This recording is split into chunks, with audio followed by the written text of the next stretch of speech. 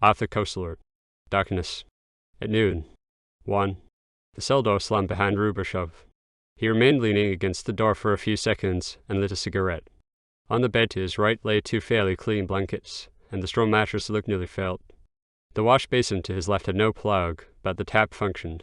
The can next to it had been freshly disinfected. It did not smell. The walls on both sides were of solid brick, which would stifle the sound of tapping, but where the heating and drain pipe penetrated it, it had been plastered and resounded quite well. Besides, the heating pipe itself seemed to be noise-conducting. The window started at eye level. One could see down into the courtyard without having to pull oneself up by the boughs. So far, everything was in order. He yawned, took his coat off, rolled it up, and put it on the mattress as a pillow. He looked out into the yard. The snow shimmered yellow in the double light of the moon and the electric lanterns. All round the yard, along the walls, a narrow track had been cleared for the daily exercise. Dawn had not yet appeared. The stars still shone clear and frostily in spite of the lanterns. On the rampart of the outside wall, which lay opposite Rubashov's cell, a soldier with slanted rifle was marching the 100 steps up and down. He stamped at every step as if on parade. From time to time the yellow light of the lanterns flashed on his bayonet. Rubashov took his shoes off, still standing at the window. He put out his cigarette, laid the stump on the floor at the end of his bedstead, and remained sitting on the mattress for a few minutes. He went back to the window once more. The courtyard was still. The sentry was just turning. Above the machine gun tower he saw a streak of the Milky Way. Rubashov stretched himself on the bunk and wrapped himself in the top blanket. It was 5 o'clock, and it was unlikely that one had to get up here before 7 in winter. He was very sleepy and, thinking it over, decided that he would hardly be brought up for examination for another 3 or 4 days. He took his pince-nez off, laid it on the stone-paved floor next the cigarette stump, smiled and shut his eyes.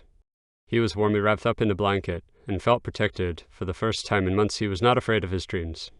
When a few minutes later the warder turned the light off from outside and looked through the spy hole into his cell, Rubashov, ex-commissar of the People, slept, his back turned to the wall, with his head on his outstretched left arm, which stuck stiffly out of the bed. Only the hand on the end of it hung loosely and twitched in his sleep. True. An hour earlier, when the 2 officials of the People's Commissariat of the Interior were hammering on Rubashov's door in order to arrest him, Rubashov was just dreaming that he was being arrested. The knocking had grown louder, and Rubashov strained to wake up. He was practiced in tearing himself out of nightmares, as the dream of his first arrest had for years returned periodically and run its course with the regularity of clockwork. Sometimes, by a strong effort of will, he managed to stop the clockwork, to pull himself out of the dream by his own effort, but this time he did not succeed. The last weeks had exhausted him. He sweated and panted in his sleep. The clockwork hummed. The dream went on. He dreamed, as always, that there was a hammering on his door, and that 3 men stood outside, waiting to arrest him. He could see them through the closed door, standing outside, banging against its framework. They had on brown new uniforms, the becoming costume of the Praetorian Guards of the German dictatorship. On their caps and sleeves they wore their insignia, the aggressively barbed cross. In their free hand they carried grotesquely big pistols. Their straps and trappings smelled of fresh leather. Now they were in his room, at his bedside. 2 were overgrown peasant lads with thick lips and fish eyes. The third was short and fat. They stood by his bed, holding their pistols in their hands, and breathing heavily at him. It was quite still save for the asthmatic panting of the short, fat one. Then someone in an upper story pulled a plug, and the water rushed down evenly through the pipes in the walls. The clockwork was running down. The hammering on Rubashov's door became louder. The 2 men outside, who had come to arrest him, hammered alternatively and blew on their frozen hands. But Rubashov could not wake up, although he knew that now would follow a particularly painful scene. The 3 still stand by his bed, and he tries to put on his dressing gown. But the sleeve is turned inside out. He cannot manage to put his arm into it. He strives vainly until a kind of paralysis descends on him. He cannot move, although everything depends on his getting the sleeve on in time. This tormenting helplessness lasts a number of seconds, during which Rubashov moans and feels the cold wetness on his temples, and the hammering on his door penetrates his sleep like a distant roll of drums. His arm under the pillow twitches in the feverish effort to find the sleeve of his dressing gown. Then at last he is released by the first smashing blow over the air with the butt of the pistol. With the familiar sensation, repeated and lived through again 100 times, of this first blow from which his deafness dated, he usually woke up. For a while he would still shiver, and his hand, jammed under the pillow, would continue to strain for the dressing gown sleeve, for, as a rule, before he was fully awake, he still had the last and worst stage to go through. It consisted of a dizzy, shapeless feeling that this awakening was the real dream, and that in fact he was still lying on the damp stone floor of the dark cell, at his feet the can, next to his head the jug of water and a few crumbs of bread. This time also, for a few seconds, the bemused condition held. the uncertainty whether his groping hand would touch the kin or the switch of his bedside lamp. Then the light blazed on and the mist parted. Rubashov breathed deeply several times and, like a convalescent, his hands folded on his breast, enjoyed the delicious feeling of freedom and safety. He dried his forehead and the bald patch on the back of his head with the sheet, and blinked up with already returning irony at the color print of No. 1, leader of the party, which hung over his bed on the wall of his room and on the walls of all the rooms next to, above or under his, on all the walls of the house, of the town, and of the enormous country for which he had fought and suffered, and which now had taken him up again in its enormous, protecting lap. He was now fully awake, but the hammering on his door went on. 3. The two men who had come to arrest Rubashov stood outside on the dark landing and consulted each other. The porter Vassilitch, who had shown them the way upstairs, stood in the open lift doorway and panted with fear. He was a thin old man. Above the torn collar of the military overcoat he had thrown over his nightshirt appeared a broad red scar which gave him a scrofulous look. It was the result of a neck wound received in the Civil War, throughout which he had fought in Rubashev's partisan regiment. Later Rubashov had been ordered abroad, and Vassilitch had heard of him only occasionally, from the newspaper which his daughter read to him in the evenings. She had read to him the speeches which Rubashov made to the congresses. They were long and difficult to understand, and Vassilitch could never quite manage to find in them the tone of voice of the little bearded partisan commander who had known such beautiful oaths that even the holy Madonna of Kassel must have smiled at them. Usually Vassilitch fell asleep in the middle of these speeches, but always woke up when his daughter came to the final sentences and the applause, solemnly raising her voice. To every one of the ceremonial endings, "Long live the International, long live the Revolution, long live No. 1, Vassilitch added a heartfelt amen under his breath, so that the daughter should not hear it, then took his jacket off, crossed himself secretly, and with a bad conscience, and went to bed. Above his bed also hung a portrait of No. 1, and next to it a photograph of Rubashov as partisan commander. If that photograph were found, he would probably also be taken away. It was cold, dark and very quiet on the staircase. The younger of the two men from the commissariat of the interior proposed to shear the lock of the door to pieces. Vassilitch leaned against the lift door. He had not had the time to put on his boots properly, and his hands trembled so much that he could not tie the laces. The elder of the two men was against shooting. The rest had to be carried out discreetly. They both blew on their stiff hands and began again to hammer against the door. The younger banged on it with the butt of his revolver. A few floors below them a woman screamed in a piercing voice. "Tell her to shut up," said the young man to Vassilitch. "Be quiet," shouted Vassilitch. "Here is authority." The woman became quiet at once. The young man changed over to belabouring the door with his boots. The noise filled the whole staircase. At last the door fell open. The three of them stood by Rubashov's bed, the young man with his pistol in his hand, the old man holding himself stiffly as though standing to attention. Vassilitch stood a few steps behind them, leaning against the wall. Rubashov was still drying the sweat from the back of his head. He looked at them short-sightedly, with sleepy eyes. "Citizen Rubashov, Nicholas Simonovich, we arrest you in the name of the law," said the young man. Rubashov felt for his glasses under the pillow and propped himself up a bit. Now that he had his glasses on, his eyes had the expression which Vassilitch and the elder official knew from old photographs and color prints. The elder official stood more stiffly to attention. The young one, who had grown up under new heroes, went a step closer to the bed. All three saw that he was about to say or do something brutal to hide his awkwardness. "Put that gun away, comrade," said Rubashov to him. "What do you want with me, anyhow?" "You hear you're arrested," said the boy. "Put your clothes on and don't make a fuss." "Have you got a warrant?" asked Rubashov. The elder official pulled a paper out of his pocket, passed it to Rubashov, and stood again to attention. Rubashov read it attentively. "Well, good," he said. "One never is any the wiser from those things. The devil take you." "Put your clothes on and hurry up," said the boy. One saw that his brutality was no longer put on, but was natural to him. A fine generation have we produced, thought Rubashov. He recalled the propaganda posters on which youth was always represented with a laughing face. He felt very tired. "Pass me my dressing gown, instead of fumbling about with your revolver," he said to the boy. The boy reddened, but remained silent. The elder official passed the dressing gown to Rubashov. Rubashov worked his arm into the sleeve. "This time it goes at least," he said with a strained smile. The three others did not understand and said nothing. They watched him as he got slowly out of bed and collected his crumpled clothes together. The house was silent after the one shrill woman's cry, but they had the feeling that all the inhabitants were awake in their beds, holding their breath. Then they heard someone in an upper story pull the plug and the water rushing down evenly through the pipes. 4. At the front door stood the car in which the officials had come, a new American make. It was still dark. The chauffeur had put on the headlights. The street was asleep or pretended to be. They got in, first the lad, then Rubashov, then the elder official. The chauffeur, who was also in uniform, started the car. Beyond the corner, the asphalt surface stopped. They were still in the center of the town. All around them were big modern buildings of 9 and 10 stories, but the roads were country tracks of frozen mud, with a thin powdering of snow in the cracks. The chauffeur drove at a walking pace, and the superbly sprung motor car creaked and groaned like an oxen wagon. "Drive faster," said the lad, who could not bear the silence in the car. The chauffeur shrugged his shoulders without looking round. He had given Rubashov an indifferent and unfriendly look as he got into the car. Rubashov had once had an accident. The man at the wheel of the ambulance car had looked at him in the same way. The slow, jolting drive through the dead streets, with the wavering light of the headlamps before them, was difficult to stand. "How far is it?" asked Rubashov, without looking at his companions. He nearly added, "to the hospital." "A good half hour," said the older man in uniform. Rubashov dug cigarettes out of his pocket, put one in his mouth and passed the packet round automatically. The young man refused abruptly. The elder one took 2 and passed 1 on to the chauffeur.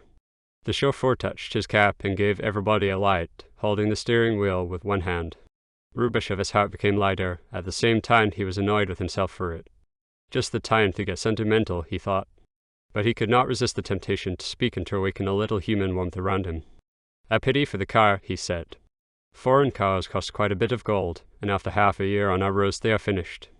"There you are quite right. Our roads are very backward," said the old official. By his tone, Rubashov realized that he had understood his helplessness. He felt like a dog to whom one had just thrown a bone. He decided not to speak again. But suddenly the boy said aggressively, "Are they any better in the capital estate?" Rubashov had to grin.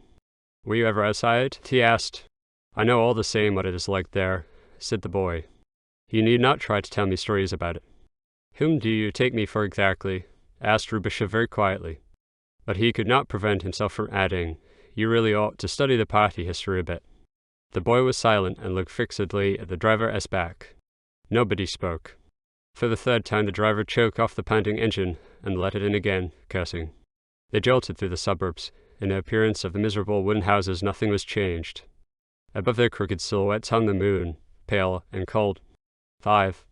In every corridor of the new model prison electric light was burning.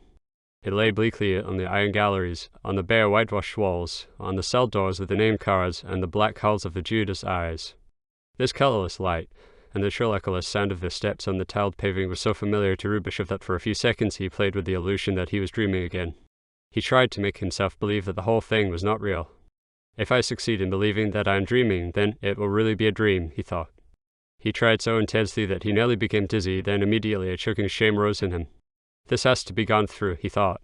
Right through to the end they reached cell no. 404. Above the spy hall was a card with his name on it, Nicholas Salmanovich Rubashov. "They have prepared everything nicely," he thought. The sight of his name on the card made an uncanny impression on him. He wanted to ask the warder for an extra blanket, but the door had already slammed behind him. 6. At regular intervals the warder had peeped through the Judas into Rubashov's cell. Rubashov had been lying tranquilly on the bunk, only his hand had twitched from time to time in his sleep. Beside the bunk lay his pince-nez and a cigarette stump on the tiles. At 7:00 in the morning, 2 hours after he had been brought to cell 404, Rubashov was woken by a bugle call. He had slept dreamlessly, and his head was clear. The bugle repeated 3 times the same blaring sequence. The trembling tones re-echoed and died out. A malevolent silence remained. It was not yet quite day. The contours of the cannon of the wash basin were softened by the dim light. The window grate was a black pattern silhouetted against the dingy glass. Top left, the broken pane had a piece of newspaper stuck over it. Rubashov sat up, reached for the pince-nez and the cigarette stump at the end of his bed and lay back again. He put on the pince-nez and managed to make the stump glow. The silence lasted. In all the whitewashed cells of this honeycomb in concrete, men were simultaneously arising from their bunks, cursing and groping about on the tiles, yet in the isolation cells one heard nothing except from time to time retreating footsteps in the corridor. Rubashov knew that he was in an isolation cell, and that he was to stay there until he was shot. He drew his fingers through his short, pointed beard, smoked his cigarette end, and lay still. "So I shall be shot," thought Rubashov. Blinking, he watched the movement of his big toe, which stuck up vertically at the end of the bed. He felt warm, secure, and very tired. He had no objection to dozing straight off into death there and then, if only one let him remain lying under the warm blanket. "So they are going to shoot you," he told himself. He slowly moved his toes in the sock and a versica to him which compared the feet of Christ to a white roebuck in a thorn bush. He rubbed his pince-nez on his sleeve with a gesture familiar to all his followers. He felt in the warmth of the blanket almost perfectly happy and feared only one thing, to have to get up and move. "So you are going to be destroyed," he said to himself half aloud and lit another cigarette, although only 3 were left. The first cigarettes on an empty stomach caused him sometimes a slight feeling of drunkenness, and he was already in that peculiar state of excitement familiar to him from former experiences of the nearness of death. He knew at the same time that this condition was reprehensible and, from a certain point of view, unpermissible, but at the moment he felt no inclination to take that point of view. Instead, he observed the play of his stockinged toes. He smiled. A warm wave of sympathy for his own body, for which usually he had no liking, played over him, and its imminent destruction filled him with a self-pitying delight. "The old guard is dead," he said to himself. "We are the last. We are going to be destroyed. The 4 golden lads and girls all must, as chimney sweepers, come to dust." He tried to recall the tune of a "Come to Dust," but only the words came to him. "The old guard is dead," he repeated and tried to remember their faces. He could only recall a few. Of the first chairman of the International, who had been executed as a traitor, he could only conjure up a piece of a check waistcoat over the slightly rotund belly. He had never worn braces, always leather belts. The second Prime Minister of the revolutionary state, also executed, had bitten his nails in moments of danger. "History will rehabilitate you," thought Rubashov without particular conviction. What does history know of nail-biting? He smoked and thought of the dead, and of the humiliation which had preceded their death. Nevertheless, he could not bring himself to hate No. 1 as he ought to. He had often looked at the colour print of No. 1 hanging over his bed and tried to hate it. They had, between themselves, given him many names, but in the end it was No. 1 that stuck. The horror which No. 1 emanated, above all, consisted in the possibility that he was in the right, and that all those whom he killed had to admit, even with the bullet in the back of their necks, that he conceivably might be in the right. There was no certainty, only the appeal to that mocking oracle they called history, who gave her sentence only when the jaws of the appealer had long since fallen to dust. Rubashov had the feeling that he was being watched through the spy-hole. Without looking, he knew that a pupil pressed to the hall was staring into the cell. A moment later the key did actually grind in a heavy lock. It took some time before the door opened. The warder, a little old man in slippers, remained at the door. "Why didn't you get up?" he asked. "I am ill," said Rubashov. "What is the matter with you? You cannot be taken to the doctor before tomorrow." "Toothache," said Rubashov. "Toothache, is it?" said the warder, shuffled out and banged at the door. "Now I can at least remain lying here quietly," thought Rubashov, but it gave him no more pleasure. The stale warmth of the blanket became a nuisance to him, and he threw it off. He again tried to watch the movements of his toes, but it bored him. In the heel of each sock there was a hole. He wanted to darn them, but the thought of having to knock on the door and request needle and thread from the warder prevented him. The needle would probably be refused him in any case. He had a sudden wild craving for a newspaper. It was so strong that he could smell the printer ink and hear the crackling and rustling of the pages. Perhaps a revolution had broken out last night, or the head of a state had been murdered, or an American had discovered the means to counteract the force of gravity. His arrest could not be in it yet, inside the country. It would be kept secret for a while, but abroad the sensation would soon leak through. They would print 10-year-old photographs dug out of the newspaper archives and publish a lot of nonsense about him and No. 1. He now no longer wanted a newspaper, but with the same greed desired to know what was going on in the brain of No. 1. He saw him sitting at his desk, elbows propped, heavy and gloomy, slowly dictating to a stenographer. Other people walked up and down while dictating, blew smoke rings or played with the ruler. No, 1 did not move, did not play, did not blow rings. Rubashov noticed suddenly that he himself had been walking up and down for the last 5 minutes. He had risen from the bed without realizing it. He was caught again by his old ritual of never walking on the edges of the paving stones, and he already knew the pattern by heart. But his thoughts had not left No. 1 for a second. No. 1, who, sitting at his desk and dictating immovably, had gradually turned into his own portrait, into that well-known color print which hung over every bed or sideboard in the country and stared at people with its frozen eyes. Rubashov walked up and down in the cell, from the door to the window and back, between bunk, wash basin and bucket, 6.5 steps there, 6.5 steps back. At the door he turned to the right, at the window to the left. It was an old prison habit. If 1 did not change the direction of the turn, 1 rapidly became dizzy. What went on in No. 1's brain? He pictured to himself a cross-section through that brain, painted neatly with grey watercolour on a sheet of paper stretched on a drawing board with drawing pens. The walls of grey matter swelled to entrails. They curled round one another like muscular snakes, became vague and misty like the spiral nebulae on astronomical charts. What went on in the inflated grey walls? One knew everything about the faraway nebula, but nothing about the walls. That was probably the reason that history was more of an oracle than a science. Perhaps later, much later, it would be taught by means of tables of statistics supplemented by such anatomical sections. The teacher would draw on the blackboard an algebraic formula representing the conditions of life of the masses of a particular nation at a particular period. Here, citizens, you see the objective factors which condition this historical process. And, pointing with his ruler to a grey foggy landscape between the second and third lobe of No. 1's brain, now here you see the subjective reflection of these factors. It was this which in the second quarter of the 20th century led to the triumph of the totalitarian principle in the east of Europe. Until this stage was reached, politics would remain bloody dilettantism, mere superstition and black magic. Rubashov heard the sound of several people marching down the corridor in step. His first thought was, now the beating up will start. He stopped in the middle of the cell, listening, his chin pushed forward. The marching steps came to a halt before one of the neighboring cells. A low command was heard, the keys jangled. Then there was silence.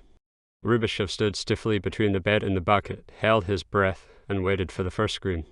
He remembered that the first scream, in which terror still predominated over physical pain, was usually the worst. What followed was already more bearable. One got used to it, and after a time one could even draw conclusions on the method of torture from the tone and rhythm of the screams. Towards the end, most people behaved in the same way, however different they were in temperament and voice. The screams became weaker, changed over into whining and choking. Usually the door would slam soon after. The keys would jangle again, and the first scream of the next victim often came even before they had touched him, at the mere sight of the men in the doorway. Rubashov stood in the middle of his cell and waited for the first scream. He rubbed his glasses on his sleeve and said to himself that he would not scream this time either, whatever happened to him. He repeated the sentence as if praying with a rosary. He stood and waited. The scream still did not come. Then he heard a faint clanging. A voice murmured something. The cell door slammed. The footsteps moved to the next cell. Rubashov went to the spy hall and looked into the corridor. The men stopped nearly opposite his cell at No. 407. There was the old warder with two orderlies dragging a tub of tea, a third carrying a basket with slices of black bread, and two uniformed officials with pistols. There was no beating up. They were bringing breakfast. No. 407 was just being given bread. Rubashov could not see him. No. 407 was presumably standing in the regulation position, a step behind the door. Rubashov could only see his forearms and hands. The arms were bare and very thin, like two parallel sticks. They stuck out of the doorway into the corridor. The palms of the invisible No. 407 were turned upwards, curved in the shape of a bowl. When he had taken the bread, he clasped his hands and withdrew into the darkness of his cell. The door slammed. Rubashov abandoned the spy hole and resumed his marching up and down. He ceased rubbing his spectacles on his sleeve, put them in place, breathed deeply and with relief. He whistled a tune and waited for his breakfast. He remembered with a slight feeling of uneasiness those thin arms and the curved hands. They reminded him vaguely of something he could not define. The outlines of those stretched out hands, and even the shadows on them, were familiar to him, familiar and yet gone from his memory like an old tune, or the smell of a narrow street in a harbour. 7. The procession had unlocked and slammed a row of doors, but not yet his. Rubashov went back to the Judas to see whether they were coming at last. He was looking forward to the hot tea. The tub had been steaming, and thin slices of lemon had floated on its surface. He took off his pince-nez and pressed his eye to the spy hole. His range of sight held four of the cells opposite, NOS 401 to 407. Above the cells ran a narrow iron gallery. Behind it were more cells, those on the second floor. The procession was just coming back along the corridor from the right. Evidently they first did the odd numbers, then the even. Now they stood at No. 408. Rubashov only saw the backs of the two uniformed men with the revolver belts. The rest of the procession stood outside his view range. The door slammed. Now they all came to No. 406. Rubashov saw again the steaming tub and the orderly with the bread basket in which only a few slices were left. The door of No. 406 slammed instantly. The cell was uninhabited. The procession approached, passed his door and stopped at No. 402. Rubashov began to drum on the door with his fist. He saw that the two orderlies with the tub looked at each other and glanced at his door. The warder busied himself with the lock on the door of No. 402 and pretended not to hear. The two men in uniform stood with their backs to Rubashov as spy hole. Now the bread was being passed in through the door of No. 402. The procession started to move on. Rubashov drummed more loudly. He took a shoe off and banged on the door with it. The bigger of the two men in uniform turned round, stared expressionlessly at Rubashov's door and turned away again. The warder slammed the door of No. 402. The orderlies with the tub of tea stood about hesitantly. The man in uniform who had turned round said something to the older warder, who shrugged his shoulders and with jangling key shuffled to Rubishov Estor. The orderlies with the tub followed him. The orderly with the bread said something through the spy hole to know, 402. Rubishov drew back a step from his door and waited for it to open. The tension inside him gave way suddenly. He did not care any more whether he was given tea or not. The tea in the tub had no longer steamed on the way back, and the slices of lemon on the rest of the pale yellow liquid had looked limp and shrunken. The key was turned in his door, then a staring pupil appeared in the spy hole and disappeared again. The door flew open. Rubishov had seated himself on the bed and was putting his shoe on again. The warder held the door open for the big man in uniform who entered the cell. He had a round, clean-shaven skull and expressionless eyes. His stiff uniform creaked, so did his boots. Rubishov thought he could smell the leather of his revolver belt. He stopped next to the bucket and looked round the cell, which seemed to have become smaller through his presence. "You have not cleaned up your cell," he said to Rubishov. "You know the regulations, surely." "Why was I omitted at breakfast?" said Rubishov, examining the officer through his pince-nez. "If you want to argue with me, you will have to stand up," said the officer. "I haven't got the slightest desire to argue or even to speak to you," said Rubishov, and laced up his shoe. "Then don't bang on the door next time, else the usual disciplinary measures will have to be applied to you," said the officer. He looked round the cell again. "The prisoner has no mop to clean the floor," he said to the warder. The warder said something to the bread orderly, who vanished down the corridor at a trot. The two other orderlies stood in the open doorway and gazed into the cell with curiosity. The second officer had his back turned. He stood in the corridor with his legs straddled and his hands behind his back. "The prisoner has no eating bowl either," said Rubishov, still busied with the lacing of his shoe. "I suppose you want to save me the trouble of a hunger strike. I admire your new methods." "You're mistaken," said the officer, looking at him expressionlessly. He had a broad scar on his shaven skull and wore the ribbon of the Revolutionary Order in his buttonhole. So he was in the Civil War, after all, thought Rubishov. But that is long ago, and makes no difference now. "You are mistaken. You were left out at breakfast because you had reported yourself sick." "Toothache," said the old warder, who stood leaning against the door. He still wore slippers. His uniform was crumpled and spotted with grease. "As you like," said Rubishov. It was on the tip of his tongue to ask whether it was the latest achievement of the Argyle to treat invalids by compulsory fasting, but he controlled himself. He was sick of the whole scene. The bread orderly came running, panting and flapping a dirty rag. The warder took the rag out of his hand and threw it in a corner next to the bucket. "Have you any more requests?" asked the officer without irony. "Leave me alone and stop this comedy," said Rubishov. The officer turned to go. The warder jangled his bunch of keys. Rubishov went to the window, turning his back on them. When the door had slammed, he remembered that he had forgotten the chief thing, and with a bound he was back at the door. "Paper and pencil," he shouted through the spy hole. He took off his pince-nez and stuck his eye to the hole to see whether they turned round. He had shouted very loudly, but the procession moved down the corridor as if it had heard nothing. The last he saw of it was the back of the officer, with the shaven skull and the broad leather belt with the revolver case attached to it. 8th. Rubishov resumed walking up and down his cell, 6.5 steps to the window, 6.5 steps back. The scene had stirred him. He recapitulated it in minute detail while rubbing his pince-nez on his sleeve. He tried to hold on to the hatred he had for a few minutes felt for the officer with the scar. He thought it might stiffen him for the coming struggle. Instead, he fell once more under the familiar and fatal constraint to put himself in the position of his opponent and to see the scene through the other's eyes. There he had sat, this man Rubishov, on the bunk small, bearded, arrogant, and in an obviously provocative manner, had put his shoe on over the sweaty sock. Of course, this man Rubishov had his merits and a great past, but it was one thing to see him on the platform at a congress and another, on a palliasse in a cell. So that is the legendary Rubishov, thought Rubishov in the name of the officer with the expressionless eyes. Screams for his breakfast like a schoolboy, innocent even ashamed. Cell not cleaned up. Holes in his sock. Querulous intellectual. Conspired against law and order, whether for money or on principle makes no difference. We did not make the revolution for cranks. True, he helped him make it. At that time he was a man, but now he is old and self-righteous, ripe for liquidation. Perhaps he was so even at that time. There were many soap bubbles in the revolution which burst afterwards. If he still had a vestige of self-respect, he would clean his cell. For a few seconds Rubishov wondered whether he should really scrub the tiles. He stood hesitantly in the middle of the cell, then put his pince-nez on again and propped himself at the window.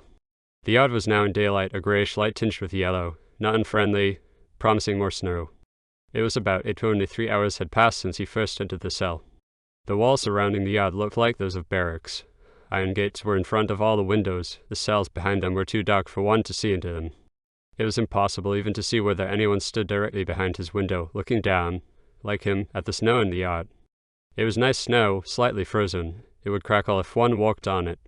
On both sides of the path which ran round the yard at a distance of 10 paces from the walls, a hilly parapet of snow had been shoveled up. On the rampart opposite, the sentinel was pacing up and down.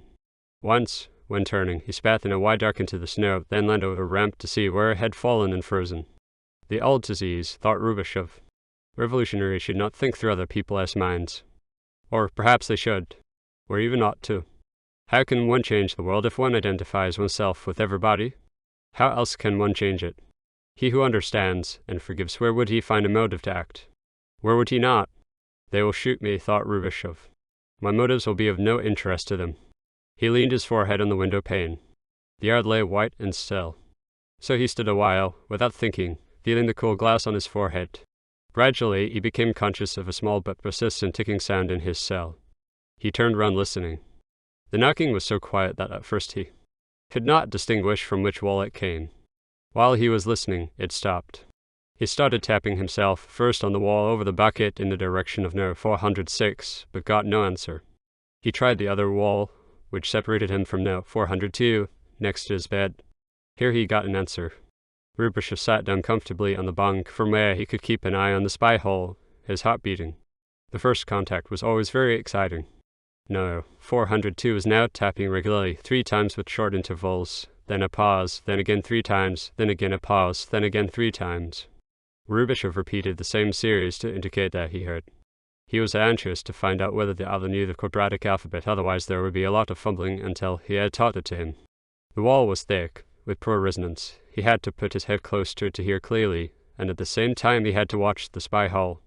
No. 402 had obviously had a lot of practice. He tapped distinctly and unhurriedly, probably with some hard object such as a pencil. While Rubashov was memorizing the numbers, he tried, being out of practice, to visualize the square of letters with the 25 compartments, 5 horizontal rows with 5 letters in each. No. 402 first tapped 5 times, accordingly the 5th row, V to Z, then twice, so it was the second letter of the row, W, then a pause, then 2 taps the second row, FJ, then 3 taps the third letter of the row, H, then 3 times and then 5 times, so 5th letter of the third row, O. He stopped. Who? A practical person, thought Rubashov. He wants to know at once whom he has to deal with.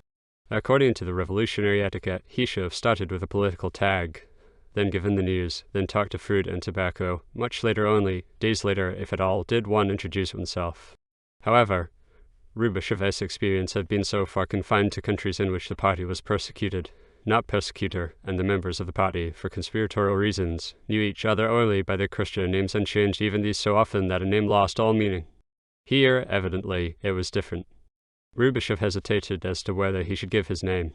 No. 402 became impatient. He knocked again. Who? Well, why not? Thought Rubashov. He tapped out his full name, Nicholas Samanovich Rubashov, and waited for the result. For a long time there was no answer. Rubashov smiled. He could appreciate the shock it had given his neighbor. He waited a full minute and then another. Finally, he shrugged his shoulders and stood up from the bunk. He resumed his walk through the cell, but at every turn he stopped, listening to the wall. The wall remained mute. He rubbed his pince-nez on his sleeve, went slowly, with tired steps, to the door and looked through the spy hole into the corridor. The corridor was empty. The electric lamps spread their stale, faded light. One did not hear the slightest sound. Why had No. 402 become dumb? Probably from fear. He was afraid of compromising him. Self through Rubashov. Perhaps No. 402 was an unpolitical doctor or engineer who trembled at the thought of his dangerous neighbor. Certainly without political experience, else he would not have asked for the name as a start. Presumably mixed up in some affair of sabotage. Has obviously been in prison quite a time already, has perfected his tapping, and is devoured by the wish to prove his innocence. Still in the simple belief that his subjective guilt or innocence makes a difference, and with no idea of the higher interests which are really at stake. In all probability, he was now sitting on his bunk, writing his 100th protest to the authorities, who will never read it, or the 100th letter to his wife, who will never receive it, as in despair grown a beard, a black Persian beard, has given up washing and fallen into the habit of biting his nails and of erotic daydreams. Nothing is worse in prison than the consciousness of one's innocence. It prevents acclimatization, and undermines 1's morale. Suddenly the ticking started again. Rubishov sat down quickly on the bunk, but he had already missed the first 2 letters. No, 402 was now tapping quickly and less clearly. He was obviously very excited. Aves you right. Serves you right. That was unexpected. No, 402 was a conformist. He hated the oppositional heretics, as one showed, believed that history ran on rails according to an infallible plan and an infallible pointsman. No, 1. He believed that his own arrest was merely the result of a misunderstanding, and that all the catastrophes of the last years from China to Spain, from the famine to the extermination of the old god, were either regrettable accidents or caused by the devilish tricks of Rubishov and his oppositional friends. No, 402's pick and beard vanished. He now had a clean-shaven, fanatical face. He kept his cell painfully tidy and conformed strictly to the regulations. There was no sense in arguing with him. This kind was unteachable. But neither was there any sense in cutting off the only and perhaps the last contact with the world. Who? Knocked Rubishov very clearly and slowly. The answer came in agitated fits and starts. None of your business. As you like, tapped Rubishov, and stood up to resume his wandering through the cell, taking the conversation to be ended. But the tapping started again, this time very loudly and ringingly near. 402 had obviously taken off a shoe in order to give more weight to his words. Long live H.M., the Emperor. So that is it, thought Rubishov. There still exist genuine and authentic counter-revolutionaries, and we thought that nowadays they only occurred in the speeches of no one, as scapegoats for his failures. But there sits a real one, an alibi for now, one in flesh and blood, roaring, just as he should. Long live the monarch. Amen, tapped out Rubishov, grinning. The answer came immediately, still louder if possible. Twine. Rubishov was amusing himself. He took off his pince-nez and tapped with the metal edge in order to change the tone, with a drawling and distinguished intonation. Didn't he quite understand? No, 402 seemed to go into a frenzy. He hammered out Hound, but the D did not come. Instead, his fury suddenly flown, he tapped. Why have you been locked up? What touching simplicity. The face of No. 402 underwent a new transformation. It became that of a young Guards officer, handsome and stupid. Perhaps he even wore a monocle. Rubishov tapped with his pince-nez. Political divergencies. A short pause. No, 402 was obviously searching his brain for a sarcastic answer. It came at last. Rather. The wolves devour each other. Rubishov gave no answer. He had enough of this sort of entertainment and started on his wanderings again. But the officer in 402 had become conversational. He tapped. Rubishov. Well, this was just about verging on familiarity. Yes, answered Rubishov. No, 402 seemed to hesitate, then came quite a long sentence. When did you last sleep with the woman? Certainly no, 402 wore an eyeglass. Probably he was tapping with it, and the bad eye was twitching nervously. Rubishov did not feel repelled. The man at least showed himself as he was, which was pleasanter than if he had tapped out monarchist manifestos. Rubishov thought it over for a bit, and then tapped. 3 weeks ago. The answer came at once. Tell me all about IT. Well, really, that was going a bit far. Rubishov's first impulse was to break off the conversation, but he remembered the man might later become very useful as a connecting link to No. 400 in the cells beyond. The cell to the left was obviously uninhabited, though the chain broke off. Rubishov racked his brain. An old pre-war song came to his memory, which he had heard as a student in some cabaret where black-stockinged ladies danced the French cancan. He sighed resignedly and tapped with his pince-nez, snowy breasts fitting into champagne glasses. He hoped that was the right tone. It was apparently, for now, 402 urged. Go on. Details. By this time he was doubtless plucking nervously at his moustache. He certainly had a little moustache with twirled-up ends. The devil take the man, he was the only connecting link. One had to keep up with him. What did officers talk about in the mess? Women and horses. Rubishov rubbed his pince-nez on his sleeve and tapped conscientiously. Thighs like a wild mare. He stopped, exhausted. With the best will in the world, he could not do more. But no, 402 was highly satisfied. Good chap, he tapped enthusiastically. He was doubtless laughing boisterously, but one heard nothing. He slapped his thighs and twirled his moustache, but one saw nothing. The abstract obscenity of the dumb wall was embarrassing to Rubishov. Go on, urged No. 402. He couldn't That S all tapped Rubishov and regretted it immediately. No, 402 must not be offended. But fortunately No. 402 did not let himself be offended. He tapped on obstinately with his monocle. Go on, please, please. Rubashov was now again practiced to the extent of no longer having to count the signs. He transformed them automatically into acoustic perception. It seemed to him that he actually heard the tone of voice in which No. 402 begged for more erotic material. The begging was repeated. Please, please. No. 402 was obviously still young, probably grown up in exile, sprung from an old army family, sent back into his country with a false passport, and he was obviously tormenting himself badly. He was doubtless plucking at his little moustache, had stuck his monocle to his eye again, and was staring hopelessly at the whitewashed wall. More, please, please. Hopelessly staring at the dumb, whitewashed wall, staring at the stains caused by the damp, which gradually began to assume the outlines of the woman with the champagne-cut breasts and the thighs of a wild mare. Tell me more, please. Perhaps he was kneeling on the bunk with his hands folded like the prisoner in No. 407 had folded them to receive his piece of bread. And now at last Rubashov knew of what experience this gesture had reminded him the imploring gesture of the meager, stretched-out hands. Hayat. 9. Hayat. The picture gallery of a town in southern Germany on a Monday afternoon. There was not a soul in the place, save for Rubashov and the young man whom he had come to meet. Their conversation took place on a round plush sofa in the middle of an empty room, the walls of which were hung with tons of heavy female flesh by the Flemish masters. It was in the year 1933, during the first months of terror, shortly before Rubashov's arrest. The movement had been defeated, its members were outlawed and hunted and beaten to death. The party was no longer a political organization. It was nothing but a thousand-armed and thousand-headed mass of bleeding flesh. As a man, S. hair and nails continued to grow after his death, so movements still occurred in individual cells, muscles, and limbs of the dead party. All over the country existed small groups of people who had survived the catastrophe and continued to conspire underground. They met in cellars, woods, railway stations, museums, and sport clubs. They continuously changed their sleeping quarters, also their names and their habits. They knew each other only by their Christian names and did not ask for each other's addresses. Each gave his life into the other's hands, and neither trusted the other an inch. They printed pamphlets in which they tried to convince themselves and others that they were still alive. They stole at night through narrow suburban streets and wrote on the walls the old slogans to prove that they were still alive. They climbed at dawn on factory chimneys and hoisted the old flag to prove that they were still alive. Only a few people ever saw the pamphlets, and they threw them away quickly, for they shuddered at the message of the dead. The slogans on the walls were gone by Carcass Crow, and the flags were pulled down from the chimneys, but they always appeared again. For all over the country there were small groups of people who called themselves the dead men on holiday, and who devoted their lives to proving that they still possessed life. They had no communication with each other, the nerve fibers of the party were torn, and each group stood for itself. But gradually they started to put out feelers again. Respectable commercial travellers came from abroad. With false passports and with double-bottomed trunks, they were the couriers. Usually they were caught, tortured, and beheaded. Others took their place. The party remained dead. It could neither move nor breathe, but its hair and nails continued to grow. The leaders abroad sent galvanizing currents through its rigid body, which caused spasmodic jerks in the limbs.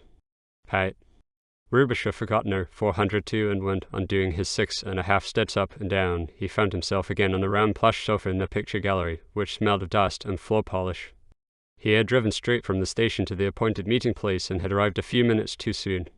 He was fairly sure that he had not been observed. His suitcase, which contained samples of a Dutch firm's latest novelties and dentist's equipment, lay in the cloakroom. He sat on the round plush sofa, looking through his pince-nez at the masses of flabby flesh on the walls, and waited. The young man, who was known by the name of Richard and was at this time leader of the party group in this town, came a few minutes too late. He had never seen Rubashov, and Rubashov had never seen him either. He had already gone through 2 empty galleries when he saw Rubashov on the round sofa. On Rubashov's knee lay a book, Code S. Faust in Reclinus Universal Edition. The young man noticed the book, gave a hurried look round and sat down beside Rubashov. He was rather shy and sat on the edge of the sofa about 2 feet away from Rubashov, his cap on his knees. He was a locksmith by trade and wore a black Sunday suit. He knew that a man in overalls would be conspicuous in a museum. "Well," he said, "you must please excuse my being late." "Good," said Rubashov. "Let us first go through your people. Have you got a list?" The young man called Richard shook his head. "I don't carry lists," he said. "I've got it all in my head addresses and alt." "Good," said Rubashov. "But what if they get you?" "As for that," said Richard, "I've given a list to Annie. Annie is my wife, you know." He stopped and swallowed, and his Adam's apple moved up and down. Then for the first time he looked Rubashov full in the face. Rubashov saw that he had inflamed eyes. The slightly prominent eyeballs were covered by a net of red veins. His chin and cheeks were stubbly over the black collar of the Sunday suit. "Annie was arrested last night, you know," he said, and looked at Rubashov, and Rubashov read in his eyes the dull, childish hope that the career of the Central Committee would work a miracle and help him. "Really?" said Rubashov, and rubbed his pince-nez on his sleeve. "So the police have got the whole list." "No," said Richard, "for my sister-in-law was in the flat when they came to fetch her, you know, and she managed to pass it to her. It is quite safe with my sister-in-law. You know, she is married to a police constable, but she is with us." "Good," said Rubashov. "Where were you when your wife was arrested?" "This is how it was," said Richard. "I haven't slept in my flat for 3 months. You know, I have a pal who is a cinema operator. I can go to him, and when the performance is over I can sleep in his cabin. One gets in straight from the street by the fire escape, and cinema for nothing." He paused and swallowed. "Annie was always given free tickets by my pal, you know, and when it was dark she would look up to the projecting room. She couldn't see me, but sometimes I could see her face quite well when there was a lot of light on the screen." He stopped. Just opposite him hung a Last Judgment, curly-headed cherubs with rotund behinds flying up into a thunderstorm, blowing trumpets. To Richard's left hung a pen drawing by a German master. Rubashov could only see a part of it. The rest was hidden by the plush back of the sofa and by Richard's head, the Madonna's thin hands, curved upwards, hollowed to the shape of a bowl, and a bit of empty sky covered with horizontal pen lines. More was not to be seen as, while speaking, Richard's head persisted immovably in the same position on his slightly bowed, reddish neck.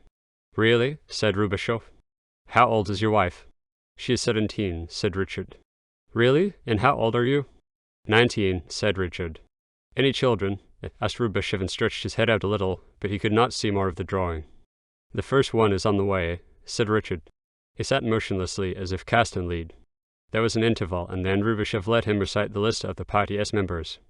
It consisted of about 30 names.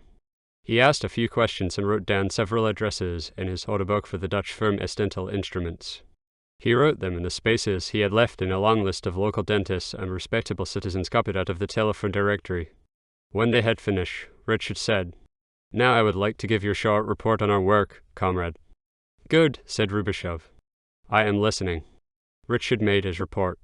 He sat slightly bent forward, a couple of feet away from Rubashov. On the narrow plush sofa, his big red hands on the knees of his Sunday suit, he did not change his position once while speaking. He spoke of the flags on the chimney stacks, the inscriptions on the walls, and the pamphlets which were left in the factory latrines, stiffly and matter-of-factly as a bookkeeper. Opposite him, the trumpet-blowing angels flew into the thunderstorm. At the back of his head, an invisible Virgin Mary stretched out her thin hands. From all around the wall's colossal breasts, thighs, and hips stared at them. Breasts fitting to champagne glasses came into Rubashov's head. He stood still on the third black tile from the cell window to hear whether No. 402 was still tapping. There was no sound. Rubashov went to the spy hole and looked over to No. 407, who had stretched out his hands for the bread. He saw the grey steel door of cell 407 with the small black Judas. Electric light was burning in the corridor as always. It was bleak and silent. One could hardly believe that human beings lived behind those doors. While the young man called Richard was giving his report, Rubashov did not interrupt him. Of the 30 men and women whom Richard had grouped together after the catastrophe, only 17 remained. 2, a factory hand and his girl, had thrown themselves out of the window when they came to fetch them. 1 had deserted and had left the town, vanished. 2 were suspected of being spies for the police, but this was not certain. 3 had left the party as a protest against the policy of the Central Committee. 2 of them had founded a new oppositional group. The 3rd had joined the moderates. 5 had been arrested last night, among them Annie. It was known that at least 2 of these 5 were no longer alive. So there remained 17, who continued to distribute pamphlets and scribble on walls. Richard told him all this in minute detail, so that Rubashov should understand all the personal connections and causes which were particularly important. He did not know that the Central Committee had their own man in the group, who had long ago given Rubashov most of the facts. He did not know either that this man was his pal, the cinema operator, in whose cabin he slept, neither that this person had been for a long time on intimate terms with his wife Annie, arrested last night. None of this did Richard know, but Rubashov knew it. The movement lay in ruins, but its intelligence and control department still functioned. It was perhaps the only part of it which did function, and at that time Rubashov stood at the head of it. The bull-necked young man in the Sunday suit did not know that either. He only knew that Annie had been taken away and that one had to go on distributing pamphlets and scribbling on walls. and that Rubashov, who was a comrade from the Central Committee of the party, was to be trusted like a father, but that one must not show this feeling nor betray any weakness. For he who was soft and sentimental was no good for the task and had to be pushed aside or pushed out of the movement, into solitude and the outer darkness. Outside in the corridor steps were approaching. Rubashov went to the door, took his pince nez off and put his eye to the Judas. Two officials with leather revolver belts were conducting a young peasant along the corridor. Behind them came the old warder with the bunch of keys. The peasant had a swollen eye and dry blood on his upper lip. As he passed, he wiped his sleeve over his bleeding nose. His face was flat and expressionless. Further down the corridor, outside Rubashov's range, a cell door was unlocked and slammed. Then the officials and the warder came back alone. Rubashov walked up and down in his cell. He saw himself sitting on the round plush sofa next to Richard. He heard again the silence which had fallen when the boy had finished his report. Richard did not move, sat with his hands on his knees and waited. He sat as one who had confessed and was waiting for the father confessor a sentence. For a long while Rubashov said nothing.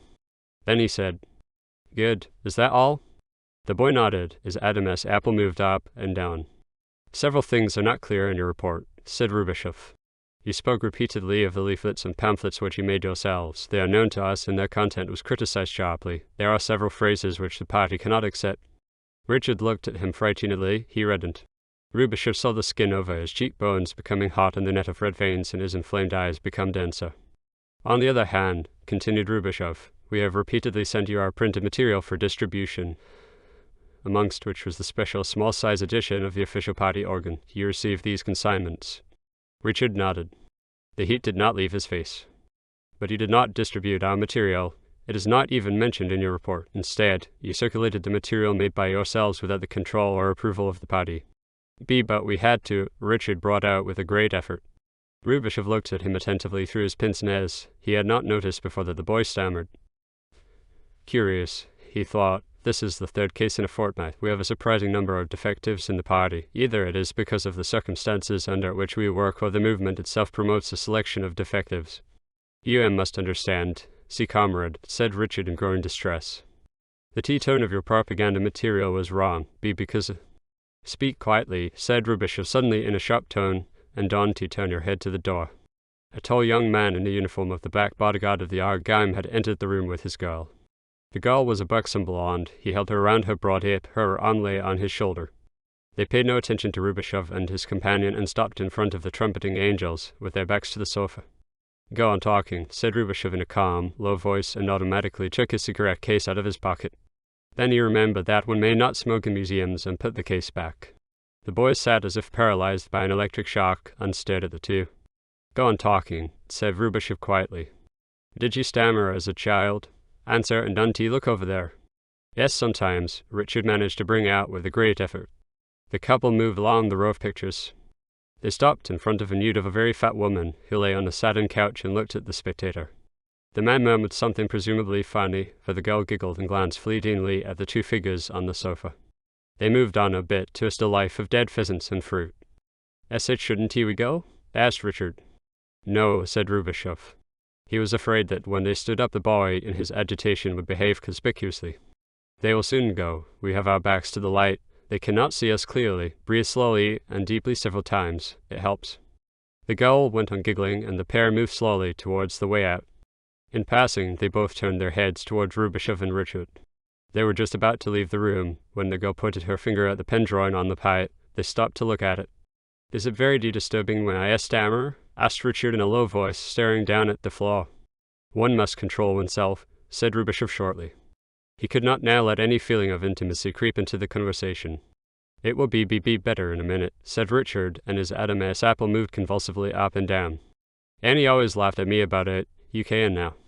As long as the couple remained in the room, Rubashov could not steer the conversation.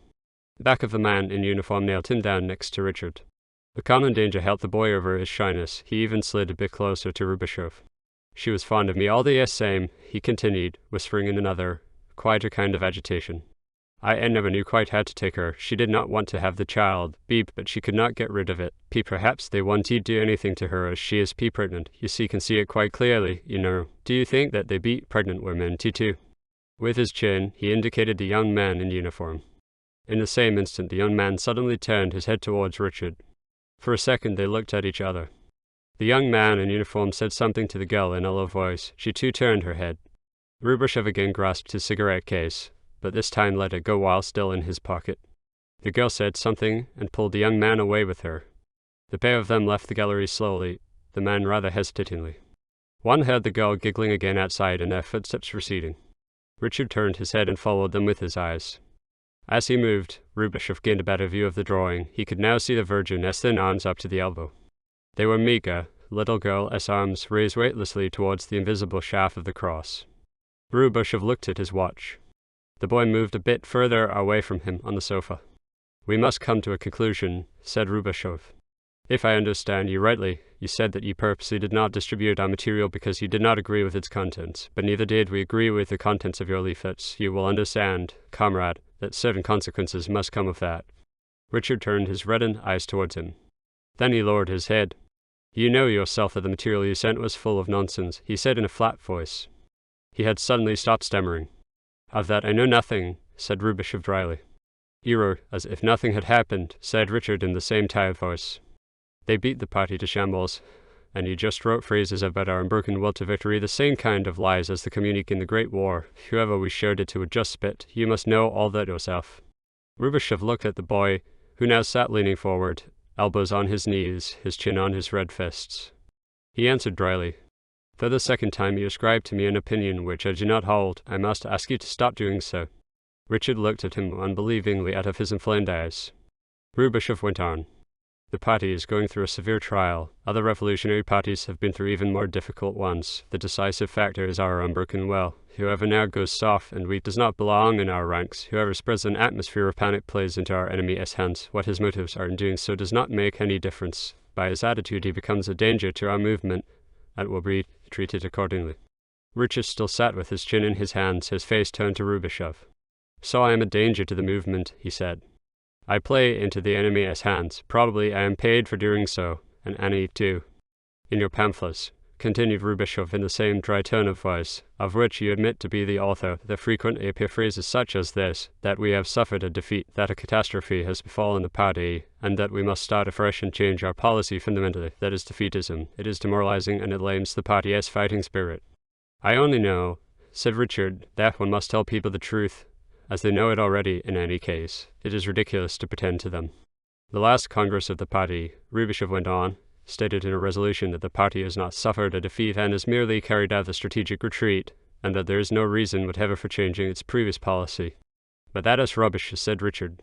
"If you go on in this style," said Rubashov, "I am afraid we will have to break off the conversation." Richard was silent for a while. The room began to darken, the contours of the angels and women on the walls became still softer and more nebulous. "I'm sorry," said Richard. "I mean, the party leadership is mistaken. You talk of a strategic retreat while half of our people are killed, and those which are left are so pleased to be still alive that they go over to the other side in shoals. These hair-splitting resolutions which you people outside fabricate are not understood here." Richard's features began to become hazy in the growing dusk.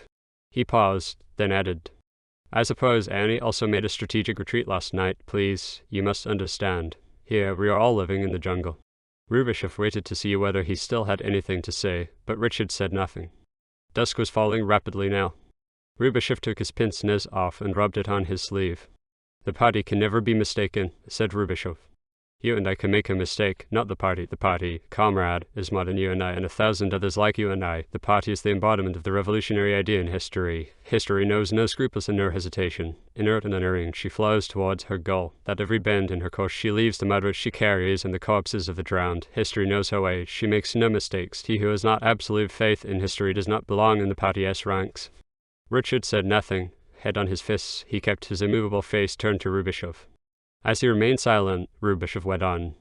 "You have prevented the distribution of our material. You have suppressed the party's voice. You have distributed pamphlets in which every word was harmful and false. You wrote, the remains of the revolutionary movement must be gathered together and all powers hostile to tyranny must unite. We must stop our old internal struggles and start the common fight afresh. That is wrong. The party must not join the martyrs. It is they who in all good faith have countless times betrayed the movement, and they will do it again next time, and the time after next. He who compromises with them buries the revolution. You wrote, when the house is on fire, all must help to quench it. If we go on quarreling about doctrines, we will all be burnt to ashes. That is wrong. We fight against the fire with water, the others do with oil. Therefore, we must first decide which is the right method, water or oil, before uniting the fire brigades. One cannot conduct politics that way. It is impossible to form a policy with passion and despair. The party's course is sharply defined, like a narrow path in the mountains. The slightest false step, right or left, takes one down the precipice. The air is thin. He who becomes dizzy is lost.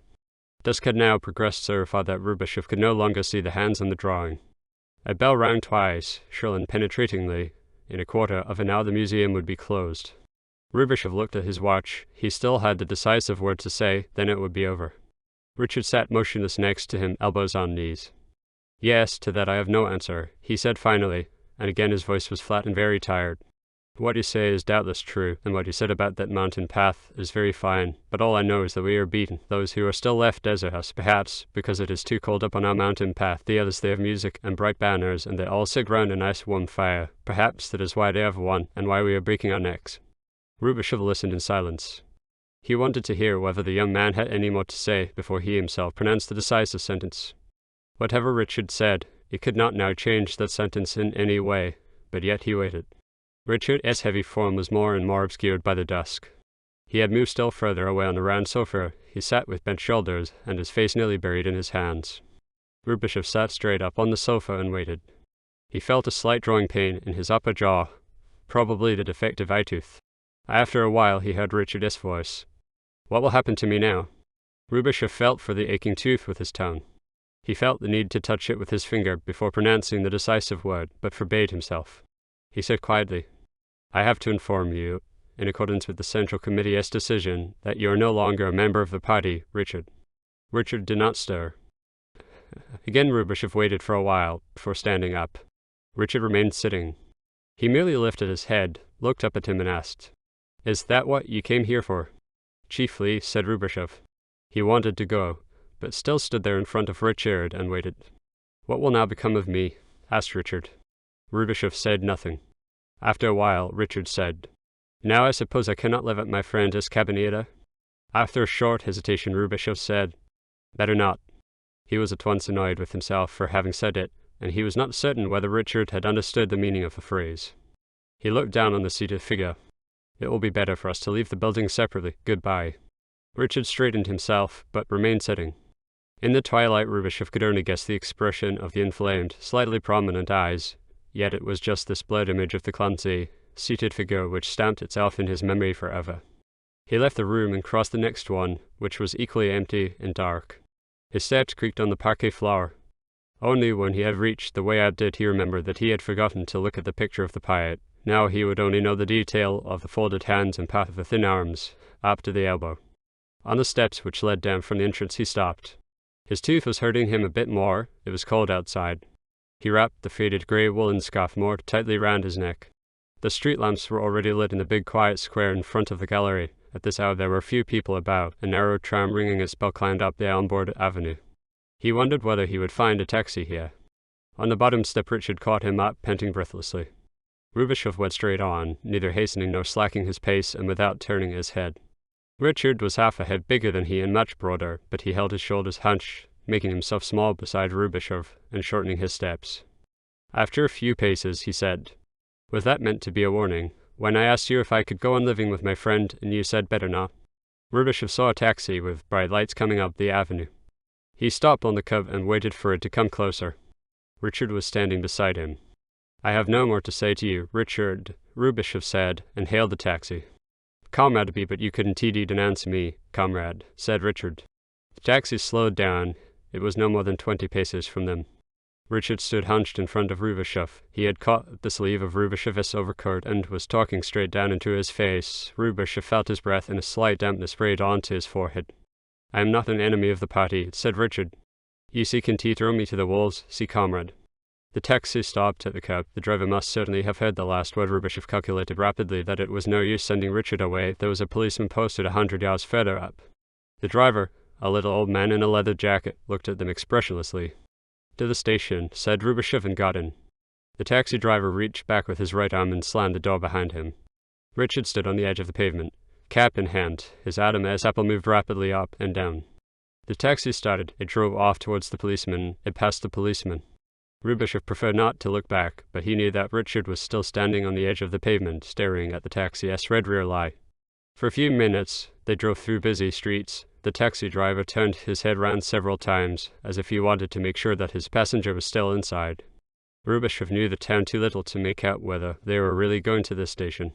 The streets became quieter. At the end of an avenue appeared a massive building with a large illuminated clock. They stopped at the station. Rubishov got out. The taxis in this town had no meters yet. "How much is it?" he asked. "Nothing," said the driver. His face was old and creased. He pulled a dirty red rag out of the pocket of his leather coat and blew his nose with ceremony. Rubishov looked at him attentively through his pince-nez. He was certain he had not seen that face before. The driver put his handkerchief away. "For people like yourself, sir, it is always free," he said, and busied himself with the handbrake. Suddenly he held his hand out. It was an old man's hand with thickened veins and black nails. "Good luck, sir," he said, smiling rather sheepishly at Rubishov. "If your young friend ever wants anything, my stand is in front of the museum. You can send him my number, sir." Rubishov saw to his right a porter leaning against a post and looking at them. He did not take the driver's outstretched hand. He put a coin into it and went into the station, without a word. He had to wait an hour for the departure of the train. He drank bad coffee in the buffet. His tooth tormented him. In the train he fell into a doze and dreamed he had to run in front of the engine. Richard and the taxi driver were standing in it. They wanted to run him over because he had cheated them of the fare.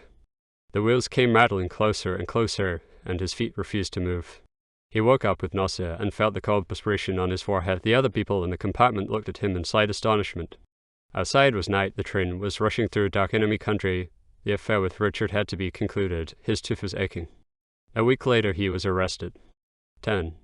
Rubishov leaned his forehead against the window and looked down into the yard. He was tired in the legs and dizzy in the head from walking up and down. He looked at his watch. 11:45. He had been walking to and fro in his cell for nearly 4 hours on end, since first the plight had occurred to him. It did not surprise him. He was well enough acquainted with the daydreams of imprisonment, with the intoxication which emanates from the whitewashed walls. He remembered a younger comrade, by profession a hairdresser, as assistant, telling him how, in his second and worst year of solitary confinement, he had dreamed for 7 hours on end with his eyes open. In doing so, he had walked 28 kilometers in a cell 5 paces long, and had blistered his feet without noticing it. This time, however, it had come rather quickly. Already, the first day the voice had befallen him, whereas during his previous experiences it had started only after several weeks. Another strange thing was that he had thought of the past. Chronic prison daydreamers dream nearly always of the future, and of the past only as it might have been, never as it actually had been. Rubishov wondered what other surprises his mental apparatus held in store for him. He knew from experience that confrontation with death always altered the mechanism of thought and caused the most surprising reactions, like the movements of a compass brought close to the magnetic pole. The sky was still heavy with an imminent fall of snow. In the courtyard 2 men were doing their daily walk on the shovel path. One of the 2 repeatedly looked up at Rubishov's window. Apparently the news of his arrest had already spread. He was an emaciated man with a yellow skin and a hare lip, wearing a thin waterproof which he clutched round his shoulders as if freezing. The other man was older and had wrapped a blanket round himself. They did not speak to each other during their round, and after 10 minutes they were fetched back into the building by an official in uniform with a rubber truncheon and a revolver. The door in which the official waited for them lay exactly opposite Rubishov's window. Before it closed behind the man with the hare lip, he once more looked up towards Rubishov. He certainly could not see Rubishov, whose window must have appeared quite dark from the courtyard, yet his eyes lingered on the window searchingly. "I see you and do not know you. You cannot see me, and yet obviously you know me," thought Rubishov. He sat down on the bed and tapped to no. 402. Who were they? He thought that no. 402 was probably offended and would not answer. But the officer did not seem to bear grudges. He answered immediately. Political. Rubishov was surprised. He had held the thin man with the hare lip for a criminal. Of your sort? He asked. No, of yours, tapped no. 402, in all probability grinning with a certain satisfaction. The next sentence was louder, tapped with the monocle, perhaps. Hare lip, my neighbor, no, 400, was tortured yesterday. Rubishov remained silent a minute and rubbed his pince-nez on his sleeve, although he was only using it to tap with. He first wanted to ask why, but tapped instead. How? 402 tap, back dryly. Steam Beth. Rubishov had been beaten up repeatedly during his last imprisonment, but of this method he only knew by hearsay. He had learned that every known physical pain was bearable if one knew beforehand exactly what was going to happen to one. One stood it as a surgical operation, for instance, the extraction of a tooth. Really bad was only the unknown, which gave one no chance to foresee one's reactions and no scale to calculate one's capacity of resistance. And the worst was the fear that one would then do or say something which could not be recalled. Why? Asked Rubishov. Political divergencies, tapped no, 402 ironically. Rubishov put his pince-nez on again and felt in his pocket for his cigarette case. He had only 2 cigarettes left. Then he tapped. And how are things with you? Thanks, very well. That no, 402 and dropped the conversation. Rubishov shrugged his shoulders. He lit his last cigarette but one and resumed his walking up and down. Strangely enough, what was in store for him made him nearly glad. He felt his stale melancholia leave him, his head become clearer, his nose tauten. He washed face, hands and chest in cold water over the wash basin, rinsed his mouth and dried himself with his handkerchief. He whistled a few bars and smiled. He was always hopelessly out of tune, and only a few days ago somebody had said to him, if no one were musical, he would long ago have found a pretext to have you shot. He will anyhow, he had answered, without seriously believing it. He lit his last cigarette and with a clear head began to work out the line to take when he would be brought up for cross-examination. He was filled by the same quiet and serene self-confidence as he had felt as a student before a particularly difficult examination. He called to memory every particular he knew about the subject steam bath. He imagined the situation in detail and tried to analyze the physical sensations to be expected in order to rid them of their uncanniness. The important thing was not to let oneself be caught unprepared. He now knew for certain that they would not succeed in doing so, any more than had the others over there. He knew he would not say anything he did not want to say. He only wished they would start soon. His dream came to his mind, Richard and the old taxi driver pursuing him because they felt themselves cheated and betrayed by him. I will pay my fare, he thought with an awkward smile. His last cigarette was nearly at an end. It was burning his fingertips. He let it drop. He was about to stab it out, but thought better of it. He bent down, picked it up and stubbed out the glowing stump slowly on the back of his hand, between the blue snaky veins. He drew out this procedure for exactly half a minute, checking it by the second hand of his watch. He was pleased with himself. His hand had not twitched once during the 30 seconds. Then he continued his walk. The eye which had been observing him for several minutes through the spy hole withdrew. 11. The lunch procession went past in the corridor. Rubishov's cell was again left out. He wanted to spare himself the humiliation of looking through the spy hole, so he did not discover what there was for lunch, but the smell of it filled his cell, and it smelled good. He felt a strong desire for a cigarette. He would have to procure himself cigarettes somehow, in order to be able to concentrate. They were more important than food. He waited for half an hour after the doling out of food, then he began to hammer on the door. It took another quarter of an hour before the old warder shuffled it. "What do you want?" he asked, in his usual surly tone. "Cigarettes to be fetched for me from the canteen," said Rubishov. "Have you got prison vouchers?"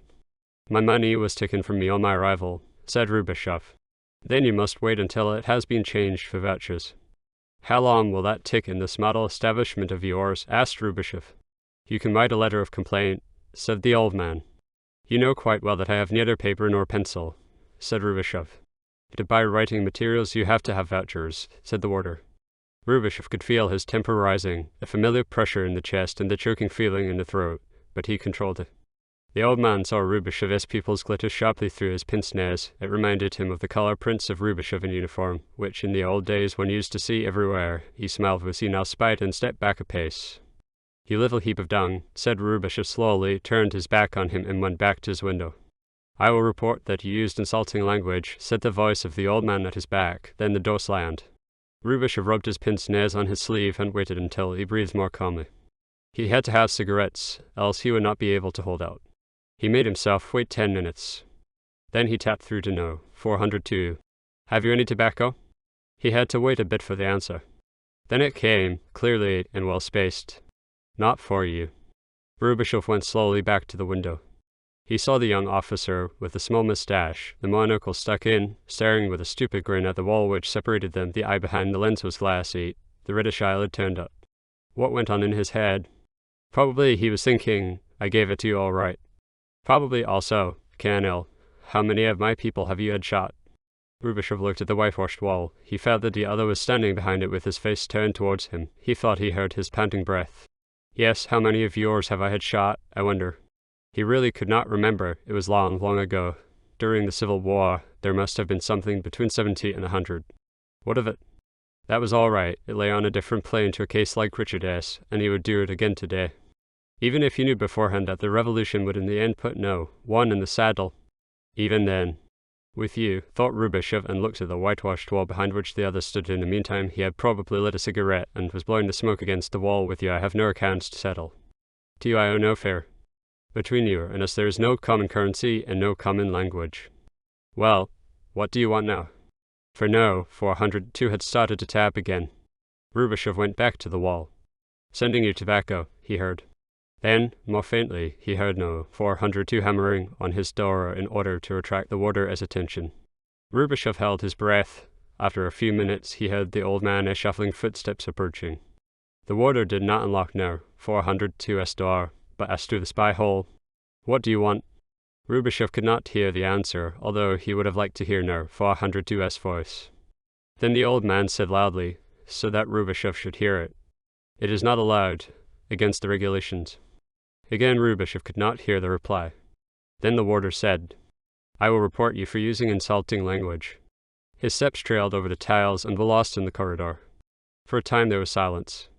Then no 402 tapped. "A bad lookout for you." Rubishov gave no answer. He walked up and down, feeling the thirst for tobacco itching in the dry membranes of his throat. He thought of no 402. Yet I would do it again, he said to himself. It was necessary and right, but do I perhaps owe you the fare all the same? Must one also pay for deeds which were right and necessary? The dryness in his throat increased.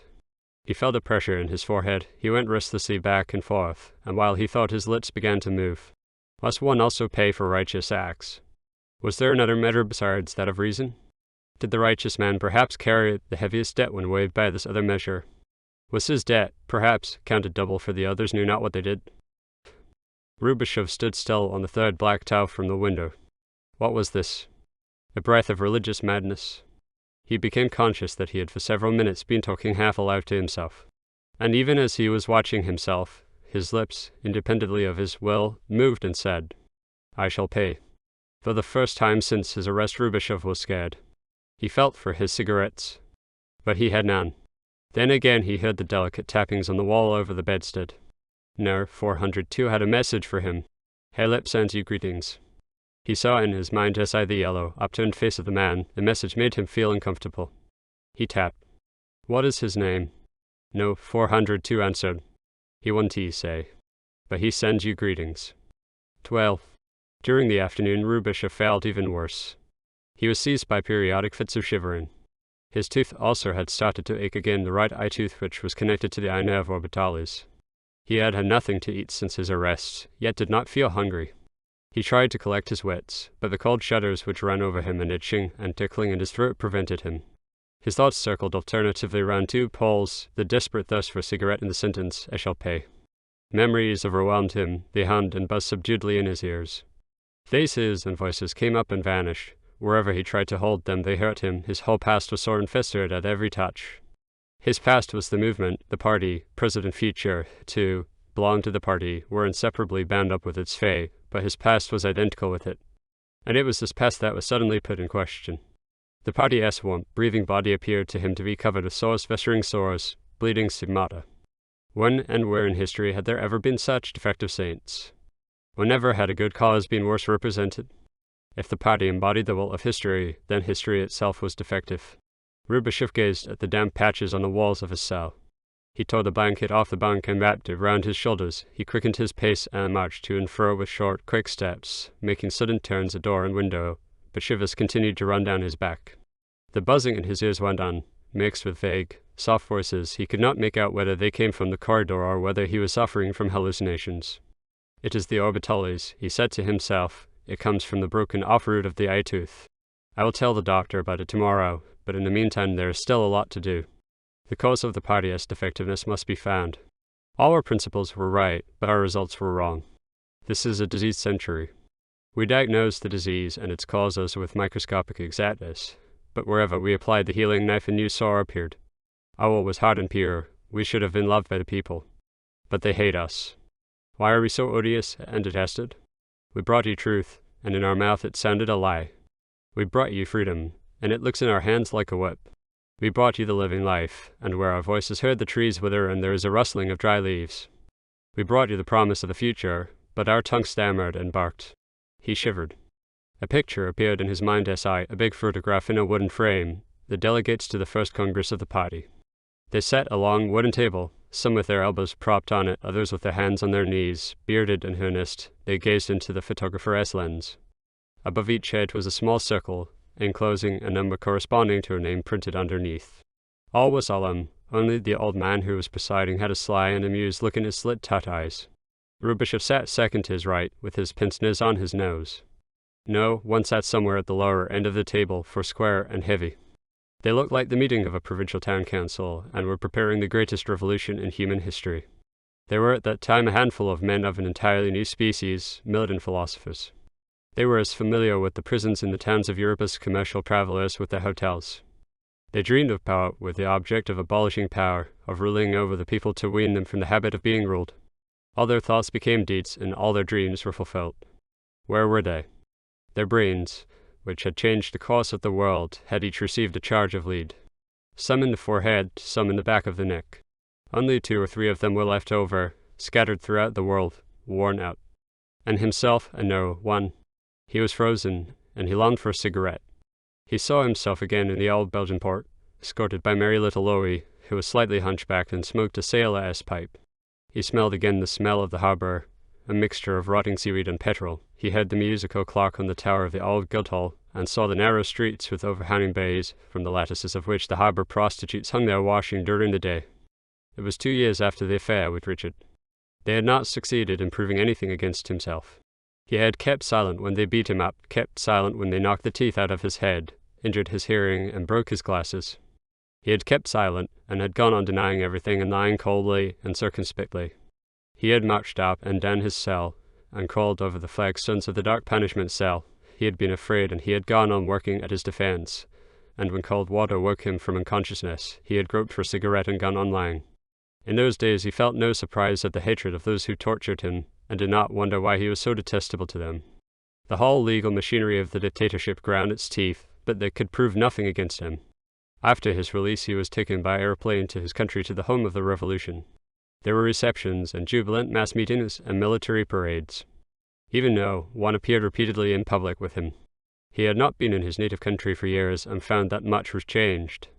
Half the bearded men of the photograph no longer existed. The names might not be mentioned, the memory only invoked with curses, except for the old man with the slanting tartar eyes, the leader of yore, who had died in time. He was revered as God the Father, and no, one as the Son, but it was whispered everywhere that he had forced the old man and Eswell in order to come into the heritage. Those of the bearded men in the old photograph who were left had become unrecognizable. They were clean-shaven, worn out, and disillusioned, full of cynical melancholy. From time to time now, one reached out for a new victim amongst them.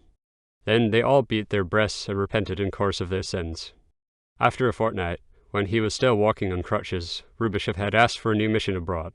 He seemed to be in rather a hurry, said now, one, looking at him from behind clouds of smoke. After 20 years in the leadership of the party, they were still on formal terms with each other. Above now, one as had hung the portrait of the old man, next to it the photograph with the numbered heads had hung, but it was now gone. The colloquy was short, it had lasted only a few minutes, but on leaving now, one had shaken his hand with peculiar emphasis. Rubishov had afterwards cogitated a long time over the meaning of this handshake, and over the look of strangely knowing irony which one had given him from behind his smoke clouds. Then Rubishov had hobbled out of the room on his crutches. One did not accompany him to the door. The next day he had left for Belgium. On the boat he recovered slightly and thought over his task. Little Lowie with the sailor's pipe came to meet him on his arrival. He was the local leader of the dock workers section of the party. Rubishov liked him at once. He showed Rubishov through the docks and the twisting harbour streets as proudly as if he had made it all himself. In every pub he had acquaintances, dock workers, sailors, and prostitutes. He was everywhere offered drinks and returned salutations by raising his pipe to his ear. Even the traffic policemen on the marketplace winked at him as they passed, and the sailor comrades from foreign ships, who could not make themselves understood, slapped him tenderly on the deformed shoulder. Rubishov saw all this with a mild surprise. No, little Lowie was not odious and detestable. The dock workers section in this town was one of the best organized sections of the party in the world. In the evening Rubishov, little Lowie, and a couple of others sat in one of the harbour pubs. A certain Paul was amongst them, the section's organization secretary. He was an ex-wrestler, bald-headed, pockmarked, with big sticking-out ears. He wore a sailor-esque black sweater under his coat and a black bowler on his head. He had the gift of wiggling his ears, thereby lifting his bowler and letting it drop again. With him was a certain Bill, an ex-sailor who had written a novel about the sailor-esque life, had been famous for a year and then quickly forgotten again. Now he wrote articles for party newspapers. The others were dock workers, heavy men, and steadfast drinkers. New people kept coming in, sat down or stood at the table, paid a round of drinks and lounged out again. The fat pub keeper sat down to their table whenever he had a free moment. He could play the mouth organ. Quite a lot was drunk. Rubashov had been introduced by Little Lowy as a comrade from over there without further commentary. Little Lowy was the only one who knew his identity. As the people at the table saw that Rubashov either was not in a communicative mood, or had reasons not to be, they did not ask him many questions, and those which they did ask referred to the material conditions of life over there, the wages, the land problem, the development of industry. Everything they said revealed a surprising knowledge of technical detail, coupled with an equally surprising ignorance of the general situation and political atmosphere over there. They inquired about the development of production in the light metal industry, like children asking the exact size of the grates of cannon. An old dock worker, who had stood at the bar for a time without ordering anything until Little Lowy called him over for a drink, said to Rubashov, after having shaken hands with him, "You look very like old Rubashov, that I have often been told," said Rubashov. "Old Rubashov, there is a man for you," said the old man, emptying his glass. It was not a month ago that Rubashov had been set free, and not 6 weeks since he knew that he would remain alive. The fat pub keeper played his mouth organ. Rubashov lit a cigarette and ordered drinks all round.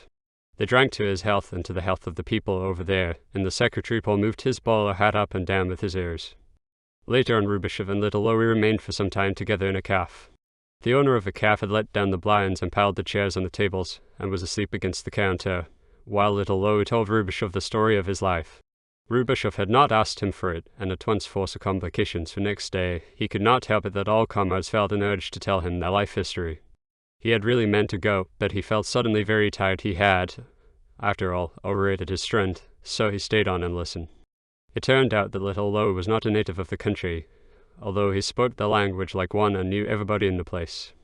Actually, he was born in a South German town, had learnt the carpenter's trade, and had played the guitar and given lectures on Darwinism on a revolutionary youth club at Sunday excursions. During the disturbed months before the dictatorship came to power, when the party was in urgent need of weapons, a daring trick was played in that particular town. One Sunday afternoon, 50 rifles, 20 revolvers and 2 light machine guns with munitions were carried away in a furniture van from the police station in the busiest quarter of the city. The people in the van had shown some sort of written order, covered with official stamps, and were accompanied by 2 apparent policemen in real uniforms. The weapons were found later in another town during a search in the garage of a party member. The affair was never fully cleared up, and the day after it happened, Little Lowy vanished from the town. The party had promised him a passport and identity papers, but the arrangement broke down. That is to say, the messenger from the other party's spheres who was to bring him passport and money for the journey did not appear at the pre-arranged meeting place. "It is always like that with us," added Little Lowy philosophically. Rubashov kept quiet. In spite of that, Little Lowy managed to get away and eventually to cross the frontier. As there was a warrant of arrest out for him, and as his photograph with the deformed shoulder was posted up in every police station, it took him several months of wandering across country. When he had started off to meet the comrade from the upper spheres, he had just enough money in his pocket for 3 days. "I had always thought before that it was only in books that people chewed the bark of trees," he remarked. "Young plain trees taste best." The memory impelled him to get up and fetch a couple of sausages from the counter. Rubashov remembered prison soup and hunger strikes, and ate with him. At last Little Lowy crossed over the French frontier. As he had no passport, he was arrested after a few days, told to betake himself to another country, and released. "One might just as well have told me to climb to the moon," he observed. He turned to the party for help, but in this county the party did not know him and told him they would first have to make inquiries in his native country. He wandered on. After a few days he was arrested again and sentenced to 3 months' imprisonment. He served his sentence, and gave his cell companion, a tramp, a course of lectures about the resolutions of the last party congress. In return, the latter let him into the secret of making a living by catching cats and selling their skins. When the 3 months were over, he was taken by night to a wood on the Belgian frontier. The gendarmes gave him bread, cheese, and a packet of French cigarettes. "Go straight on," they said.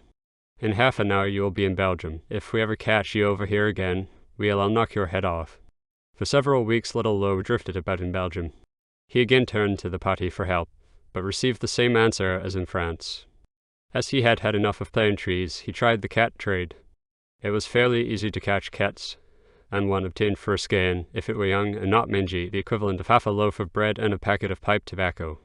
Between the capture and the selling, however, lay a rather unpleasant operation. It was quickest if one grasped the cat's ears in one hand and its tail in the other, and broke its back over one's knee. The first few times one was seized by nausea. Later on one got used to it. Unfortunately, little Lowe was arrested again after a few weeks from Belgium too. One was supposed to have identity papers.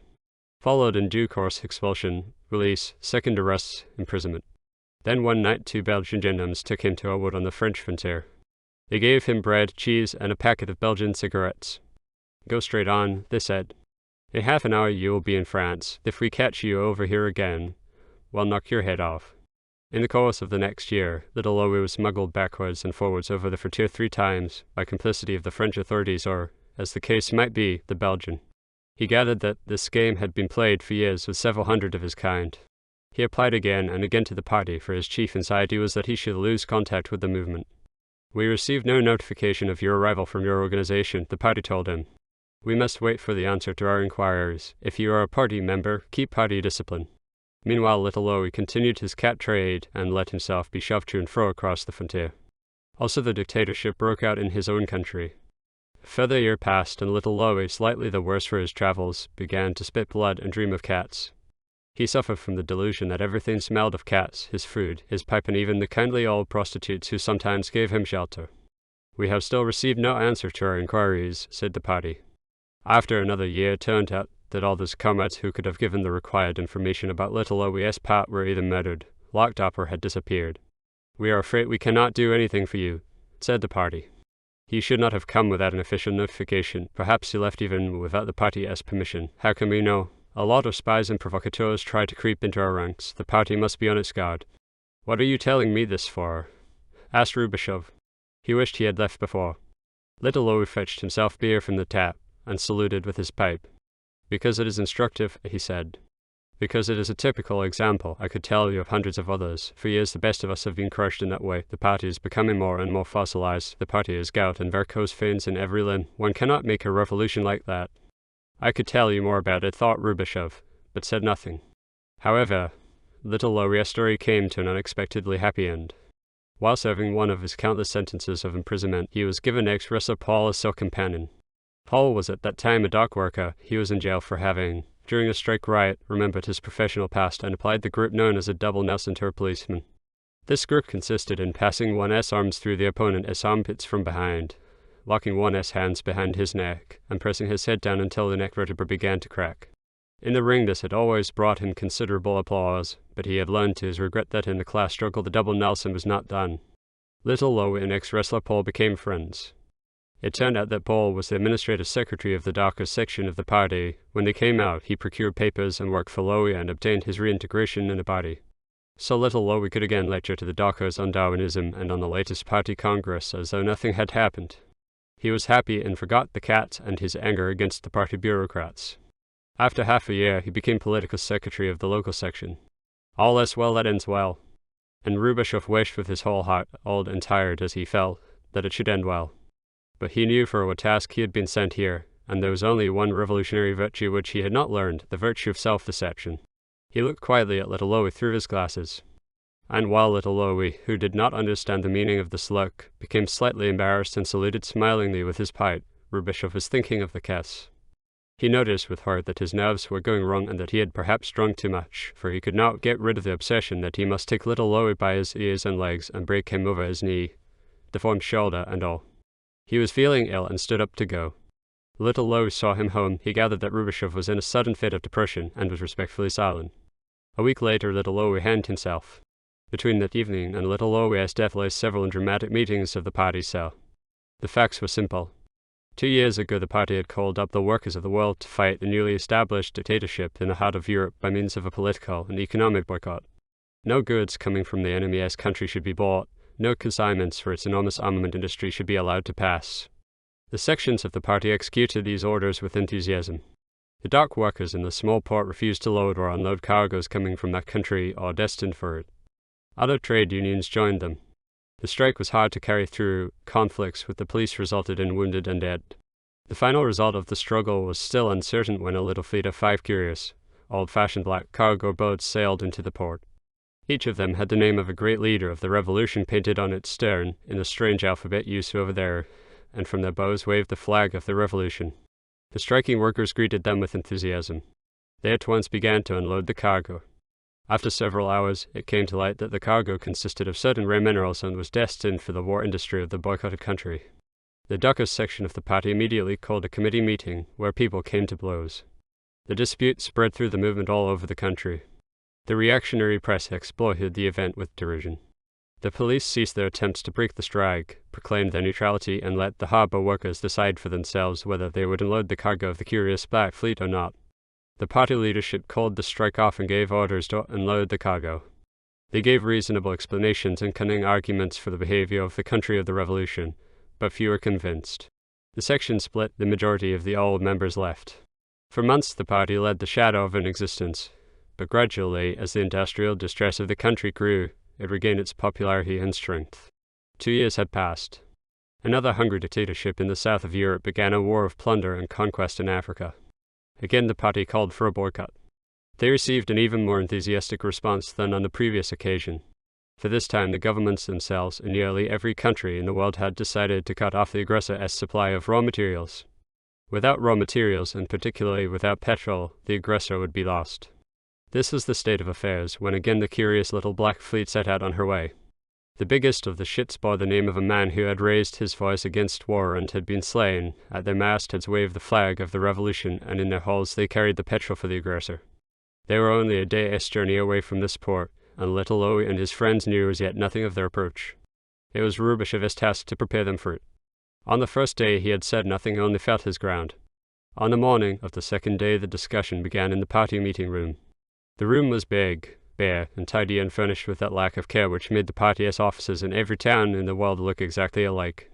It was partly a result of poverty, but chiefly of an ascetic and gloomy tradition. The walls were covered with old election posters, political slogans, and typed notices. In one corner stood a dusty old duplicator. In another lay a heap of old clothes destined for the families of strikers, next to them piles of yellowing leaflets and brochures. The long table consisted of 2 parallel planks laid over a couple of trestles. The windows were smeared with paint as in an unfinished building. Over the table a naked electric bulb hung on a cord from the ceiling, and next to it a sticky paper flycatcher. Round the table sat hunchbacked little Louis, ex-wrestler Paul, the writer Bill, and 3 others. Rubishev spoke for some time. The surroundings were familiar to him, their traditional ugliness made him feel at home. In these surroundings he was again fully convinced of the necessity and utility of his mission, and could not understand why, in the noisy pub the night before, he had had that feeling of uneasiness. He explained objectively, and not without warmth, the real state of things, without as yet mentioning the practical object for his coming. The world boycott against the aggressor had failed because of the hypocrisy and greed of the European governments. Some of them still kept up an appearance of sticking to the boycott, the others not even that. The aggressor needed petrol. In the past the country of the revolution had covered a considerable part of this need. If now it stopped the supplies, other countries would greedily spring into the breach. Indeed, they asked nothing better than to push the country of the revolution from the world markets. Romantic gestures of this sort would only hamper the development of industry over there, and with it the revolutionary movement all over the world. So the inference was clear. Paul and the 3 dark hands nodded. They were slow thinkers. Everything the comrade from over there was telling them sounded quite convincing. It was only a theoretical discourse, of no immediate consequence to them. They did not see the actual point he was aiming at. None of them thought of the black flotilla which was approaching their harbour. Only little Louis and the writer with the twisted face exchanged a quick glance. Rubishev noticed it. He finished a shade more dryly, with that warmth in his voice. That is really all I had to tell you as far as principle is concerned. You are expected to carry out the decisions of the CC, and to explain the ins and outs of the matter to the politically less developed comrades. If any of them should have any doubts, for the moment I have no more to say. There was silence for a minute. Rubishev took his pince-nez off and lit a cigarette. Little Louis said in a casual tone of voice, "We thank the speaker. Does anybody wish to ask any questions?" Nobody did. After a while one of the 3 dock workers said awkwardly, "There is not much to be said to it. The comrades over there must know what they are about. We, of course, must continue to work for the boycott. You can trust us. In our port nothing will get through for the swine." His 2 colleagues nodded. Wrestler Paul confirmed, "Not here," made a bellicose grimace and waggled his ears for fun. For a moment Rubashev believed he was faced by an oppositional faction. He only realized gradually that the others had really not grasped the point. He looked at little Lowy in the hope that he would clear up the misunderstanding. But little Lowy held his eyes lowered and was silent. Suddenly the writer said with a nervous twitch, "Couldn't you choose another harbour this time for your little transactions? Must it always be us?" The dockers looked at him in surprise. They did not understand what he meant by transaction. The idea of the small black fleet which was approaching their coast through mist and smoke was further than ever from their mind. But Rubashev had expected this question. "It is both politically and geographically advisable," he said. "The goods will be conveyed from there by land. We have, of course, no reason to keep anything secret. Still, it is more prudent to avoid a sensation which the reactionary press might exploit." The writer again exchanged a glance with little Lowry. The dock hands looked at Rubashev uncomprehendingly. One could see them working it out slowly in their heads.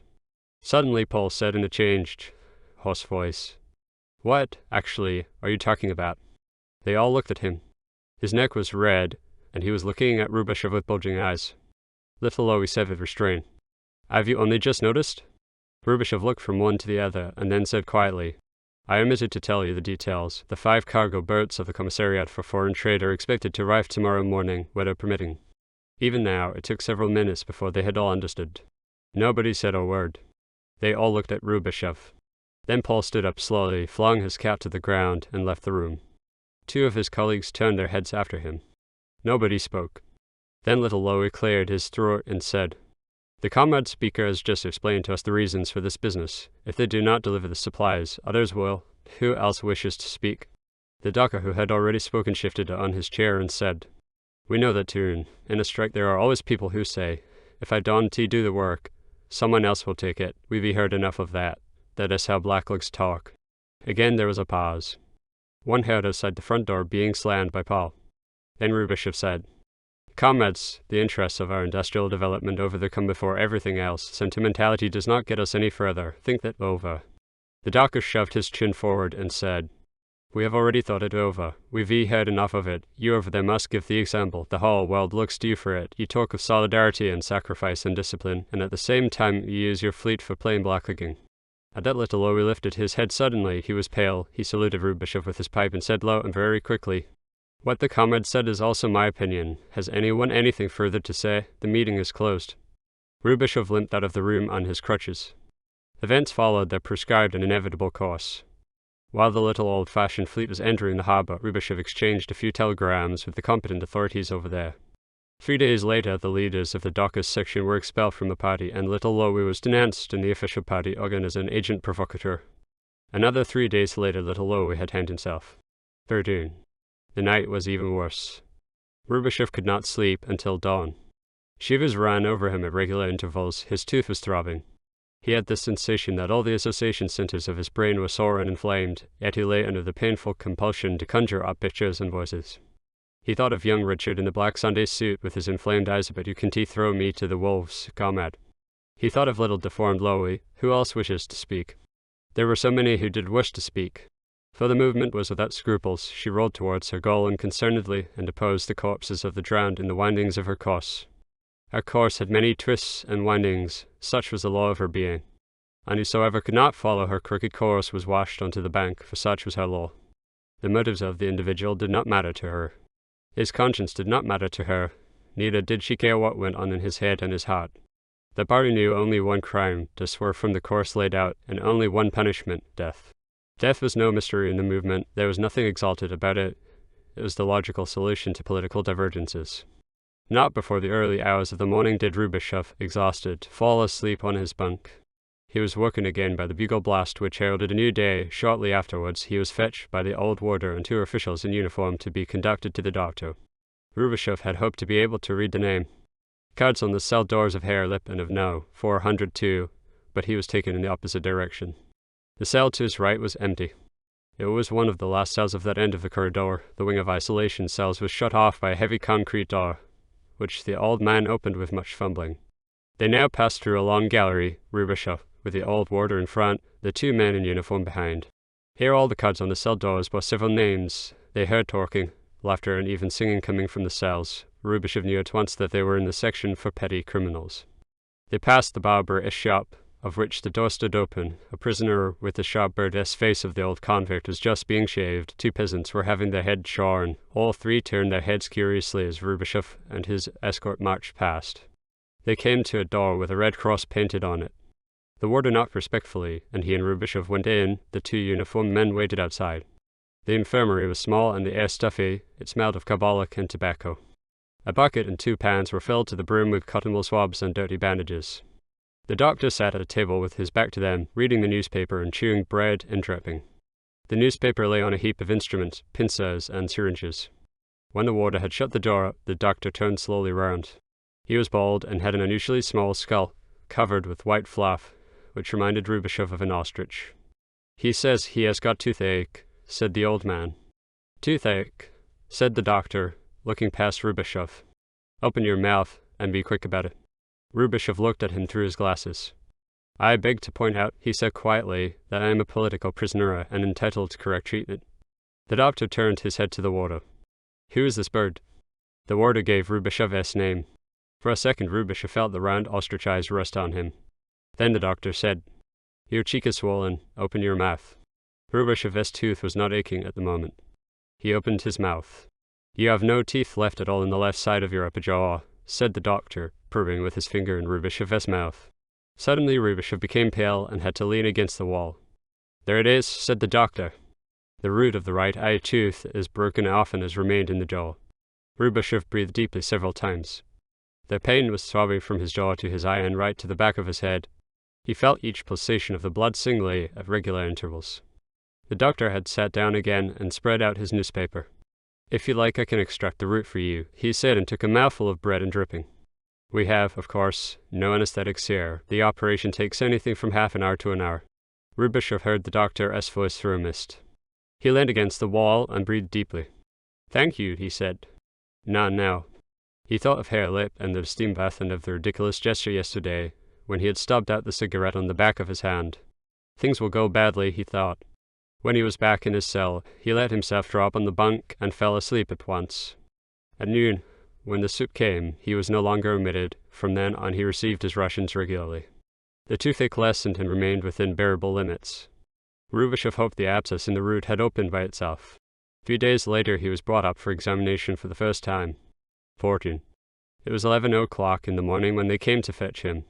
By the warder's solemn expression, Rubashov guessed at once where they were going. He followed the warder with the serene nonchalance which had always come to him in moments of danger, as an unexpected gift of mercy. They went the same way as 3 days ago when going to the doctor. The concrete door again opened and crashed shut. Strange, thought Rubashov, how quickly one grows used to an intense environment. He felt as if he had been breathing the air of this corridor for years, as if the stale atmosphere of all the prisons he had known had been stored away here. They passed the barber's shop and the doctor's door, which was shut. 3 prisoners stood outside, guarded by a sleepy warder, waiting their turn. Beyond the doctor's door was new ground for Rubashov. They passed a spiral staircase leading down into the depths. What was down there? Storerooms, punishment cells. Rubashov tried to guess, with the interest of the expert. He did not like the look of that staircase. They crossed a narrow, windowless courtyard. It was a blind shaft, rather dark, but overhung the open sky. On the other side of the courtyard the corridors were brighter. The doors were no longer of concrete, but of painted wood, with brass handles. Busy officials passed them. Behind a door a wireless was playing. Behind another one heard a typewriter. They were in the administrative department. They stopped at the last door at the end of the corridor. The warder knocked. Inside someone was telephoning. A quiet voice called out, "A minute, please," and went on patiently saying yes and quiet into the receiver. The voice seemed familiar to Rubashov, but he could not place it. It was an agreeably masculine voice, slightly husky. He had certainly heard it somewhere before. "Come in," said the voice. The warder opened the door and shouted immediately behind Rubashov. Rubashov saw a desk. Behind it sat his old college friend and former battalion commander, Ivanov. He was looking at him smilingly while putting back the receiver. "So here we are again," said Ivanov. Rubashov still stood at the door. "What a pleasant surprise," he said dryly. "Sit down," said Ivanov with a polite gesture. He had risen, standing. He was half a head taller than Rubashov. He looked at him smilingly. They both sat down, Ivanov behind the desk, Rubashov in front of it. They stared at each other for some time, and with unrestrained curiosity, Ivanov with his almost tender smile, Rubashov expectant and watchful. His glance slid to Ivanov's right leg under the table. "Oh, that is all right," said Ivanov. "Artificial-like with automatic joints and rustless chromium plating. I can swim, ride, drive a car and dance. Will you have a cigarette?" He held out a wooden cigarette case to Rubashov. Rubashov looked at the cigarettes and thought of his first visit to the military hospital after Ivanov's leg had been amputated. Ivanov had asked him to procure Veronal for him, and in a discussion which lasted the whole afternoon, had tried to prove that every man had a right to suicide. Rubashov had finally asked for time to reflect, and had in the same night been transferred to another sector of the front. It was only years later that he had met Ivanov again. He looked at the cigarettes in the wooden case. They were handmade of loose, blonde American tobacco. "Is this still an unofficial prelude, or have the hostilities started?" asked Rubashov. "In the latter case, I want to have one. You know the etiquette." "Rubbish," said Ivanov. "Well then, rubbish," said Rubashov, and lit one of Ivanov's cigarettes.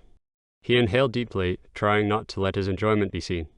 "And how is the rheumatism in your shoulders?" he asked. "All right, thank you," said Ivanov. "And how is your burn?" He smiled and pointed innocently at Rubashov's left hand. On the back of the hand, between the bush veins, in the place where 3 days ago he had stubbed out his cigarette, was a blister the size of a copper coin. For a minute both looked at Rubashov's hand lying in his lap. "How does he know that?" thought Rubashov. "He has had me spied on." He felt more shame than anger. He took one last deep pull at his cigarette and threw it away. "As far as I am concerned, the unofficial part is over," he said. Ivanov blew smoke rings and watched him with the same tenderly ironic smile. "Don't become aggressive," he said. "Make allowances," said Rubashov. "Did I arrest you or did you people arrest me?" "We arrested you," said Ivanov. He put out his cigarette, lit another one, and held out the box to Rubashov, who did not move. "The devil take you," said Ivanov. "Do you remember the story of the Veronal?" He bent forward and blew the smoke of his cigarette into Rubashov's face. "I do not want you to be shot," he said slowly. He leaned back again in his chair. "The devil take you," he repeated, smiling again. "Touching of you," said Rubashov. "Why actually do you people intend to have me shot?" Ivanov let a few seconds go by.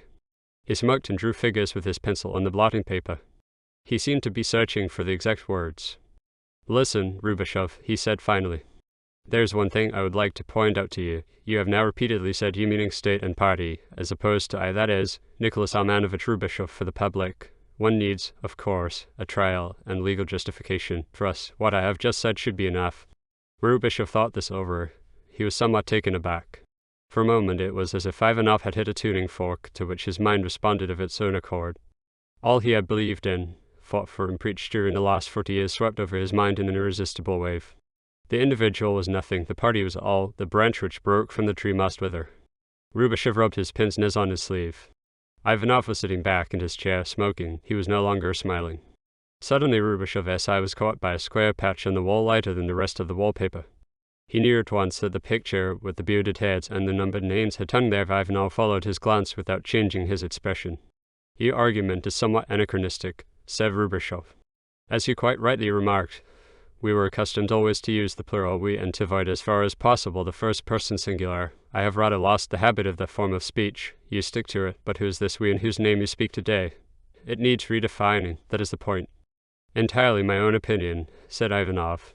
"I am glad that we have reached the heart of the matter so soon. In other words, you are convinced that we, that is to say, the party, the state, and the masses behind it no longer represent the interests of the revolution." "I should leave the masses out of it," said Rubashov. "Since when have you the supreme contempt for the plebs?" asked Ivanov. "Has that, too, a connection with the grammatical change to the first person singular?" He leaned across his desk with a look of benevolent mockery. His head now hid the light patch on the wall, and suddenly the scene in the picture gallery occurred to Rubashov, when Richard, his head had come between him and the folded hands of the pied. In the same instant a spasm of pain throbbed from his jaw up to his forehead, and for a second he shut his eyes. "Now I am paying," he thought. An instant later he did not know whether he had not spoken aloud. "How do you mean?" Ivanov's voice asked. It sounded close to his ear, mocking and slightly surprised. The pain faded, a peaceful stillness pervaded his mind. "Leave the masses out of it," he repeated. "You understand nothing about them. Nor, probably, do I any more. Once, when the great we still existed, we understood them as no one had ever understood them before. We had penetrated into their depths. We worked in the amorphous raw material of history itself." Without noticing it, he had taken a cigarette out of Ivanov's case, which still lay open on the table. Ivanov bent forward and lit it for him. At that time, Rubashov went on, we were called the party of the plebs. What did the others know of history? Passing ripples, little eddies and breaking waves. They wondered at the changing forms of the surface and could not explain them, but we had descended into the depths, into the formless, anonymous masses, which at all times constituted the substance of history, and we were the first to discover her laws of motion. We had discovered the laws of her inertia, of the slow changing of her molecular structure, and of her sudden eruptions. That was the greatness of our doctrine. The Jacobins were moralists, we were empirics. We dug in the primeval mud of history, and there we found her laws. We knew more than ever man have known about mankind. That is why our revolution succeeded, and now you have buried it all again. Ivanov was sitting back with his legs stretched out, listening and drawing figures on his blotting paper. Go on, he said. I am curious to know what you are driving at. Rubashov was smoking with relish. He felt the nicotine making him slightly dizzy after his long abstinence. As you notice, I'm talking my head off my neck, he said, and looked up smilingly at the faded patch on the wall where the photograph of the old guard had once hung. This time Ivanov did not follow his glance. Well, said Rubashov, one more makes no difference. Everything is buried. The men, their wisdom and their hopes. You killed the we, you destroyed it. Do you really maintain that the masses are still behind you? Other usurpers in Europe pretend the same thing with as much right as you. He took another cigarette and lit it himself this time, as Ivanov did not move.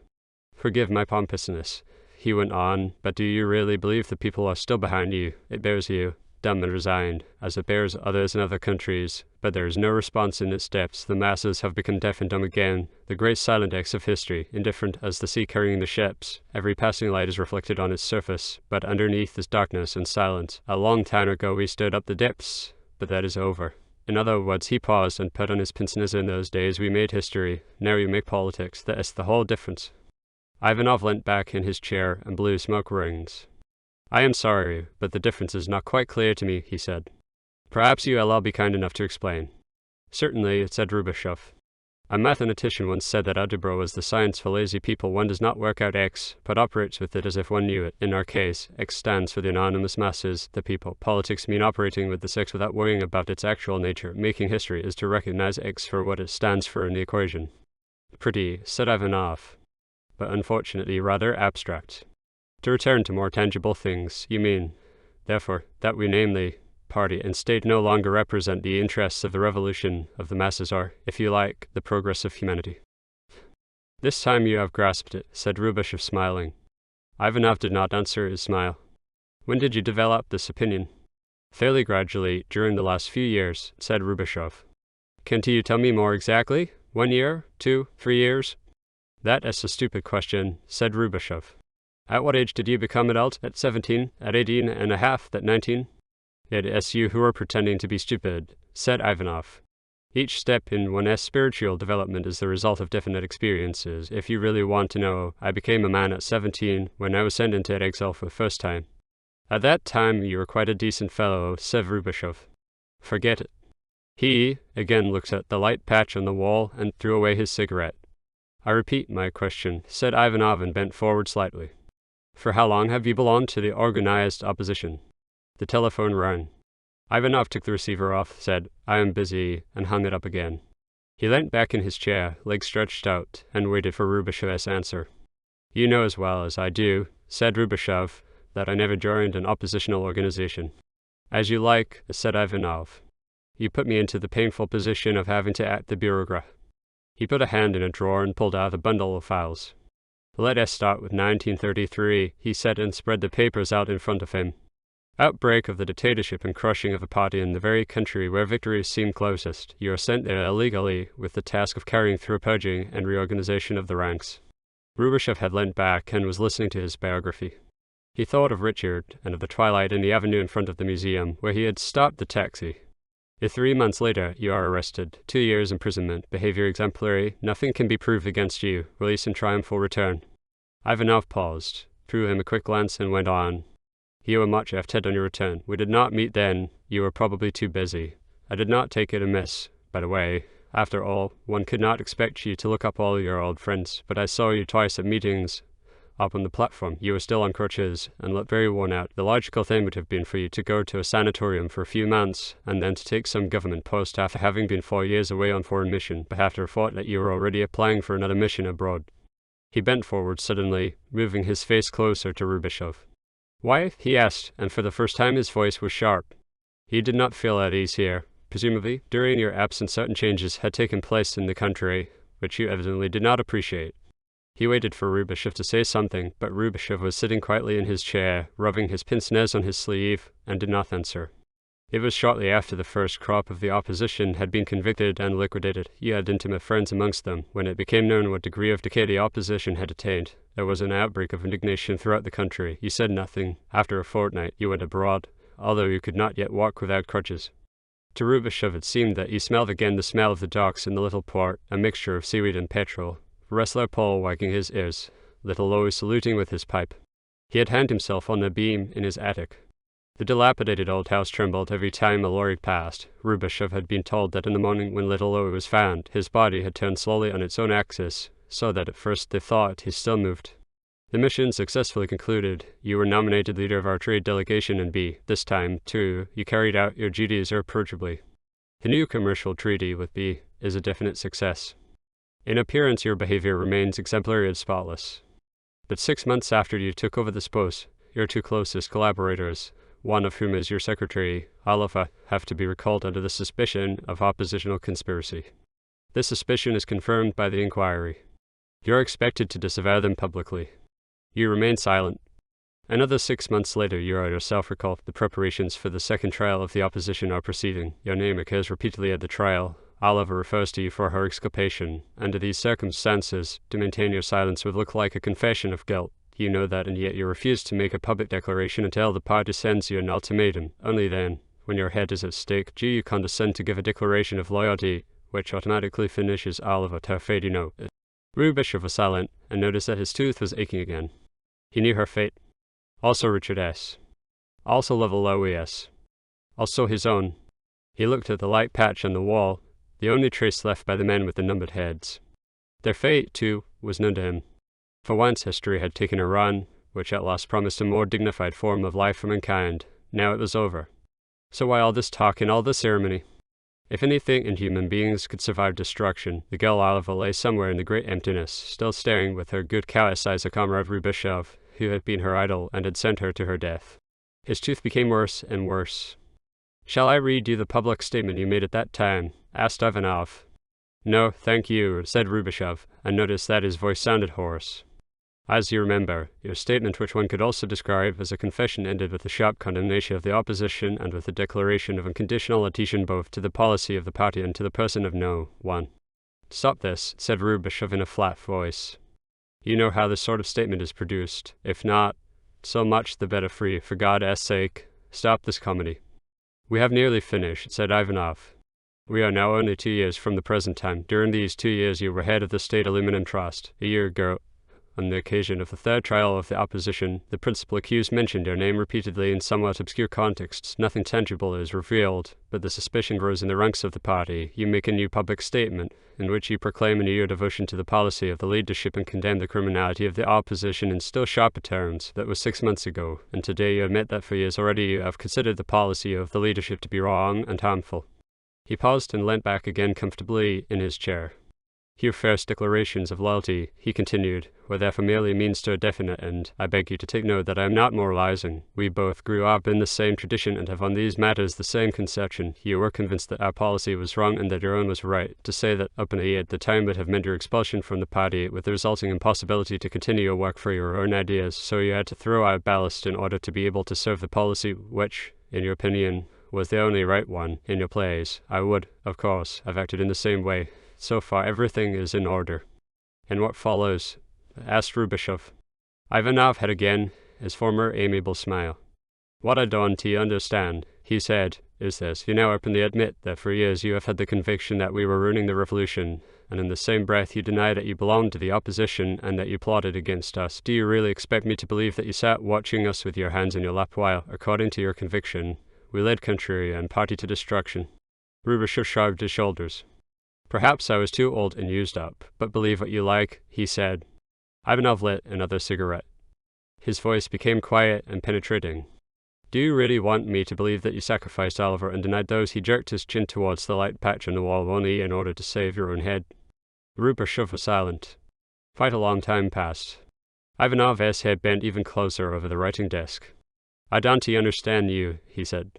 "Half an hour ago you made me a speech full of the most impassioned attacks against our policy, any fraction of which would have been enough to finish you off, and now you deny such a simple logical deduction as that you belong to an oppositional group, for which, in any case, we hold all the proofs." "Really?" said Rubashov. "If you have all the proofs, why do you need my confession? Proofs of what, by the way?" "Amongst others," said Ivanov slowly, "proofs of a projected attempt on no one's life." Again there was a silence. Rubashov put on his pince-nez. "Allow me to ask you a question in my turn," he said. "Do you really believe this idiocy, or do you only pretend to?" In the corners of Ivanov's eyes appeared the same nearly tender smile as before. "I told you, we have proofs, to be more exact, confessions, to be still more exact, the confession of the man who was actually to commit the attempt on your instigation." "Congratulations," said Rubashov. "What is his name?" Ivanov went on smiling. "An indiscreet question. May I read that confession, or be confronted with the man?" Ivanov smiled. He blew the smoke of his cigarette with friendly mockery into Rubashov's face. It was unpleasant to Rubashov, but he did not move his head. "Do you remember the Veronal?" said Ivanov slowly. "I think I have already asked you that. Now the alias are interchanged. Today it is you who are about to throw yourself head first down the precipice, but not with my help. You then convinced me that suicide was petty bourgeois romanticism. I shall see that you do not succeed in committing it. Then we shall be quits." Rubashov was silent. He was thinking over whether Ivanov was lying or sincere, and at the same time he had the strange wish, almost a physical impulse, to touch the light patch on the wall with his fingers. Nerves, he thought. Obsessions, stepping only on the black tiles, murmuring senseless phrases, rubbing my pince-nez on my sleeve. There, I am doing it again. "I am curious to know," he said aloud, "what scheme you have for my salvation. The way in which you have examined me up till now seems to have exactly the opposite aim." Ivanov's smile became broad and beaming. "You old fool," he said, and, reaching over the table, he grasped Rubashov's coat button. "I was obliged to let you explode once, else you would have exploded at the wrong time. Haven't you even noticed that I have no stenographer present?" He took a cigarette out of the case and forced it into Rubashov's mouth without letting go his coat button. "You are behaving like an infant, like a romantic infant," he added. "Now we are going to concoct a nice little confession, and that will be all for today." Rubashov at last managed to free himself from Ivanov's grip. He looked at him sharply through his pince-nez. "And what would be in this confession?" he asked. Ivanov beamed at him unabatedly. "In the confession will be written," he said, "that you admit, since such and such a year, to have belonged to such and such a group of the opposition, but that you emphatically deny having organized or planned an assassination, that, on the contrary, you withdrew from the group when you learned of the opposition as criminal and terrorist plans." For the first time during their discussion, Rubashov smiled too. "If that is the object of all this talk," he said, "we can break it off immediately." "Let me finish what I was going to say," said Ivanov without any impatience. "I knew, of course, that you would stall. Let us first consider the moral or sentimental side of the matter. You do not give away anybody by what you admit. The whole bunch was arrested long before you, and half of them have been already liquidated. You know that yourself. From the rest, we can obtain other confessions on this harmless stuff. In fact, any confession we like. I take it that you understand me and that my frankness convinces you." "In other words, you yourself don't believe the story of the plot against No. 1, said Rubashov. "Then, why don't you confront me with this mysterious X who made this alleged confession?" "Think it over a bit," said Ivanov. "Put yourself in my place. After all, our positions might equally well be reversed, and find out the answer for yourself." Rubashov thought it over. "You were given definite instructions from above for the handling of my case," he said. Ivanov smiled. "That is a bit too sharply put. In actual fact, it is not yet decided whether your case should belong to Category or Category P. You know the terms." Rubashov nodded. He knew them. "You begin to understand," said Ivanov.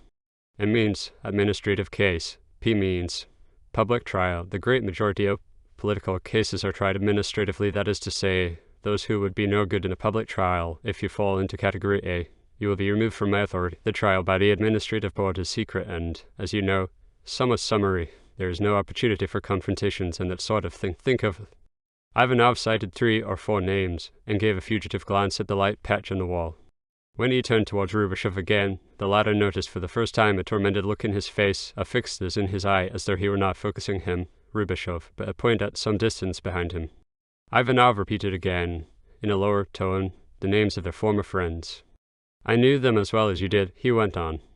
But you must allow that we are as convinced at you, and they would mean the end of the revolution as you are of the reverse. That is the essential point. The methods followed by logical deduction. We can afford to lose ourselves in judicial subtleties. Did you, in your time?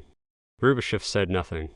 It all depends, Ivanov went on your being classed in Category P, and on the case remaining in my hands. You know from what point of view those cases are selected, which are given a public trial. I have to prove a certain willingness on your part. For that I need your deposition with a partial confession. If you play the hero, and insist on giving the impression that there is nothing to be done with you, you will be finished off on the grounds of excess confession. On the other hand, if you make a partial confession, a basis is given for a more thorough examination. On this basis, I shall be able to obtain a confrontation. We will refute the worst points of the accusation and plead guilty within certain carefully defined limits. Even so, we shan't be able to make it cheaper than 20 years. That means, in fact, 2 or 3 years, and then an amnesty. And in 5 years you will be back in the ring again. Now have the goodness to think it over calmly before answering. I have already thought it over, said Rubashov. I reject your proposition. Logically, you may be right, but I have had enough of this kind of logic. I'm tired and I don't want to play this game anymore. Be kind enough to have me taken back to my cell. As you like, said Ivanov. I did not expect that you would agree at once. This kind of conversation usually has a retarded effect. You have a fortnight's time. Ask to be taken to me again when you have thought the matter over, or send me a written declaration, for I have no doubt that you will send one. Rubashov stood up. Ivanov also rose. Again he ranged half a head above Rubashov. He pressed an electric bell next to his desk. While they waited for the warder to come and fetch Rubashov, Ivanov said, You wrote in your last article, a few months ago, that this next decade will decide the fate of the world in our ear. Don't you want to be here for that? He smiled down at Rubashov. In the corridor steps were approaching. The door was opened. 2 warders came in and saluted. Without a word, Rubashov stepped between them. They started the march back to his cell. The noises in the corridors had now died out. From some cells came a subdued snoring, which sounded like moaning. All over the building the yellow, steel electric light was burning. The second hearing. When the existence of the Church is threatened, she is released from the commandments of morality.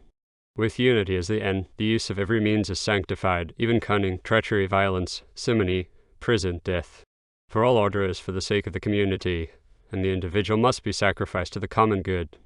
Dietrich von Neheim, Bishop of Verden, to Schismate Library Room 3 A.D. 1411. 1. Extract from the Diary of N. S. Rubashov. On the 5th day of imprisonment.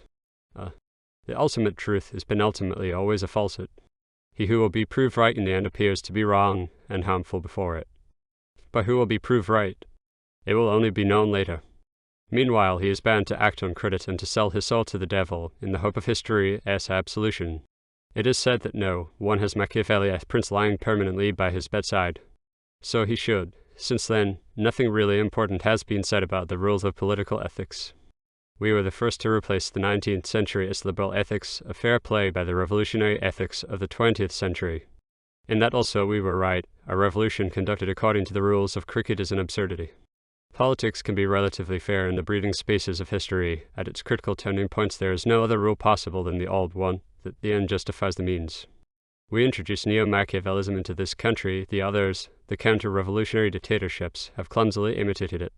We were neo-Machiavellians in the name of universal reason. That was our greatness. The others in the name of a national romanticism. That is their anachronism. That is why we will in the end be absolved by history, but not they. Yet for the moment we are thinking and acting on credit. As we have thrown overboard all conventions and rules of cricket morality, our sole guiding principle is that of consequent logic. We are under the terrible compulsion to follow our thought down to its final consequence and to act in accordance to it. We are sailing without ballast. Therefore each touch on the helm is a matter of life or death. A short time ago, a leading agriculturist, B, was shot with 30 of his collaborators because he maintained the opinion that nitrate artificial manure was superior to potash. No, 1 is all for potash, therefore B, and the 30 had to be liquidated as saboteurs. In a nationally centralized agriculture, the alternative of nitrate of potash is of enormous importance. It can decide the issue of the next war. If no, I was in the right, history will absolve him, and the execution of the 31 men will be a mere bagatelle. If he was wrong, it is that alone that matters, who is objectively in the right. The cricket moralists are agitated by quite another problem, whether B was subjectively in good faith when he recommended nitrogen. If he was not, according to their ethics, he should be shot, even if it should subsequently be shown that nitrogen would have been better after all. If he was in good faith, then he should be acquitted, and allowed to continue making propaganda for nitrate, even if the country should be ruined by it. That is, of course, complete nonsense. For us, the question of subjective good faith is of no interest. He who is in the wrong must pay, he who is in the right will be absolved. That is the law of historical credit. It was our law. History has taught us that often lies suffer better than the truth, for man is sluggish and has to be led through the desert for 40 years before each step in his development. And he has to be driven through the desert with threats and promises, by imaginary terrors and imaginary consolations, so that he should not sit down prematurely to rest and divert himself by worshipping golden calves. We have learned history more thoroughly than the others. We differ from all others in our logical consistency.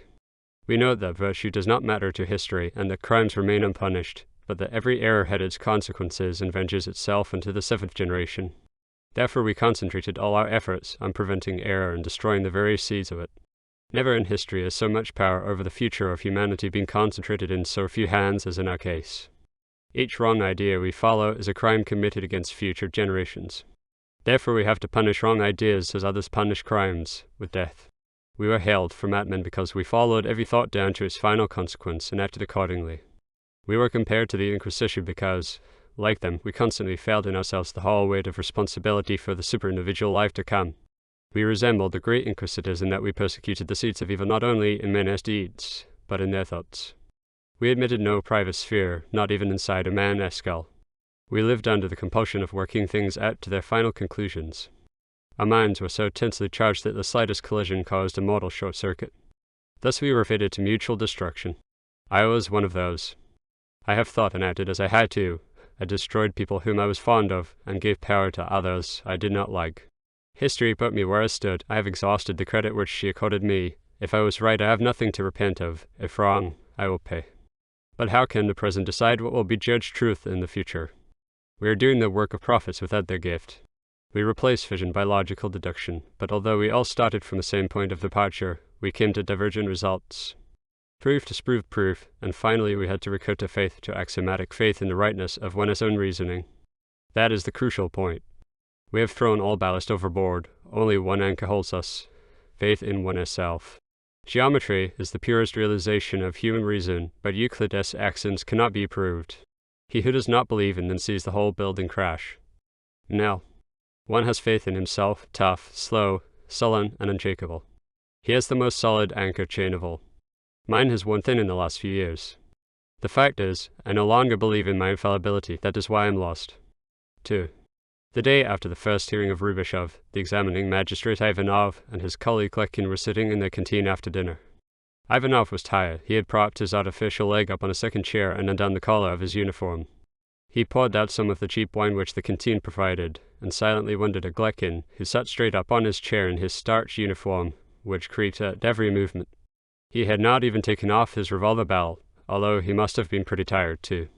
Lekkin emptied his glass. The conspicuous scar on his clean-shaven head had reddened slightly. Besides them, only 3 other officers were in the canteen at a distant table. 2 were playing chess, the 3rd looking on. "What is to happen about Rubashov?" asked Lekkin. "He is in rather a bad way," answered Ivanov. "But he is still as logical as ever, so he will capitulate." "That I don't believe," said Lekkin. "He will," said Ivanov. "When he has thought out everything to its logical conclusion, he will capitulate. Therefore the essential thing is to leave him in peace and not to disturb him. I have allowed him paper, pencil, and cigarettes to accelerate the process of thought." "I consider that wrong," said Lekkin. "You don't like him," said Ivanov. "You had a scene with him a few days ago, I believe." Lekkin thought of the scene when Rubashov had sat on his bunk and pulled his shoe over his ragged sock. "That does not matter," he said. "His personality does not matter. It is the method which I consider wrong. It will never make him give in." "When Rubashov capitulates," said Ivanov, "it won't be out of cowardice, but by logic. It is no use trying the hard method with him. He is made out of a certain material which becomes the tougher the more you hammer on it." "That is just talk," said Lekkin. "Human beings able to resist any amount of physical pressure do not exist. I have never seen one. Experience shows me that the resistance of the human nerve system is limited by nature." "I wouldn't like to fall into your hands," said Ivanov smilingly, but with a trace of uneasiness. "Anyhow, you're a living refutation of your own theory." His smiling glance rated for a second on the scar on Lekkin's skull. The story of that scar was well known. When, during the Civil War, Lekkin had fallen into the enemy's hands, they had tied a lighted candlewick onto his shaven skull to extract from him certain information. A few halls later, his own people recaptured the position and found him unconscious. The wick had burnt right to the end. Glekin had kept silence. He looked at Ivanov with his expressionless eyes. "That is only talk, too," he said. "I did not give in because I fainted. If I had stayed conscious another minute, I should have spoken. It is a question of constitution." He emptied his glass with a deliberate gesture. His cuffs crackled as he put it down on the table again. "When I came to you, I was convinced at first that I had spoken. But the two NCO, who were freed together with me, asserted the contrary. So I was decorated. It is all a question of constitution. The rest is just fairy tales." Ivanov was drinking too. He had already drunk quite a lot of the cheap wine. He shrugged his shoulders. "Since when have you had this notable constitution theory? After all, during the first years these methods did not exist. At that time we were still full of illusions, abolition of punishment and of retaliation for crime, sanatoriums with flower gardens for their social elements. It is all humbug." "I don't believe it is," said Glekin. "You are a cynic. In 100 years we will have all that. But first we have to get through. The quicker, the better. The only illusion was to believe the time had already come. When I first was put here, I was also under that illusion. Most of us were, in fact, the entire apparatus up to the top. We wanted to start at once with the flower gardens. That was a mistake. In 100 years we will be able to appeal to the criminal's reason and social instincts. Today we have still to work on his physical constitution and crush him, physically and mentally, if necessary." Ivanov wondered whether Glekin was drunk, but he saw by his quiet, expressionless eyes that he was not. Ivanov smiled at him rather vaguely. "In a word, I am the cynic and you are the moralist." Glekin said nothing. He sat stiffly on his chair in his starched uniform. His revolver belt smelled of fresh leather. "Several years ago," said Glekin after a while, "a little peasant was brought to me to be cross-examined. It was in the provinces, at the time when we still believed in the flower garden theory, as you call it. Cross-examinations were conducted in a very gentlemanly way. The peasant had buried his crops. It was at the beginning of the collectivization of the land. I kept strictly to the prescribed etiquette. I explained to him in a friendly way that we needed the corn to feed the growing city population and for export, in order to build up our industries. So would he please tell me where he had hidden his crops? The peasant had his head drawn into his shoulders when he was brought into my room, expecting a beating. I knew his kind. I am myself country-born. When, instead of beating him, I began to reason with him, to talk to him as an equal, and call him citizen, he took me for half-wit. I saw it in his eyes. I talked to him for half an hour. He never opened his mouth and alternately picked his nose and his ears. I went on talking, although I saw that he held the whole thing for a superb joke and was not listening at all. Arguments simply did not penetrate his ears. They were blocked up by the wax of centuries of patriarchal mental paralysis. I held strictly to the regulations. It never even occurred to me that there were other methods. At the time I had 20 to 30 such cases daily. My colleagues the same. The revolution was in danger of foundering on these little fat peasants.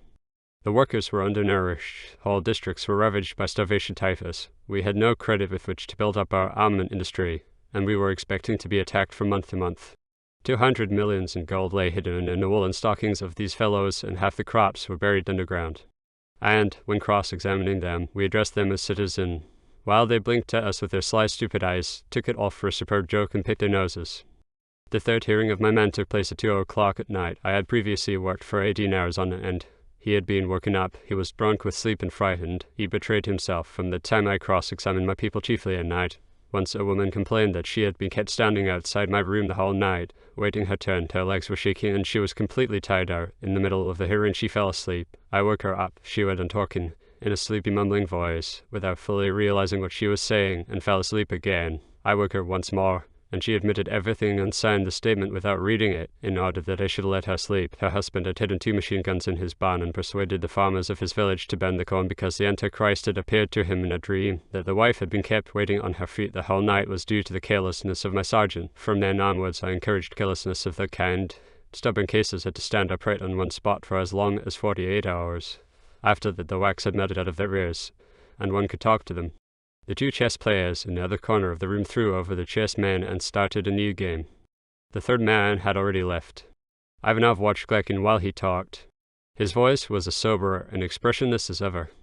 My colleagues had similar experiences. It was the only possible way to obtain results. The regulations were observed. Not a prisoner was actually touched, but it happened that they had to witness, so to speak, accidentally the execution of their fellow prisoners. The effect of such scenes is partly mental, partly physical. Another example, there are showers and baths for reasons of hygiene, that in winter the heating and hot water pipes did not always function was due to technical difficulties, and the duration of the baths depended on the attendance. Sometimes, again, the heating and hot water apparatus functioned all too well. That equally depended on the attendants. They were all old comrades.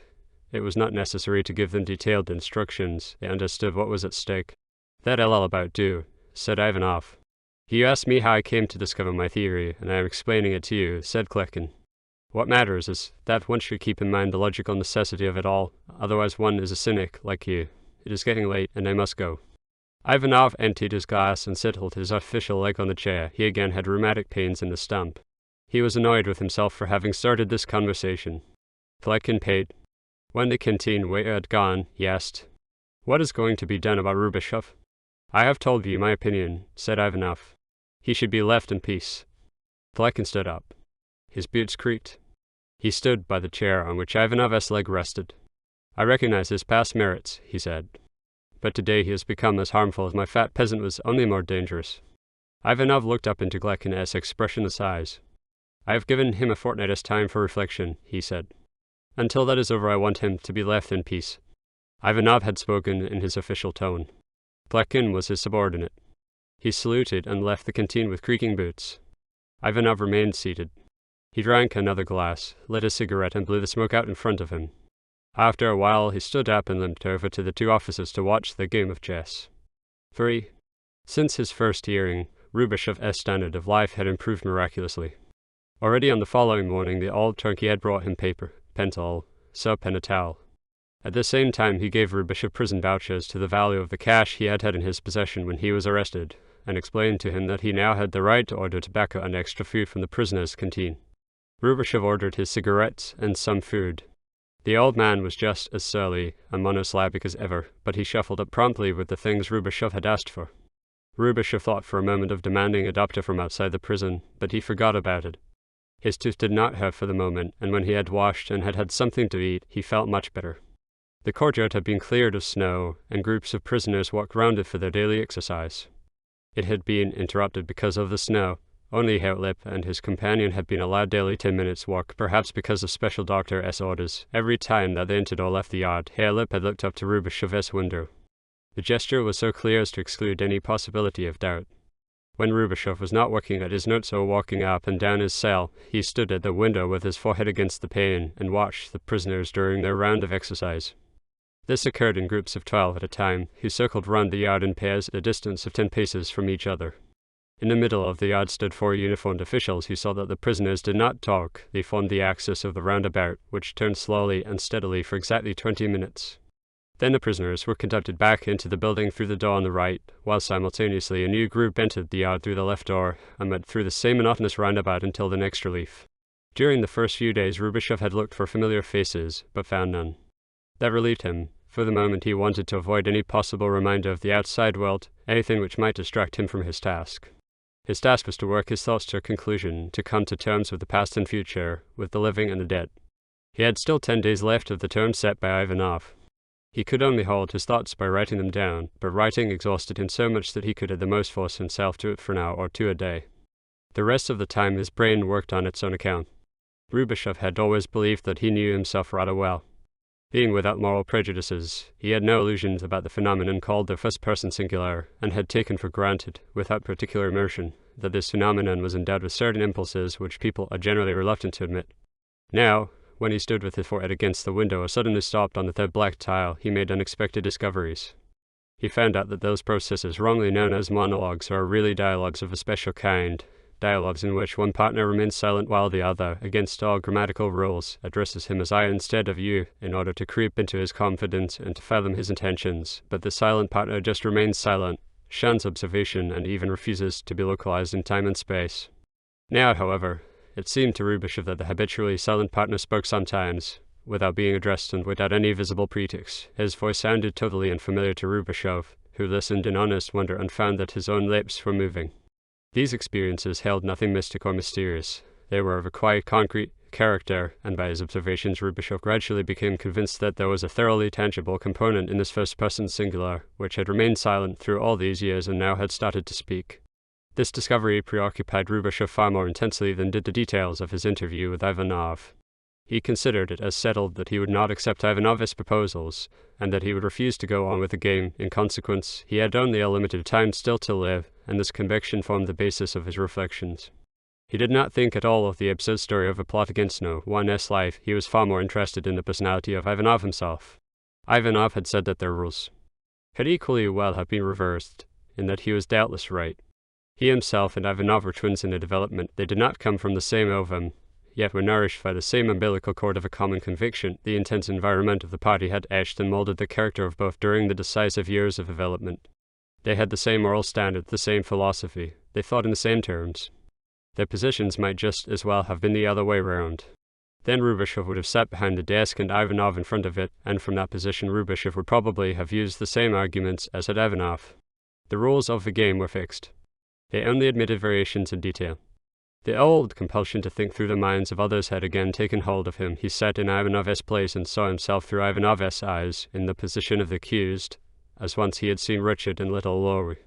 He saw this degraded Rubashov, the shadow of the former companion, and he understood the mixture of tenderness and contempt with which Ivanov had treated him. During their discussion, he had repeatedly asked himself whether Ivanov was sincere or hypocritical, whether he was laying traps for him or really wanted to show him a way of escape. Now, putting himself in Ivanov's position, he realized that Ivanov was sincere as much so or as little as he himself had been towards Richard or little Lorry. These reflections also had the form of a monologue, but along familiar lines. That newly discovered entity, the silent partner, did not participate in them. Although it was supposed to be the person addressed in all monologues, it remained dumb, and its existence was limited to a grammatical abstraction called the first-person singular. Direct questions and logical meditations did not induce it to speak. Its utterances occurred without visible cause and, strangely enough, always accompanied by a sharp attack of toothache. Its mental sphere seemed to be composed of such various and disconnected parts as the folded hands of the parrot, little Lorry's cats, the tune of the song with the refrain of "It come to dust," or a particular sentence which our lover had once spoken on a particular occasion. Its means of expression were equally fragmentary. For instance, the compulsion to rub one's pince-nez on one's sleeve, the impulse to touch the light patch on the wall of Ivanov's room, the uncontrollable movements of the lips which murmured such senseless sentences as "I shall pay," and the dazed state induced by daydreams of past episodes in one's life. Rubashov tried to study this newly discovered entity very thoroughly during his wanderings through the cell, with the shyness of emphasizing the first-person singular customary in the party. He had christened it the grammatical fiction. He probably had only a few weeks left to live, and he felt a compelling urge to clear out this matter, to think it to a logical conclusion. But the realm of the grammatical fiction seemed to begin just where the thinking to conclusion ended. It was obviously an essential part of its being to remain out of the reach of logical thought, and then to take one unawares, as from an ambush, and attack one with daydreams and toothache. Thus, Rubashov passed the entire 7th day of his imprisonment, the 3rd after the first hearing, reliving a past period of his existence, namely, his relation with the girl Oliver, who had been shot. The exact moment in which, in spite of his resolutions, he had slid into the daydream was as impossible to establish afterwards as the moment in which one falls asleep. On the morning of the 7th day, he had worked on his notes. Then, presumably, he had stood up to stretch his legs a bit, and only when he heard the rattling of the key in the lock did he wake up to the fact that it was already midday, and that he had walked back and forth in the cell for hours on end. He even had hung the blanket round his shoulders because, presumably also for several hours, he had been rhythmically shaken by a kind of ague and had felt the nerve of his tooth pulsing in his temples. He absently spooned out his bowl which the orderlies had filled with their ladles, and continued his walk.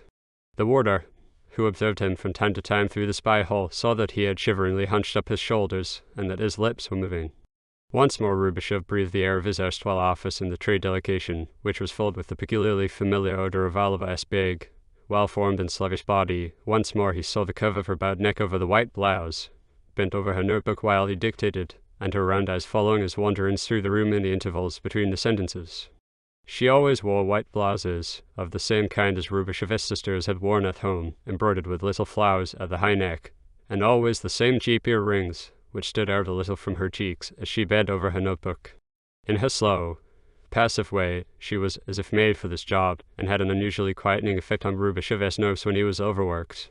He had taken over his new post as leader of the trade delegation in B immediately after the incident with Little Owie, and had thrown himself into work headfirst. He was grateful to the CC for providing him with this bureaucratic activity. It was exceedingly rare that leading men out of the International were transferred to the diplomatic services. No, one presumably had special intentions with him, for usually the two hierarchies were kept strictly apart, were not allowed to have contact with each other, and sometimes even followed opposite policies. Only when seen from the higher viewpoint of the spheres around No one did the apparent contradictions resolve themselves and the motives became clear. Rubashov needed some time to get used to his new way of life. It amused him that he now had a diplomatic passport, which was even authentic and in his own name, that, in formal clothes, he had to take part in receptions, that policemen stood to attention for him, and that the inconspicuously dressed men in black bowlers who sometimes followed him about were doing it solely out of tender care for his safety. At first he felt slightly estranged by the atmosphere in the rooms of the trade delegation, which was attached to the legation. He understood that in the bourgeois world one had to be representative and play the game, but he considered that the game was played rather too well here, so that it was hardly possible to distinguish appearance from reality.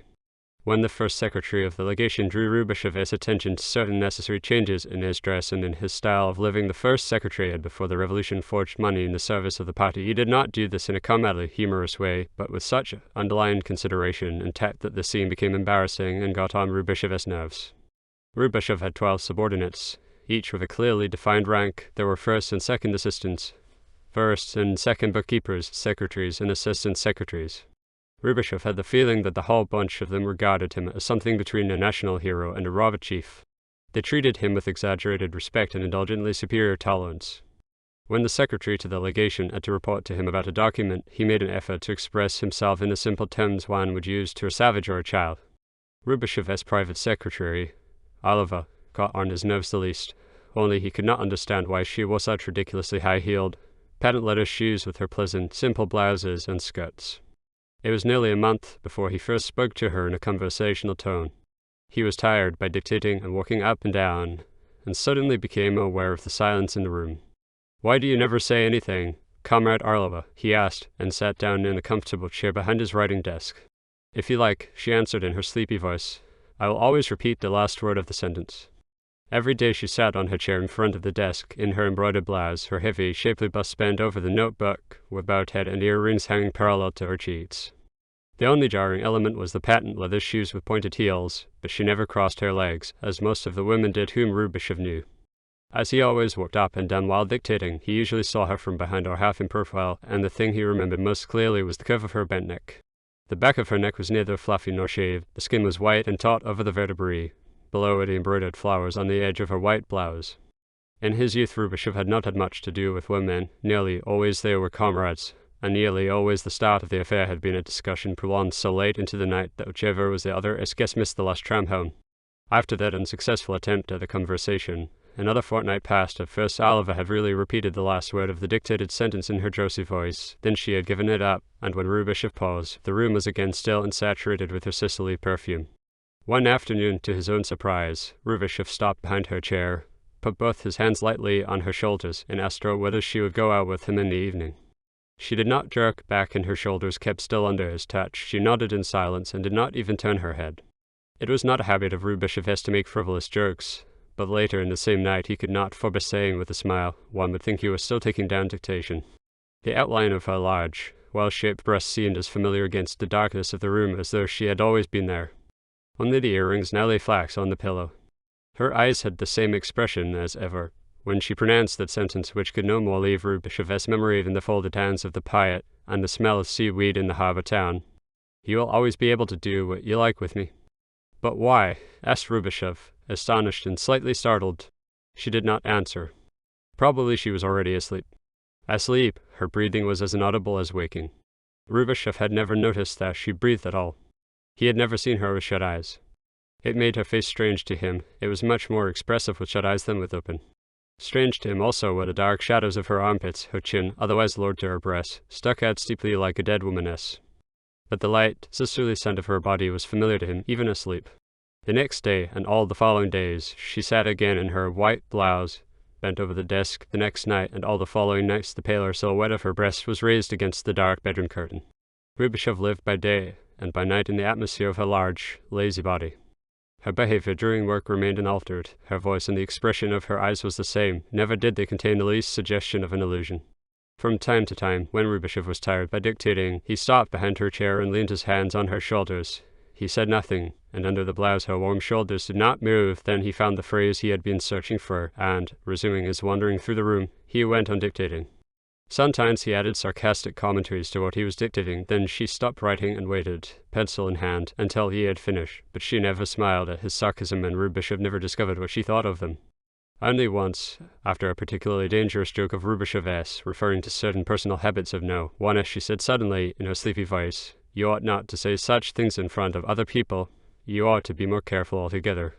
But from time to time, particularly when instructions and circulars from above arrived, he felt a need to give vent to his heretical witticisms. It was the time of preparation for the second great trial of the opposition. The air in the legation had become peculiarly thin. Photographs and portraits disappeared from walls overnight. They had hung there for years. Nobody had looked at them, but now the light patches leaped to the eye. The staff restricted their conversation to service matters. They spoke to each other with a careful and reserved politeness. At meals in the legation canteen, when conversation was unavoidable, they stuck to the stock phrases of official terminology, which, in the familiar atmosphere, appeared grotesque and rather uneasy. It was as though, between requests for salt cellar and mustard pot, they called out to each other the catchwords of the latest Congress manifesto. Often it happened that somebody protested against a supposed false interpretation of what he had just said, and called his neighbors to witness, with precipitate exclamations of "I did not say that," or "that is not what I meant." The whole thing gave Rubishev the impression of a queer and ceremonious marionette play with figures, moving on wires, each saying their set piece. Olive alone, with her silent, sleepy manner, seemed to remain unchanged. Not only the portraits on the walls, but also the shelves in the library were thinned out. The disappearance of 7 books and brochures happened discreetly, usually the day after the arrival of a new message from above. Rubishev made his sarcastic commentaries on it while dictating to Oliva, who received them in silence. Most of the works on foreign trade and currency disappeared from the shelves. Their author, the People's Commissar for Finance, had just been arrested. Also nearly all old party Congress reports treating the same subject, most books and reference books on the history of antecedents of the Revolution, most works by living authors of jurisprudence and philosophy, all pamphlets dealing with the problems of birth control, the manuals on the structure of the People's Army, treatises on trade unionism and the right to strike in the People's State, practically every study of the problems of political constitution more than 2 years old, and, finally, even the volumes of the encyclopedia published by the Academy, a new revised edition being promised shortly. New books arrived, too. The classics of social science appeared with new footnotes and commentaries. The old histories were replaced by new histories. The old memoirs of dead revolutionary leaders were replaced by new memoirs of the same defunct. Rubishev remarked jokingly to Oliver that the only thing left to be done was to publish a new and revised edition of the back numbers of all newspapers. In the meantime, a few weeks ago, an order had come from above to appoint a librarian who would take the political responsibility for the contents of the legation library. They had appointed Oliver to this post. At first Rubishev had mumbled something about a kindergarten and had held the whole thing for an imbecility, up to the evening when, at the weekly meeting of the legation party cell, Oliver had been sharply attacked from several sides. 3 or 4 speakers, amongst whom was the first secretary, rose and complained that some of the most important speeches of Nehru, one, were not to be found in the library, that on the other hand it was still full of oppositional works, and the books by politicians who had since been unmasked as spies, traitors, and agents of foreign powers had until quite recently occupied prominent positions in the shelves, so that one could hardly avoid a suspicion of an intentional demonstration. The speakers were dispassionate and cuttingly businesslike. They used carefully selected phrases. It seemed as though they were giving each other the cues for a prearranged text. All speeches ended with the conclusion that the party's chief duty was to be watchful, to denounce abuses mercilessly, and that whoever did not fulfill this duty made himself an accomplice of the vile saboteurs. Oliver, summoned to make a statement, said with her usual equanimity that she was far from having any evil intent, and that she had followed every instruction given to her, but while she was speaking in her deep, slightly blurred voice, she let her glance rest a long time on Rubishev, which she otherwise never did in the presence of others. The meeting ended with the resolution to give Oliver a serious warning. Rubishev, who knew only too well the methods lately brought into use in the party, became uneasy. He guessed that there was something in store for Oliver and felt helpless, because there was nothing tangible to fight against. The air in the legation became even thinner. Rubishev stopped making personal comments while dictating, and that gave him a singular feeling of guilt. There was apparently no change in his relations with Oliver, but this curious feeling of guilt, which was solely due to the fact that he no longer felt capable of making witty remarks while dictating, prevented him stopping behind her chair and putting his hands on her shoulders, as he used to do. After a week, Oliver stayed away from his room one evening, and did not come the following evenings either. It was 3 days before Rubashov could bring himself to ask her the reason. She answered something about a migraine in her sleepy voice, and Rubashov did not press her any further.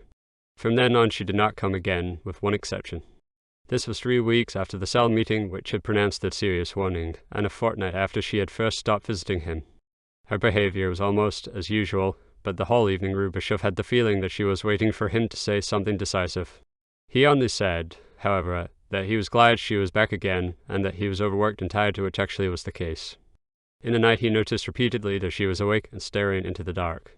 He could not get rid of this tormenting sense of guilt. Also his toothache had started again. That was her last visit to him. Next day, before Oliver had appeared in his office, the secretary told Rubashov, in a manner which was supposed to be confidential, but with each sentence carefully formulated, that Oliver's brother and sister-in-law had been arrested a week ago over there. Oliver's brother had married a foreigner. They were both accused of having treasonable connections with her native country in the service of the opposition. A few minutes later, Oliver arrived for work. She sat, as always, on her chair in front of the desk, in her embroidered blouse, slightly bent forward. Rubashov walked up and down behind her, and all the time he had before his eyes her bent neck, with the skin slightly stretched over the neck bones. He could not take his eyes off this piece of skin, and felt an uneasiness which amounted to physical discomfort. The thought would not leave him that over there the condemned were shot through the back of the neck.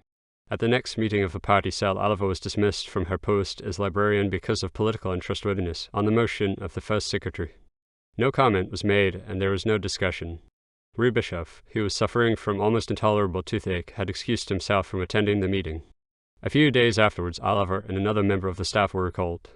Their names were never mentioned by their former colleagues, but during the months he remained in legation before he was himself recalled, the sisterly scent of her large, lazy body clung to the walls of his room and never left them.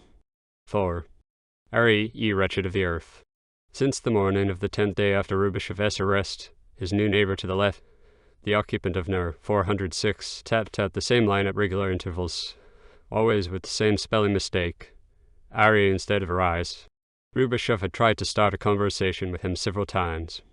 As long as Rubashov was tapping, his new neighbor listened in silence, but the only answer he ever received was a row of disconnected letters, and to conclude always the same crippled verse, Ari, ye wretched of the earth. The new neighbor had been put in there the night before. Rubashov had woken, but had only heard muffled sounds in the locking of cell No. 406. In the morning, after the first bugle blast, No. 406 had at once started to tap, Ari, ye wretched of the earth. He tapped quickly and deftly, with the technique of a virtuoso, so that his spelling mistake and the senselessness of his other messages must have had not technical but mental causes. Probably the new neighbor's mind was deranged. After breakfast, the young officer in No. 402 gave the sign that he wanted conversation. Between Rubashov and No. 402 a sort of friendship had developed. The officer with the eyeglass and the turned-up moustache must have been living in a state of chronic boredom, for he was always grateful to Rubashov for the smallest crumbs of conversation. 5 or 6 times during the day he would humbly beg Rubashov, "Do talk to me." Rubashov was rarely in the mood for it, neither did he know quite what to talk about to No. 402. Usually No. 402 tapped out classical anecdotes of the officer's mess. When the point had been reached, there would be a painful silence. They were dusty old anecdotes, of a patriarchal insanity. One imagined how, having tapped them to a conclusion, No. 402 would wait for roars of laughter and stare despairingly at the dumb, whitewashed wall. Out of sympathy and politeness, Rubashov occasionally tapped out aloud eche, with his pince-nez as a laughter substitute. Then there would be no holding No. 402. He imitated an outburst of merriment by drumming against the wall with fists and boots, ha-ha, ha-ha, and making occasional pauses to make sure Rubashov was joining in. If Rubashov remained silent, he was reproachful, you didn't he laugh. If, in order to be left in peace, Rubashov gave 1 or 2 HAS No. 402 informed him afterwards, we had jolly good fun. Sometimes he reviled Rubashov. Occasionally, if he got no answer, he would tap out the whole of a military song with an endless number of verses. It sometimes happened, when Rubashov was walking to and fro, sunk in a daydream or in meditation, that he started humming the refrain of an old march, the sign for which his ear had unconsciously registered. And yet now, 402 was useful. He had been there for more than 2 years already. He knew the ropes. he was in communication with several neighbors and heard all the gossip. He seemed informed of everything which happened in the building. On the morning after the arrival of No. 406, when the officer opened the usual conversation, Rubashov asked him whether he knew who was his new neighbor, to which 402 replied, Rip Van Winkle. No. 402 was fond of speaking in riddles in order to bring an element of excitement into the conversation. Rubashov searched his memory. He remembered the story of the man who had slept for 25 years and found an unrecognizable world on his awakening. Has he lost his memory? Asked Rubashov. No. 402, satisfied by his effect, told Rubashov what he knew. No. 406 had once been a teacher of sociology in a small state in the southeast of Europe. At the end of the last war he took part in a revolution which had broken out in his country, as in most countries of Europe at the time. A commune was created, which led a romantic existence for a few weeks, and met the usual bloody end. The leaders of the revolution had been amateurs, but the repression which followed was carried out with professional thoroughness. No. 406, to whom the commune had given the sonorous title of State Secretary for the Enlightenment of the People, was condemned to death by hanging. He waited a year for his execution, then the sentence was commuted to lifelong imprisonment. He served 20 years of it. He served 20 years, most of the time in solitary confinement without communication with the outside world and without newspapers. He was to all intents and purposes forgotten. The administration of justice in the southeastern country still was of a rather patriarchal character. A month ago he was suddenly released by an amnesty Rip Van Winkle, who, after more than 20 years of sleep and darkness, finds himself on earth again. He took the first train hither, to the land of his dreams. 14 days after his arrival he was arrested. Perhaps, after 20 years of solitary confinement, he had become too talkative. Perhaps he had told people what he had imagined life would be like over here during the days and nights in his cell. Perhaps he had asked for the addresses of old friends, the heroes of the revolution, without knowing that they were nothing but traitors and spies. Perhaps he had laid a wreath on the wrong grave, or had wished to pay a call on his illustrious neighbor, Comrade Rubashov. Now he could ask himself which was better, 2 decades of dreams on a palliasse in a dark cell, or 2 weeks' reality in the light of day. Perhaps he was no longer quite sane. That was the story of Rip Van Winkle. Some time after No. 402 had tapped out his long report, Rip Van Winkle again started. 5 or 6 times he repeated his mutilated verse, "Art ye wretched of the earth," and then fell silent. Rubashov lay on his bunk, with eyes shut. The grammatical fiction was again making itself felt. It did not express itself in words, only in a vague uneasiness which meant, "For that too you must pay, for that too you are responsible, for you acted while he dreamed." In the same afternoon Rubashov was taken to be shaved. This time the procession consisted only of the old warder and 1 uniformed guard. The old man shuffled along 2 steps ahead, the soldier marched along 2 steps behind Rubashov. They passed No. 406, but there was still no name card on the door. In the barberess shop there was only one of the 2 prisoners who ran it. It was obviously being seen to that Rubashov did not make too many contacts. He sat down in the armchair. The establishment was comparatively clean. There was even a mirror. He took off his pince-nez and glanced at his face in the glass. He saw no change, except for the stubble on his cheeks. The barber worked in silence, rapidly and carefully. The door of the room remained open. The warder had shuffled off. The uniformed guard stood leaning against the doorpost and watched the procedure. The tepid lather on his face made Rubashov feel happy. He felt a slight temptation to yearn after the little pleasures of life. He would have liked to chat to the barber, but he knew it was forbidden, and he did not want to make trouble for the barber, whose broad, open face he liked. By his physiognomy, Rubashov would have taken him more for a locksmith or a mechanic. When the soaping was over, after the first stroke of the razor, the barber asked whether the blade did not scratch, addressing him as Citizen Rubashov. It was the first sentence spoken since Rubashov had entered the room, and in spite of the barbarous matter-of-fact tone, it acquired a special significance.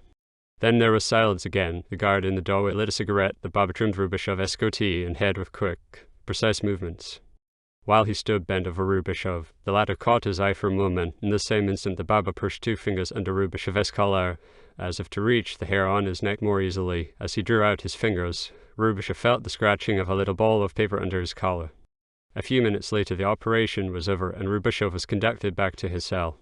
He sat down on the bed, with his eye on the spy hole to make sure he was not observed, extracted the bit of paper, flattened it, and read it.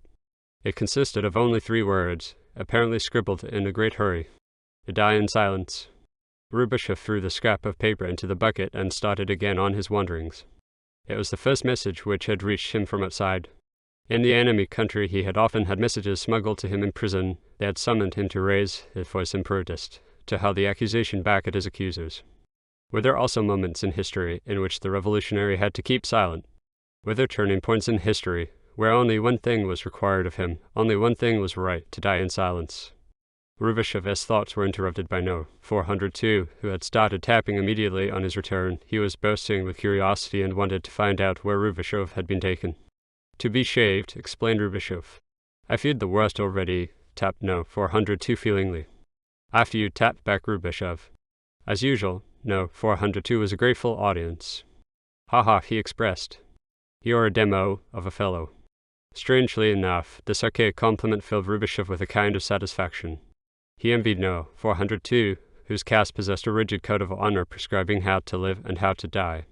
To that one could cling. For his own kind there was no textbook, everything had to be worked out. Even for dying there was no etiquette.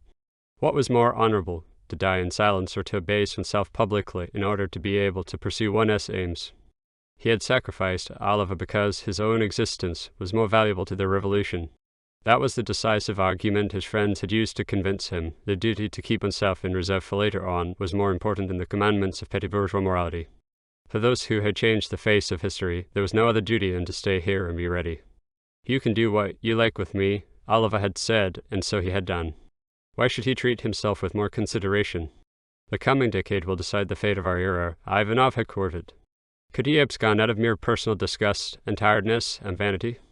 And what if, after all, no, one were in the right? If here, in dirt and blood and lies, after all and in spite of everything, the grandiose foundations of the future were being laid? Had not history always been an inhumane and scrupulous builder, mixing its mortar of lies, blood, and mud? Die in silence, fade into darkness, that was easily said. Rubishev stopped suddenly on the third black tile from the window. He had caught himself repeating the words die in silence aloud several times, in an ironically disapproving tone, as if to emphasize their full absurdity. And only now did he become aware that his decision to refuse Ivanov's offer was not half as unshakable as he had believed. Now it seemed to him even questionable whether he had ever seriously intended to reject the offer and to walk off the stage without a word. The improvement in Rubishev's standard of life went on. On the morning of the 11th day he was taken for the first time into the yard for exercise. The old jailer fetched him shortly after breakfast, accompanied by the same guard as had escorted the expedition to the barber. The warder informed Rubishev that from today onwards he was allowed daily 20 minutes exercise in the courtyard. Rubishev was attached to the first round, which started after breakfast. Then the warder reeled off the regulations. Conversation during the walk with one's neighbor, or any other prisoner, was prohibited, so it was making signs to each other, exchanging written messages or stepping out of the line. Any disregard of the regulations would be punished by immediate withdrawal of the privilege of exercise, serious infractions of discipline with up to 4 weeks' imprisonment in a darkened cell.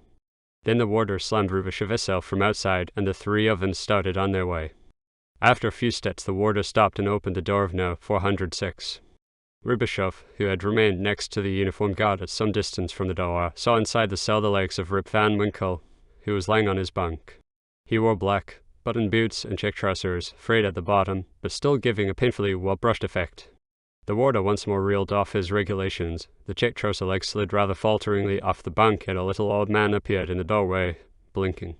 His face was covered with grey stubble. With his impressive trousers he wore a black waistcoat with a metal watch chain and a black cloth coat. He stood in the doorway, examining Rubishev with earnest curiosity. Then he gave him a short, friendly nod, and the four of them moved on. Rubishev had expected to find a person who was mentally deranged. Now he changed his opinion. In spite of a nervous twitching of his eyebrow, caused probably by years of confinement in a darkened cell, Rip Van Winkle's eyes were clear and of a childlike friendliness. He walked rather laboriously, but with short, decided steps, and threw Rubishev a friendly look from time to time. Going down the stairs, the little old man stumbled suddenly and would have fallen, had not the guard caught his arm in time. Rip Van Winkle murmured a few words, in too low a voice for Rubishev to hear, but which evidently expressed his polite thanks. The guard grinned stupidly. Then, through an open gate, they entered the yard, where the other prisoners were already arranged in pairs. From the middle of the yard, where the guard stood, 2 short whistles sounded and the round started. The sky was clear, of a curiously pale blue. The air was filled with the crystalline tang of the snow. Rubishev had forgotten to bring his blanket and shivered. Rip Van Winkle had hung round his shoulders a grey, worn-out cover, which the warder had handed him on entering the yard. He walked in silence beside Rubashov, with small firm steps, blinking up occasionally at the pale blue over their heads. The grey blanket fell to his knees, enclosing him like a bell. Rubashov worked out which of the windows belonged to his cell. It was dark and dirty. Like all the others, one could see nothing behind it. He kept his eyes for a time on no 402S window, but there too one could only see the blind, barred window pane. No, 402 was not allowed out for exercise, neither was he taken to the barber Essel to be examined. Rubashov had never heard him being let out of his cell. They walked in silence in slow circles round the yard. Between the grey stubble, Rip Van Winkle's lips moved hardly perceptibly. He was murmuring something to himself which Rubashov did not understand at first. Then he noticed that the old man was humming the tune of Arise, Ye Wretched of the Earth. Mad he was not, but in the 7,000 days and nights of imprisonment he had apparently become somewhat peculiar. Rubashov observed him sideways and tried to imagine what it meant to be cut off from the world for 2 decades. 20 years ago motor cars had been rare in this shape. There was no wireless, and the names of the political leaders of today were unknown. Nobody foresaw the new mass movements, the great political landslides, nor the twisted roads, the bewildering stages which the revolutionary state was to go through. At the time one believed that the gates of utopia stood open, and that mankind stood on its threshold. Rubashov found that by no stretch of his imagination could he picture his neighbor's state of mind, in spite of all his practice in the art of thinking through others' minds. He could do it without much effort as far as Ivanov was concerned. Oh no, one, or even the officer with the monocle, but with Rip Van Winkle he failed. He looked at him sideways. The old man had just turned his head towards him. He was smiling, holding the blanket round his shoulders with both hands. He was walking beside him with his short steps, humming almost inaudibly the tune of Arise, Ye Wretched of the Earth. When they had been conducted back into the building, at his cell door, the old man turned round once again and nodded to Rubashov. His eyes blinked with a suddenly changed expression, terrified and hopeless. Rubashov thought he was going to call out to him, but the warder had already slammed the door of 406. When Rubashov was shut into his cell, he went at once to the wall, but Rip Van Winkle was silent and gave no answer to his tapping. No, 402, on the other hand, who had looked at them from his window, wanted to be told everything about the walk, down to the smallest detail. Rubashov had to inform him how the air had smelled, whether it had been cold or just cool, whether he had met any other prisoners in the corridor, and whether he had, after all, been able to exchange a few words with Rip Van Winkle. Rubashov patiently answered every question, compared with no 402, who was never allowed out. He felt a privileged person. He was sorry for him and had almost a feeling of guilt. The next day, and the day after, Rubashov was fetched for his walk at the same hour after breakfast. Rip Van Winkle was always his companion in the roundabout. They circled slowly side by side, each with a blanket over his shoulders, both in silence. Rubashov sunk in thought, from time to time glancing attentively through his pince-nez at the other prisoners or at the windows of the building. The old man, with the growing stubble of beard and his gentle, childlike smile, humming his eternal song. Up to their third walk together, they had not exchanged a word, although Rubashov saw that the officials did not seriously try to enforce the rule of silence, and that the other pairs in the circle talked almost incessantly. They did so looking stiffly ahead and speaking with the prison technique familiar to Rubashov, hardly moving their lips. The third day, Rubashov had brought his notebook and pencil with him. The notebook stuck out of his left outside pocket. After 10 minutes, the old man noticed it. His eyes lit up. He glanced covertly at the warders in the center of the circle, who were holding an animated conversation and did not seem interested in the prisoners. Then he rapidly pulled pencil and notebook out of Rubashov's pocket and began to scribble something under cover of his bale-like blanket. He finished it quickly, tore off the page, and pressed it into Rubashov's hand. He retained, however, block and pencil and went on scribbling. Rubashov made certain their guards were paying no attention to them and looked at the page. Nothing was written on it. It was a drawing, a geographical sketch of the country they were in, drawn with astonishing accuracy. It showed the principal towns, mountains and rivers, and had a flag planted in the middle, bearing the symbol of the revolution. When they had gone half the way round again, 406 tore off the second page and pressed it into Rubashov's hand. It contained the same drawing over again, an exactly identical map of the country of the revolution. 406 looked at him and waited smilingly for the effect. Rubashov became slightly embarrassed under his gaze and murmured something indicative of his appreciation. The old man winked at him. "I can also do it with my eyes shut," he said. Rubashov nodded. "You don't believe me," said the old man smiling, "but I have been practicing it for 20 years. He looked quickly at the guards, shut his eyes, and without altering his pace, began to draw on a new page under the bell of his blanket. His eyes were tightly shut, and he held his chin up stiffly, like a blind man. Rubashov looked anxiously at the guard. He was afraid the old man would stumble or fall out of the row. but in another half round the drawing was finished, a trifle more wobbly than the others, but equally accurate. Only the symbol on the flag in the middle of the country had become disproportionately large. "Now do you believe me?" whispered No. 406, and smiled at him happily. Rubishov nodded. Then the old man's face darkened. Rubishov recognized the expression of fear, which fell on him every time he was shut into his cell. "It can't be helped," he whispered to Rubishov. "I was put in the wrong train." "How do you mean?" asked Rubishov. Rip Van Winkle smiled at him, gently and sadly. "They took me to the wrong railway station on my departure," he said. "And they thought I didn't notice. Don't tell anybody that I know," he whispered, indicating the guards with a wink. Rubishov nodded. Soon afterwards the whistle sounded, which announced the end of the walk. Passing through the gate, they had one more moment unobserved. No. 406's eyes were again clear and friendly. "Perhaps the same thing happened to you?" he asked Rubishov sympathetically. Rubishov nodded. "One must not give up hope. One day we will get there all the same," said Rip Van Winkle, pointing to the crumpled-up map in Rubishov's hand. Then he shoved notebook and pencil back into Rubishov's pocket. On the stairs he was again humming his eternal tune. 6. The day before the term set by Ivanov expired, at the serving out of supper, Rubishov had the feeling that there was something unusual in the air. He could not explain why. The food was doled out according to routine. The melancholy tune of the bugle sounded punctually at the prescribed time. Yet it seemed to Rubishov that there was something tense about the atmosphere. Perhaps one of the orderlies had looked at him a shade more expressively than usual. Perhaps the voice of the old warder had had a curious undertone. Rubishov did not know, but he was unable to work. He felt the tension in his nerves, as rheumatic people feel a storm. After their last post had died away, he spied out into the corridor. The electric bulbs, lacking current, burnt at half strength and shed their dim light onto the tiles. The silence of the corridor seemed more final and hopeless than ever. Rubishov laid down on his bunk, stood up again, forced himself to write a few lines, stubbed out a cigarette and lit a new one. He looked down into the yard. It was thawing. The snow had become dirty and soft. The sky was clouded over. On the parapet opposite, the sentinel with his rifle was marching up and down. Once more Rubishov looked through the judas into the corridor. Silence, desolation, and electric light. Against his custom, and in spite of the late hour, he started a conversation with No. 402. "Are you asleep?" he tapped. For a while there was no answer, and Rubishov waited with a feeling of disappointment. Then it came quieter and slower than usual. "No." "Do you feel I do too?" "Feel what?" asked Rubishov. He breathed heavily. He was lying on the bunk, tapping with his pince-nez. Again No. 402 hesitated a while. Then he tapped so subduedly that it sounded as if he were speaking in a very low voice. "It's better for you to sleep." Rubishov lay still on his bunk and was ashamed that No. 402 should speak to him in such a paternal tone. He lay on his back in the dark and looked at his pince-nez, which he held against the wall in his half-raised hand.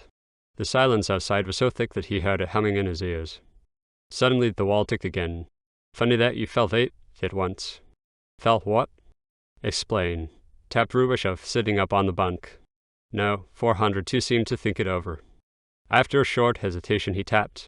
"Tonight political differences are being settled." Rubishov understood. He sat leaning against the wall, in the dark, waiting to hear more. But No. 402 said no more. After a while, Rubishov tapped. "Executions." "Yes," answered 402 laconically. "How do you know?" asked Rubishov. "From hare lip." "At what time?" "Don't you know?" "And, after a pause, soon." "Know the names?" asked Rubishov. "No," answered No. 402. After another pause he added, of your sort.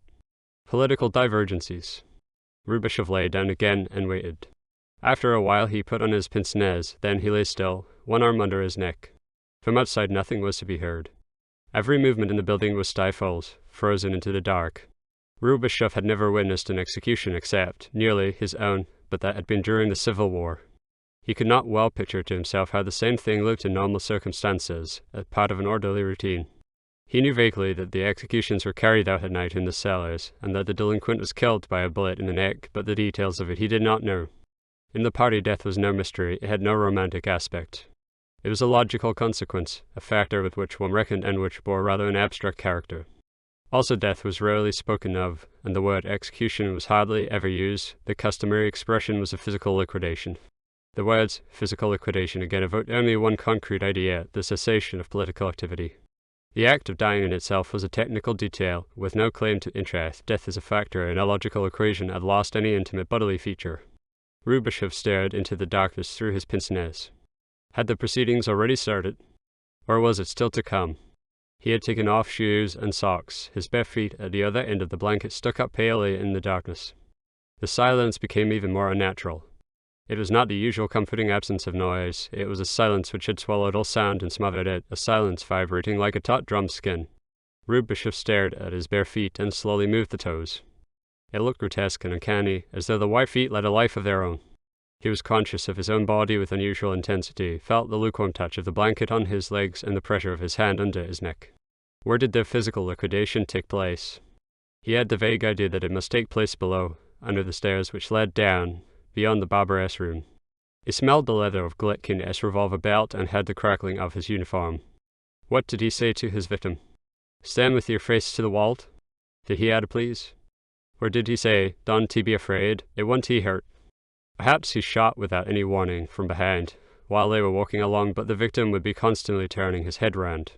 Perhaps he hid the revolver in his sleeve, as the dentist hides his forceps. Perhaps others were also present. How did they look? Did the man fall forwards or backwards? Did he call out? Perhaps it was necessary to put a second bullet in him to finish him off. Rubashov smoked and looked at his toes. It was so quiet that one heard the crackling of the burning cigarette paper. He took a deep pull on his cigarette. Nonsense, he said to himself. Henny novelette. In actual fact, he had never believed in the technical reality of physical liquidation. Death was an abstraction, especially one as own. Probably it was now all over, and what has passed is no reality. It was dark and quiet, and no 402 had stopped tapping. He wished that outside somebody might scream to Ted as an actual silence. He sniffed and noticed that for some time already he had the scent of Oliver in his nostrils. Even the cigarettes smelled of her. She had carried a leather case in her bag, and every cigarette out of it had smelled of her powder. The silence persisted. Only the bunk creaked slightly when he moved. Rubashov was just thinking of getting up and lighting another cigarette when the ticking in the wall started again. They are coming, said the ticking. Rubashov listened. He heard his pulses hammering in his temples and nothing else. He waited. The silence thickened. He took off his pince-nez and tapped. I hear nothing. For a whole while no. 402 did not answer.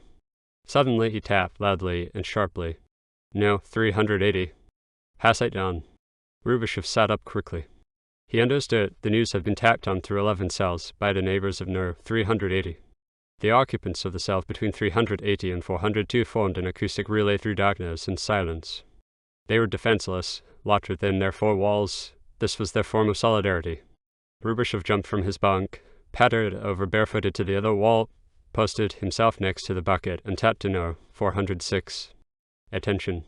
No. 380 is to be shot now. Pass it on. He listened. The bucket stank. Its vapors had replaced the scent of Oliver. There was no answer. Rubashov padded hastily back to the bunk. This time he tapped not with the pince-nez, but with his knuckles. Who is No. 380? There was again no answer. Rubashov guessed that, like himself, No. 402 was moving pendulum-like between the two walls of his cell. In the 11 cells beyond him, the inhabitants were hurrying noiselessly, with bare feet, backwards and forwards between the walls. Now No. 402 was back again at his wall. He announced. They are reading the sentence to him. Aset Jan. Rubashov repeated his previous question. Who is he? But no, 402 had gone again. It was no use passing the message on to Rip Van Winkle, yet Rubashov padded over to the bucket side of the cell and tapped it through. He was driven by an obscure sense of duty, the feeling that the chain must not be broken. The proximity of the bucket made him feel sick. He padded back to the bed and waited. Still not the slightest sound was heard from outside. Only the wall went on ticking. He is shouting for help. He is shouting for help. Rubashov tapped to 406. He listened. One heard nothing. Rubashov was afraid that the next time he went near the bucket he would be sick. They are bringing him. Screaming and hitting out. Passage on tapped No. 402. What is his name? Rubashov tapped quickly before 402 had quite finished his sentence. This time he got an answer. Bagrov oppositional. Passage on. Rubashov's legs suddenly became heavy. He leaned against the wall and tapped through to No. 406. Michael Bagrov, former sailor on battleship Potemkin, commander of the Eastern Fleet, bearer of the First Revolutionary Order, led to your execution. He wiped the sweat from his forehead, was sick into the bucket, and ended his sentence. Asait Jan. He could not call back to his memory the visual image of Bagrov, but he saw the outlines of his gigantic figure, his awkward, trailing arms, the freckles on his broad, flat face with a slightly turned-up nose. They had been roommates in exile after 1905. Rubashov had taught him reading, writing, and the fundamentals of historical thought. Since then, wherever Rubashov might happen to be, he received twice a year a handwritten letter, ending invariably with the words, "Your comrade, faithful unto the grave, Bogrov." "They're coming," Tepno, 400 too hastily, and so loudly that Rubashov, who was still standing next to the bucket with his head leaning against the wall, heard it across the cell. "Stand at the spy hole." "Drum." "Pass it yon." Rubashov stiffened. He tapped the message through to no. 406, stand at the spy hole. "Drum." "Pass it yon." He pattered through the dark to the cell door and waited. All was silent as before. In a few seconds there came again the ticking in the wall, now. Along the corridor came the low, hollow sound of subdued drumming. It was not tapping nor hammering. The men in the cells 380 to 402, who formed the acoustic chain and stood behind their doors like a guard of honor in the dark, brought out with deceptive resemblance the muffled, solemn sound of a roll of drums, carried by the wind from the distance. Rubashov stood with his eyes pressed to the spy hall, and joined the chorus by beating with both hands rhythmically against the concrete door. To his astonishment, the stifled wave was carried on to the right, through now 406 and beyond. Rip Van Winkle must have understood after all. He too was drumming. At the same time Rubashov heard to his left, some distance still from the limits of his range of vision, the grinding of iron doors being rolled back on their slidings. The drumming to his left became slightly louder. Rubashov knew that the iron door which separated the isolation cells from the ordinary ones had been opened. A bunch of keys jangled. Now the iron door was shut again. Now he heard the approach of steps, accompanied by sliding and slipping noises on the tiles. The drumming to the left rose in a wave, a steady, muffled crescendo. Rubashov's field of vision, limited by cells no. 401 and 407, was still empty. The sliding and squealing sounds approached quickly. Now he distinguished also a moaning and whimpering, like the whimpering of a child. The steps quickened, the drumming to the left faded slightly, to the right it swelled. Rubashov drummed. He gradually lost the sense of time and of space. He heard only the hollow beating as of jungle tom-toms. It might have been apes that stood behind the bars of their cages, beating their chests and drumming. He pressed his eye to the judas, rising and falling rhythmically on his toes as he drummed. As before, he saw only the stale, yellowish light of the electric bulb in the corridor. There was nothing to be seen save the iron doors of Nas, 401 to 407, but the roll of drums rose, and the creaking and whimpering approached. Suddenly shadowy figures entered his field of vision. They were there. Rubashov ceased to drum and stared. A second later they had passed. What he had seen in these few seconds remained branded on Rubashov's memory. Two dimly lit figures had walked past, both in uniform, big and indistinct, dragging between them a third, whom they held under the arms. The middle figure hung slack and yet with doll-like stiffness from their grasp, stretched out at length, face turned to the ground, belly arched downwards. The legs trailed after, the shoes skated along on the toes, producing the squealing sound which Rubashov had heard from the distance. Whitish strands of hair hung over the face turned towards the tiles, with the mouth wide open. Drops of sweat clung to it. Out of the mouth spittle ran thinly down the chin. When they had dragged him out of Rubashov's field of vision, further to the right and down the corridor, the moaning and whimpering gradually faded away. It came to him only as a distant echo, consisting of three plaintive vowels, "Yor." But before they had turned the corner at the end of the corridor, by the barber's shop, Bogrov bellowed out loudly twice, and this time Rubashov heard not only the vowels, but the whole word. It was his own name. He heard it clearly, Rubashov. Then, as if at a signal, silence fell. The electric lamps were burning as usual. The corridor was empty as usual. Only in the wall no. 406 was ticking. "Ari, you wretched of the earth." Rubashov was lying on his bunk again, without knowing how he had got there. He still had the drumming in his ears, but the silence was now a true silence, empty and relaxed. No, 402 was presumably asleep. Bogrov, or what had remained of him, was presumably dead by now. Rubashov, that last cry was branded ineffaceably in his acoustic memory. The optic image was less sharp. It was still difficult for him to identify with Bogrov the doll-like figure with wet face and stiff, trailing legs, which had been dragged through his field of vision in those few seconds. Only now did the white hair occur to him. What had they done to Bogrov? What had they done to the sturdy sailor, to draw this childish whimpering from his throat? Had Olive whimpered in the same way when she was dragged along the corridor? Rubashov sat up and leaned his forehead against the wall behind which no. 402 slept. He was afraid he was going to be sick again.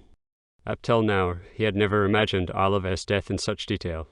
It had always been for him an abstract occurrence. It had left him with a feeling of strong uneasiness, but he had never doubted the logical rightness of his behavior. Now, in the nausea which turned his stomach and drove the wet perspiration from his forehead, his past mode of thought seemed lunacy. The whimpering of Bogrov unbalanced the logical equation. Up till now Oliver had been a factor in this equation, a small factor compared to what was at stake. But the equation no longer stood.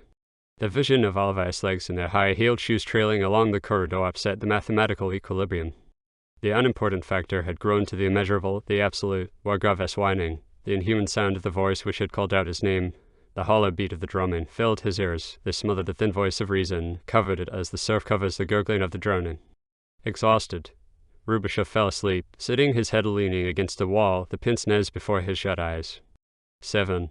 He groaned in his sleep. The dream of his first arrest had come back. His hand, hanging slackly from the bed, strained for the sleeve of his dressing gown. He waited for the blow to hit him at last, but it did not come. Instead, he woke up because the electric light in his cell was turned on suddenly. A figure stood next to his bed, looking at him. Rubashov could hardly have slept a quarter of an hour, but after the dream he always needed several minutes to find himself again. He blinked in the bright light. His mind worked laboriously through the habitual hypotheses, as though he were carrying out an unconscious ritual. He was in a cell, but not in the enemy country that was only dreamed.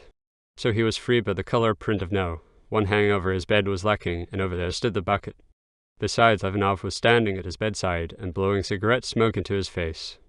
Was that also dreamed? No, Ivanov was real, the bucket was real. He was in his own country, but it had become an enemy country, and Ivanov, who had been his friend, had now also become an enemy, and the whimpering of Oliver was not a dream either. But no, it had not been Oliver, but Bogrov, who had been dragged past like a wax doll, Comrade Bogrov, faithful unto the grave, and he had called out his name. That was not dreamed. Oliver, on the other hand, had said, "You can do whatever you like with me." "Do you feel ill?" asked Ivanov. Rubashov blinked at him, blinded by the light. "Give me my dressing gown," he said. Ivanov watched him. The right side of Rubashov's face was swollen. "Would you like some brandy?" Ivanov asked without waiting for a reply. He hobbled to the spy hall and called out something into the corridor. Rubashov's eyes followed him, blinking. His dazedness would not go. He was awake, but he saw, heard, and thought in a mist. "Have you been arrested too?" he asked. "No," said Ivanov quietly. "I only came to visit you. I think you have a temperature." "Give me a cigarette," said Rubashov. He inhaled deeply once or twice, and his gaze became clearer. He lay down again, smoking, and looked at the ceiling. The cell door opened. The warder brought a bottle of brandy and a glass. This time it was not the old man, but a lean youth in uniform, with steel-rimmed spectacles. He saluted Ivanov, handed the brandy and glass over to him, and shut the door from outside. One heard his steps receding down the corridor. Ivanov sat down on the edge of Rubashov's bunk and filled the glass. "A drink," he said. Rubashov emptied the glass. The mistiness in his head cleared. Events and persons his first and second imprisonment, Oliver, Bogrov, Ivanov arranged themselves in time and space. "Are you in pain?" asked Ivanov. "No," said Rubashov. The only thing he did not yet understand was what Ivanov was doing in his cell. "Your cheek is badly swollen. Probably you also have a temperature." Rubashov stood up from the bunk, looked through the spy hole into the corridor, which was empty, and walked up and down the cell once or twice until his head became quite clear.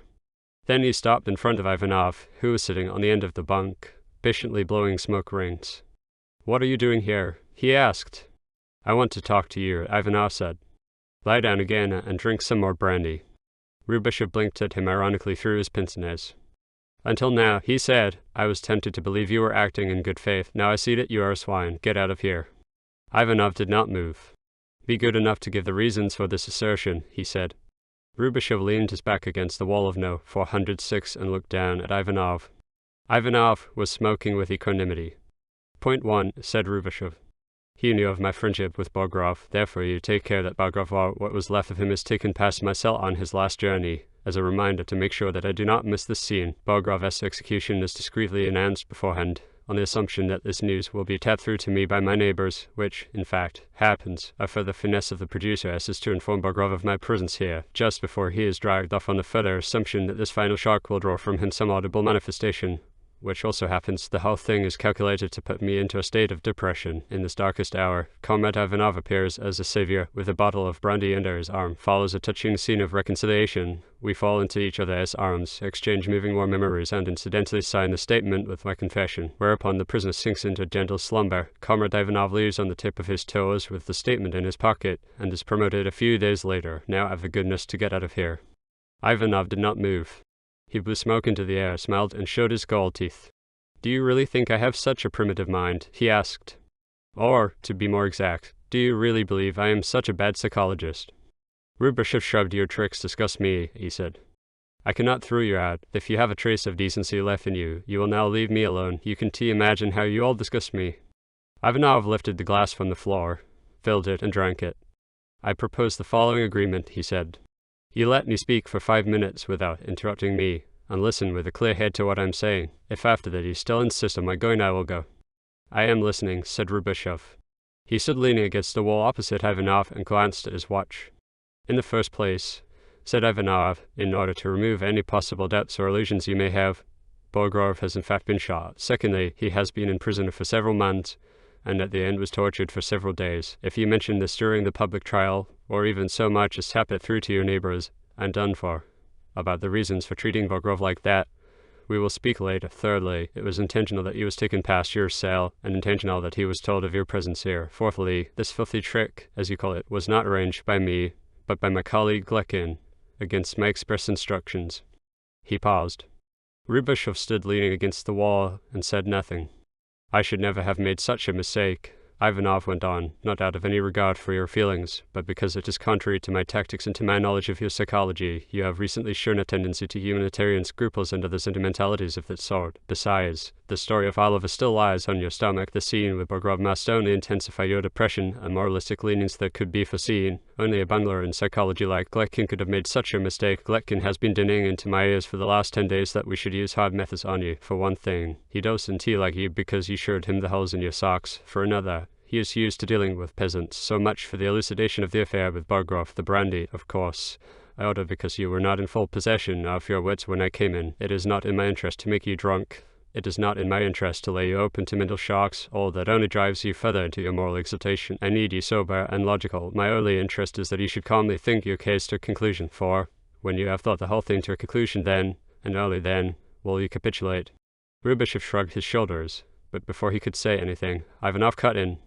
I know that you are convinced that you want to capitulate. Answer me only one thing. If you became convinced of the logical necessity and the objective rightness of capitulating, would you then do it? Rubashov did not answer at once. He felt dully that the conversation had taken a turn which he should not have allowed. The 5 minutes had passed, and he had not thrown out Ivanov. That alone, it seemed to him, was a betrayal of Bogrov and of Oliver, and of Richard and little Lowy. Go away, he said to Ivanov. It is no use. He noticed only now that he had for some time been walking up and down his cell in front of Ivanov. Ivanov was sitting on the bunk.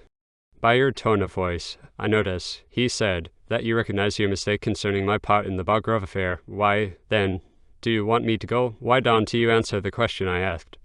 He bent forward a little and looked Rubashov mockingly in the face. Then he said slowly, emphasizing each word, because you are afraid of me, because my way of thinking and of arguing is your own, and you are afraid of the echo in your own head. In a moment you will be calling out, Get thee behind me, Satan.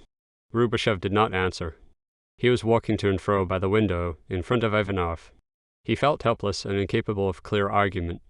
His consciousness of guilt, which Ivanov calls a moral exaltation, could not be expressed in logical formula. It lay in the realm of the grammatical fiction.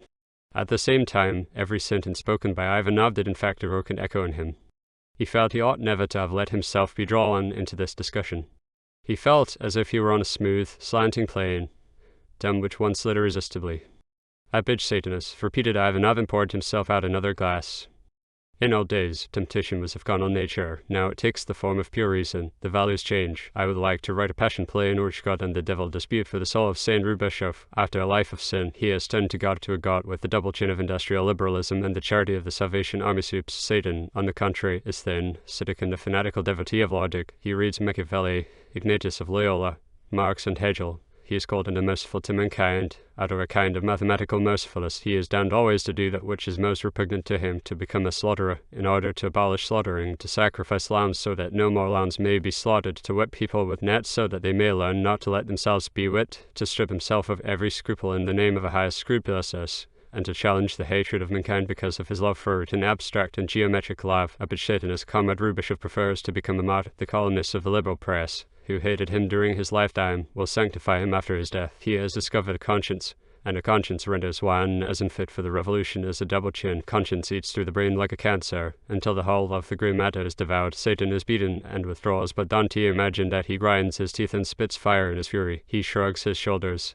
He is thin and ascetic. He has seen many weaken and creep out of his ranks with pompous pretexts. Ivanov paused and poured himself another glass of brandy. Rubashov walked up and down in front of the window. After a while he said, "Why did you execute Bagrov?" "Why, because of the submarine question," said Ivanov. "It concerned the problem of tonnage, an old quarrel, the beginnings of which must be familiar to you. Bagrov advocated the construction of submarines of large tonnage and a long range of action. The party is in favor of small submarines with a short range. You can build 3 times as many small submarines for your money as big ones." Both parties had valid technical arguments. The experts made a big display of technical sketches and algebraic formulae, but the actual problem lay in quite a different sphere. Big submarines mean a policy of aggression to further world revolution. Small submarines mean coastal defense, that is, self-defense and postponement of world revolution. The latter is the point of view of no one in the party.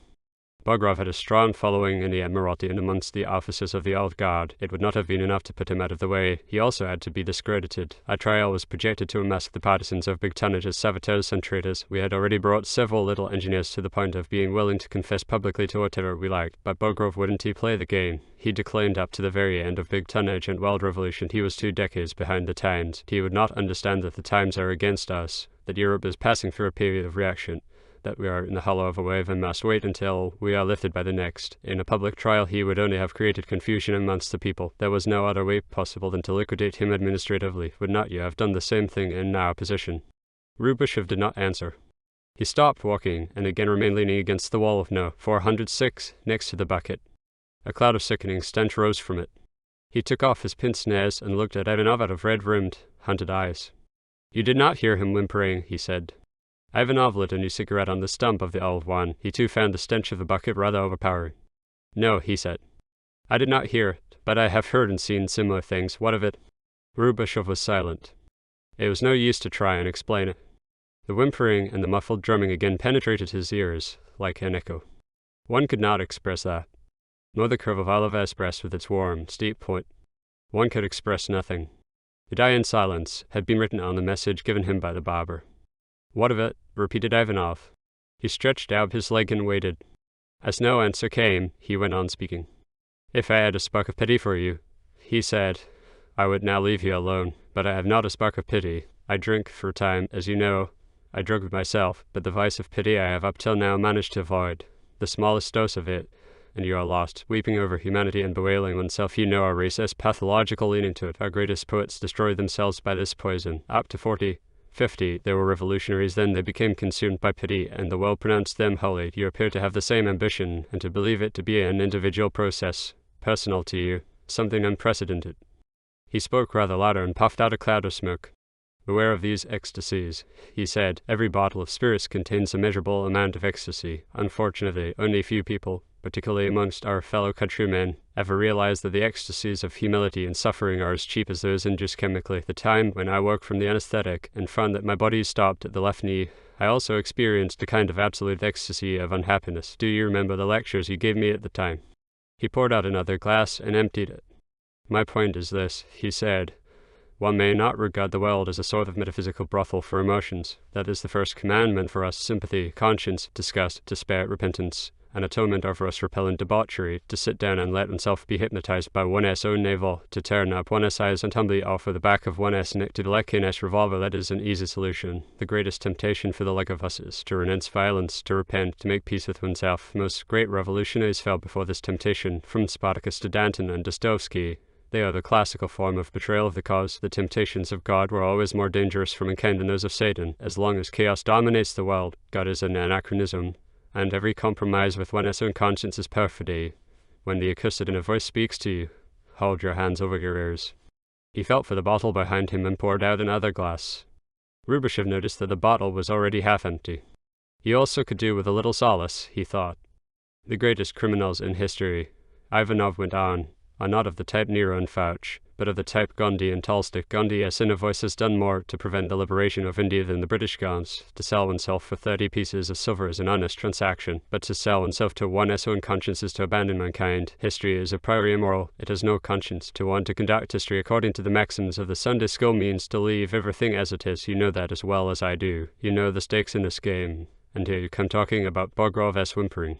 He emptied his glass and added, or with conscience pricks because of your fat Arlova. Rubashev knew from before that Ivanov could hold a lot. One did not notice any change in his behavior, beyond a slightly more emphatic way of speaking than usual. You do need consolation, thought Rubashev again, perhaps more than I do. He sat down on the nearest stool opposite Ivanov and listened. All this was not new to him. He had defended the same point of view for years, with the same or similar words. The difference was that at the time he had known those inner processes of which Ivanov spoke so contemptuously, merely as an abstraction, but since then he had experienced the grammatical fiction as a physical reality in his own body. But had these rational processes become more admissible merely because he had a personal acquaintance with them now? Was it any the less necessary to fight the mystical intoxication merely because one had oneself become intoxicated by it? When a year ago he had sent Oliva to her death, he had not had enough imagination to picture the details of an execution. Would he now behave differently merely because he now knew some of its aspects? Either it was right or it was wrong to sacrifice Richard, Oliva, and little Lowy.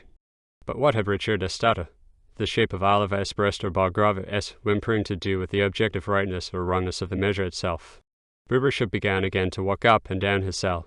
He felt that everything he had experienced since his imprisonment had been only a prelude, that his cogitations had led him to a dead end onto the threshold of what Ivanov called the metaphysical brothel, and that he must begin again from the beginning.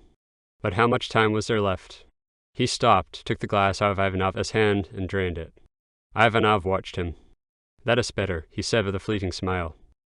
Monologues in the form of a dialogue are a useful institution. I hope I reproduced the voice of the tempter effectively. A pity that the opposite party is not represented, but that is part of its tricks, that it never lets itself be drawn into a rational discussion. It always attacks a man in defenseless moments, when he is alone and in some effective Messie and Assini, from burning thorn bushes or cloud-covered mountain topside, with a special preference for a sleeping victim. The methods of the great moralist are pretty unfair and theatrical. Rubashev was no longer listening. Walking up and down, he was wondering whether today, if Oliva were still alive, he would sacrifice her again. This problem fascinated him, seemed to contain the answer to all other questions. He stopped in front of Ivanov and asked him, "Do you remember Raskolnikov?" Ivanov smiled at him with irony. "It was to be expected that you would sooner or later come to that. Crime and punishment. You are really becoming childish or senile." Wait a bit, said Rubashev, walking up and down agitatedly. All this is just talk, but now we are getting nearer the point. As far as I remember, the problem is whether the student Raskolnikov has the right to kill the old woman. He is young and talented.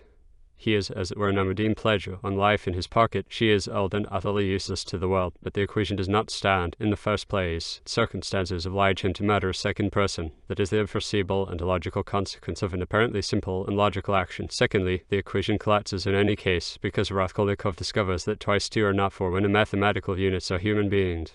Really, said Ivanov, if you want to hear my opinion, every copy of the book should be banned. Consider a moment what this humanitarian philosophy would lead to, if we were to take it literally, if we were to stick to the precept that the individual is sacrosanct, and that we must not treat human lives according to the rules of arithmetic. That would mean that a battalion commander may not sacrifice a patrolling party to save the regiment, that we may not sacrifice fools like Bogorov, and must risk our coastal towns being shot to pieces in a couple of years. Rubashev shook his head. Here examples are all drawn from war, that is, from abnormal circumstances. Since the invention of the steam engine, replied Ivanov, the world has been permanently in an abnormal state. The wars and revolutions are just the visible expressions of this state. Your Raskolnikov is, however, a fool and a criminal, not because he behaves logically in killing the old woman, but because he is doing it in his personal interest. The principle that the end justifies the means is and remains the only rule of political ethics. Anything else is just vague chatter and melts away between one's fingers. If Raskolnikov had bumped off the old woman at the command of the party, for example, to increase strike funds or to install an illegal press, then the equation would stand, and the novel with its misleading problem would never have been written, and so much the better for humanity. Rubashov did not answer. He was still fascinated by the problem as to whether today, after the experiences of the last few months and days, he would again send Oliver to her death. He did not know. Logically, Ivanov was right in everything he said. The invisible opponent was silent, and only indicated its existence by a dull feeling of uneasiness. And in that, too, Ivanov was right that this behavior of the invisible opponent, in never exposing itself to argument and only attacking people at defenseless moments, showed it in a very dubious light. I don't approve of mixing ideologies, Ivanov continued. There are only two conceptions of human ethics, and they are at opposite poles. One of them is Christian and humane, declares the individual to be sacrosanct, and asserts that the rules of arithmetic are not to be applied to human units. The other starts from a basic principle that a collective aim justifies all means, and not only allows, but demands, that the individual should in every way be subordinated and sacrificed to the community which may dispose of it as an experimentation rabbit or a sacrificial lamb. The first conception could be called anti-vivisection morality. The second, vivisection morality. Hamburgs and dilettantes have always tried to mix the two conceptions. In practice, it is impossible. Whoever is burdened with power and responsibility finds out on the first occasion that he has to choose, and he is fatally driven to the second alternative. Do you know, since the establishment of Christianity as a state religion, a single example of a state which really followed a Christian policy, you can point out one. In times of need and politics, or chronically in a time of need, the rulers were always able to evoke exceptional circumstances which demanded exceptional measures of defense. Since the existence of nations and classes, they live in a permanent state of mutual self-defense, which forces them to defer to another time the putting into practice of humanism. Rubashov looked through the window. The melted snow had again frozen and sparkled, an irregular surface of yellow-white crystals. The sentinel on the wall marched up and down with shouldered rifle. The sky was clear but moonless. Above the machine gun turret shimmered the Milky Way. Rubashov shrugged his shoulders. Admit, he said, that humanism and politics, respect for the individual and social progress, are incompatible. Admit that Gandhi is a catastrophe for India, that chases in the choice of means leads to political impotence. In negatives we agree, but look where the other alternative has led us. Well, asked Ivanov. Where? Rubashov rubbed his pince-nez on his sleeve and looked at him short-sightedly. What a mess, he said. What a mess we have made of our golden age. Ivanov smiled. Maybe, he said happily. Look at the Gracchi and St. Just and the Commune of Paris. Up to now, all revolutions have been made by moralizing dilettantes. They were always in good faith and perished because of their dilettantism. We for the first time are consequent. Yes, said Rubashov. So consequent that in the interests of a just distribution of land we deliberately let die of starvation about 5 million farmers and their families in 1 year. So consequent were we in the liberation of human beings from the shackles of industrial exploitation that we sent about 10 million people to do forced labor in the Arctic regions and the jungles of the East, under conditions similar to those of antique galley slaves. So consequent that, to settle a difference of opinion, we know only one argument, death. Whether it is a matter of submarines, manure, or the party line to be followed in Indochina, our engineers work with the constant knowledge that an error in calculation may take them to prison or the scaffold. The higher officials in our administration ruin and destroy their subordinates, because they know that they will be held responsible for the slightest slip and be destroyed themselves. Our poets settle discussions on questions of style by denunciations to the secret police, because the expressionists consider the naturalistic style counter-revolutionary, and vice versa. Acting consequentially in the interests of the coming generations, we have laid such terrible privations on the present one that its average length of life is shortened by a quarter. In order to defend the existence of the country, we have to take exceptional measures and make transition stage laws, which are in every point contrary to the aims of the revolution. The people's standard of life is lower than it was before the revolution. The labor conditions are harder. The discipline is more inhuman. The piece of work drudgery worse than in colonial countries with native coolies. We have lowered the age limit for capital punishment down to 12 years. Our sexual laws are more narrow-minded than those of England. Our leader worshipped more Byzantine than that of the reactionary dictatorships. Our press and our skills cultivate chauvinism, militarism, dogmatism, conformism, and ignorance. The arbitrary power of the government is unlimited, and unexampled in history. Freedom of the press, of opinion, and of movement is thoroughly exterminated, as though the proclamation of the rights of man had never been. We have built up the most gigantic police apparatus, with informers made a national institution, and with the most refined scientific system of physical and mental torture. We whip the groaning masses of the country towards a theoretical future happiness, which only we can see, for the energies of this generation are exhausted. They were spent in the revolution, for this generation is blood white, and there is nothing left of it but a moaning, numbed, apathetic lump of sacrificial flesh. Those are the consequences of our consequentialness. You called it vivisection morality. To me it sometimes seems as though the experimenters had torn the skin off the victim and left it standing with bare tissues, muscles and nerves. Well, and what of it? Said Ivanov happily. Don't you find it wonderful, as anything more wonderful ever happened in history? We are tearing the old skin off mankind and giving it a new one that is not an occupation for people with weak nerves. But there was once a time when it filled you with enthusiasm. What has so changed you that you are now as panicky as an old maid? Rubashov wanted to answer. Since then I've heard Bogrov call out my name. But he knew that this answer did not make sense. So he answered instead. To continue with the same metaphor, I see the flayed body of this generation, but I see no trace of the new skin. We all thought one could treat history like one experiment in physics. The difference is that in physics one can repeat the experiment 1,000 times, but in history only once. Danton and Sen just can be sent to the scaffold only once, and if it should turn out that big submarines would after all have been the right thing, Comrade Bogrov will not come to life again. And what follows? Asked Ivanov. Should we sit with idle hands because the consequences of an act are never quite to be foreseen, and hence all action is evil? We vouch for every act with our heads. More cannot be expected of us. In the opposite camp they are not so scrupulous. Any old idiot of a general can experiment with thousands of living bodies, and if he makes a mistake, he will at most be retired. The forces of reaction and counter-revolution have no scruples or ethical problems. Imagine a Sala, a Galifet, a Kolchak reading Raskolnikov, such peculiar birds as you are found only in the trees of revolution. For the others, it is easier. He looked at his watch. The cell window had turned a dirty grey. The newspaper, which was stuck over the broken pane, swelled and rustled in the morning breeze. On the rampart opposite, the sentry was still doing his 100 steps up and down.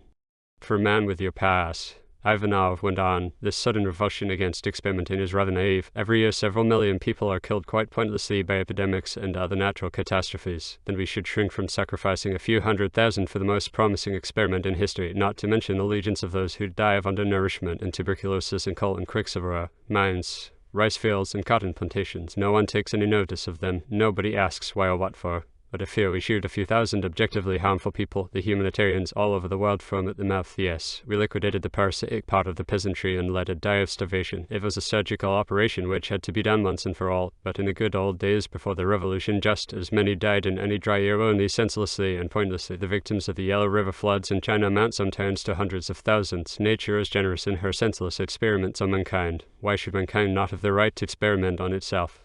He paused. Rubashov did not answer. He went on. Have you ever read brochures of an anti-vivisectionist society? They are shattering and heartbreaking. When one reads how some poor cur which has had his liver cut out, whines and licks his tormentor's hands, one is just as nauseated as you are tonight. But if these people had their say, we would have no serums against cholera, typhoid, or diphtheria. He emptied the rest of the bottle, yawned, stretched, and stood up. He limped over to Rubashov at the window and looked out. It is getting light, he said. Don't be a fool, Rubashov. Everything I brought up tonight is elementary knowledge, which you know as well as I. You were in a state of nervous depression, but now it is over. He stood next to Rubashov at the window, with his arm round Rubashov's shoulders. His voice was nearly tender. Now go and sleep it off, old warhorse. Tomorrow the time is up, and we will both need a clear head to concoct your deposition. Don't shrug your shoulders. You are yourself at least half convinced that you will sign. If you deny it, it is just moral cowardice. Moral cowardice has driven many to martyrdom. Rubashov looked out into the grey light. The sentry was just doing a right about turn. Above the machine gun turret the sky was pale grey, with a shade of red. I'll think it over again, said Rubashov after a while. When the door had closed behind his visitor, Rubashov knew that he had already half surrendered. He threw himself on the bunk, exhausted and yet strangely relieved. He felt hollowed out and sucked dry, and at the same time as if a weight had been lifted from him. Bogrov's pathetic appeal had in his memory lost some of its acoustic sharpness. Who could call it betrayal if, instead of the dead, one held faith with the living? While Rubashov slept quietly and dreamlessly, the toothache had also quietened down. Ivanov, on the way to his room, paid a visit to Glekin. Glekin sat at his desk in full uniform and was working through files. For years he had had the habit of working right through the night 3 or 4 times a week. When Ivanov entered the room, Glekin stood up to attention. It is all right, said Ivanov. Tomorrow he will sign, but I had to sweat to repair your idiocy. Glekin did not answer. He stood stiffly in front of his desk. Ivanov, he remembered the sharp scene he had had with Glekin before his visit to Rubashov's cell, and knew that Glekin did not forget a rebuff so easily, shrugged his shoulders, and blew cigarette smoke into Glekin's face. Don't be a fool, he said.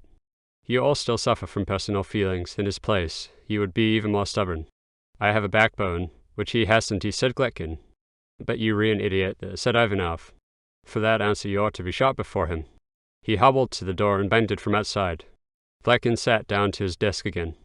He did not believe Ivanov would succeed, and at the same time he was afraid of it. Ivanov's last sentence had sounded like a threat, and with him one never knew what was a joke and what serious. Perhaps he did not know himself, like all these intellectual cynics. Flecken shrugged his shoulders, shoved his collar and crackling cuffs into place, and went on with his work on the pile of documents. The third hearing. Occasionally words must serve to veil the facts. But this must happen in such a way that no one become aware of it, or, if it should be noticed, excuses must be at hand to be produced immediately. Machiavelli. Instructions to Raffaello Girolami. But let your communication be, yea, nay, for whatsoever is more than these cometh of evil. Matt. V. 37. 1. Extract from man. S. Rubashev's diary. 20th day of prison. Vladimir Bogrov has fallen out of the swing. 150 years ago, the day of the storming of the Bastille, the European swing, after long inaction, again started to move. It had pushed Olive from tyranny with gusto, with an apparently uncheckable impetus. It had swung up towards the blue sky of freedom. For 100 years it had risen higher and higher into the spheres of liberalism and democracy.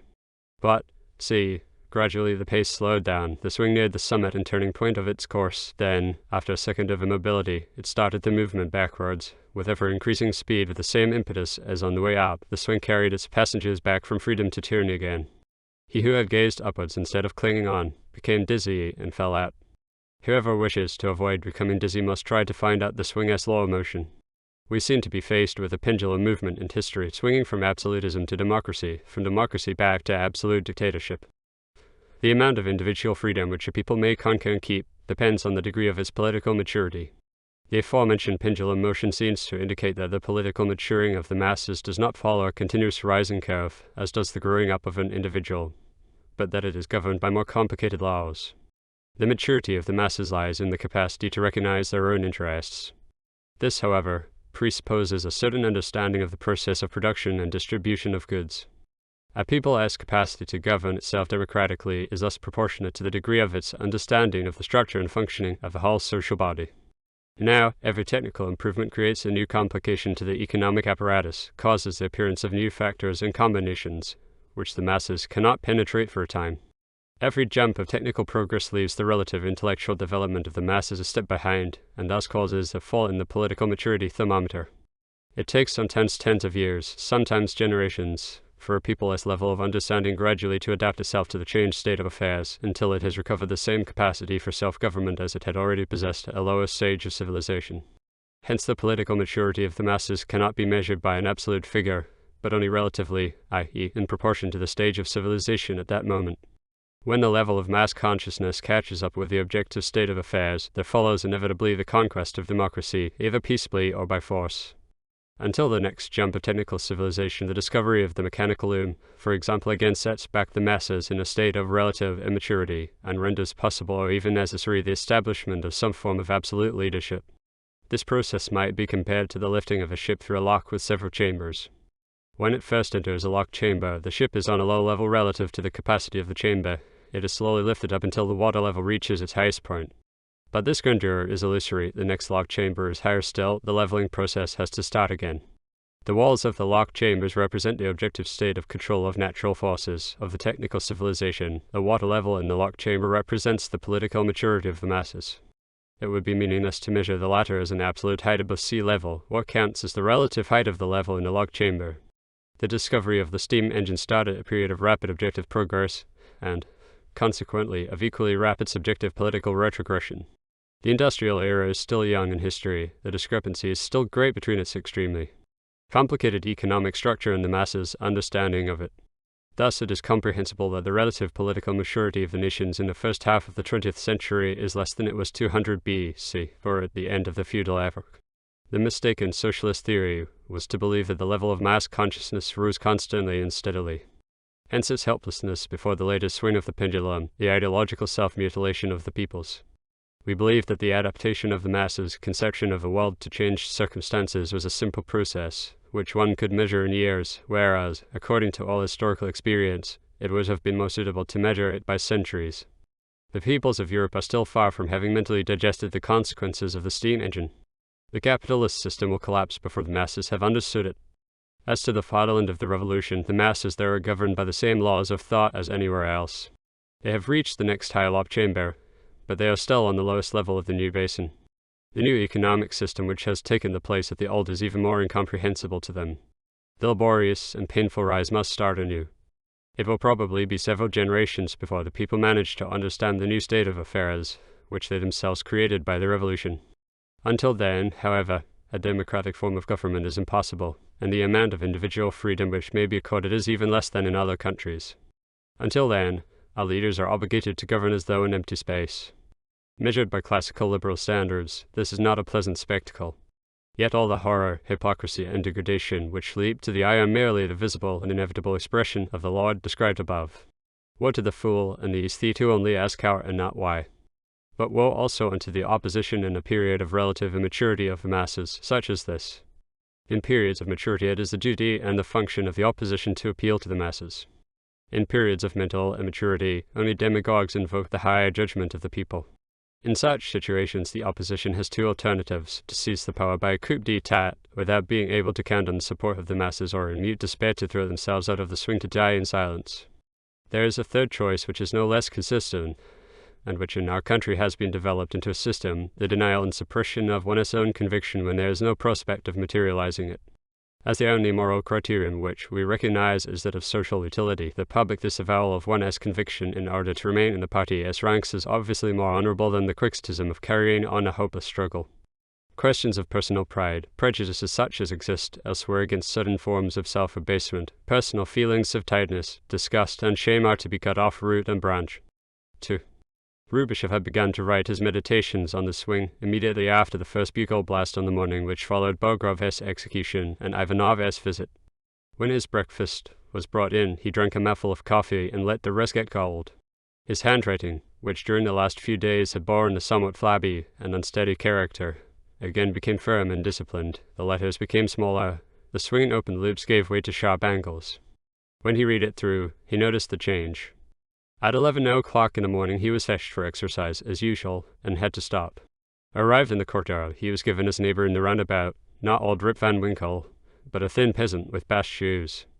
Rip Van Winkle was not to be seen in the yard, and Rubishev only now remembered that at breakfast he had missed the habitual "Ari, you wretched of the earth." Apparently, the old man had been taken away, God only knew where, but poor, rugged. Last year, a moth which had miraculously and uselessly survived its appointed life term to reappear at the wrong season, flutter around blindly a couple of times, and in a corner fall to dust. The peasant at first trotted along in silence beside Rubishev, watching him from the side.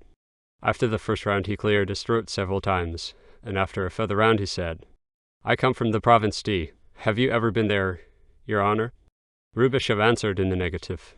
D was an out-of-the-way province in the east, of which he only had a rather vague idea. "It certainly is a long way to go," said the peasant. "You must ride on camels to get there. Are you a political gentleman, your honor?" Rubishev admitted it. The peasant's bast shoes had the soles half torn off. He was walking with bare toes on the trampled snow. He had a thin neck, and he constantly nodded his head while speaking, as though repeating the Amen of a litany. "I too am a political person," he said, "namely, I am a reactionary. They say all reactionaries must be sent away for 10 years. Do you think they will send me away for 10 years, your honor?" He nodded, and squinted anxiously at the warders in the center of the roundabout, who formed a small group, stamping their feet and paying no attention to the prisoners. "What have you done?" asked Rubishev. "I was unmasked as a reactionary at the pricking of the children," said the peasant.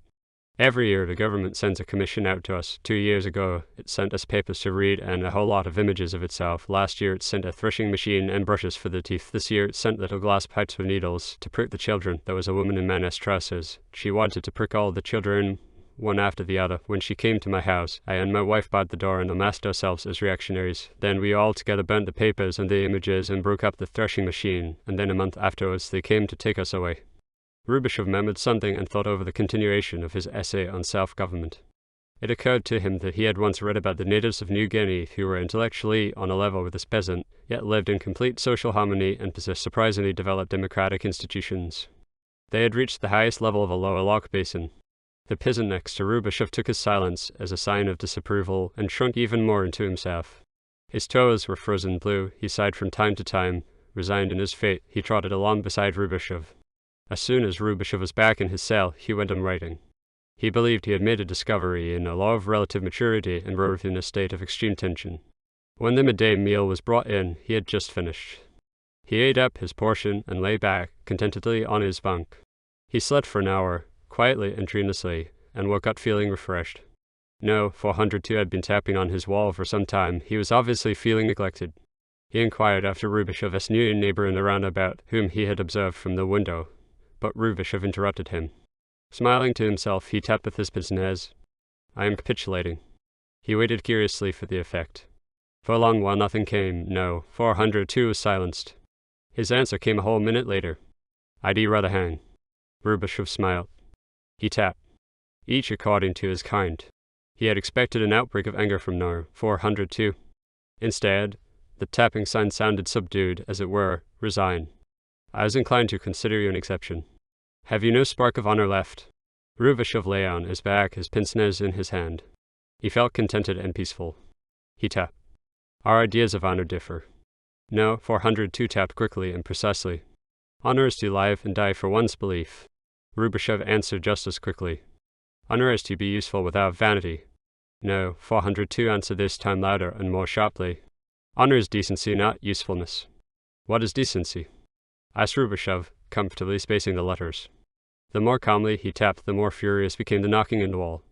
"Something your kind will never understand," answered No. 402 to Rubishov's question. Rubishov shrugged his shoulders. "We have replaced decency by reason," he tapped back. No, 402 did not answer any more. Before supper, Rubishov read through again what he had written. He made 1 or 2 corrections, and made a copy of the whole text in the form of a letter, addressed to the public prosecutor of the Republic. He underlined the last paragraphs which treated of the alternative courses of action open to the opposition, and ended the document with this concluding sentence.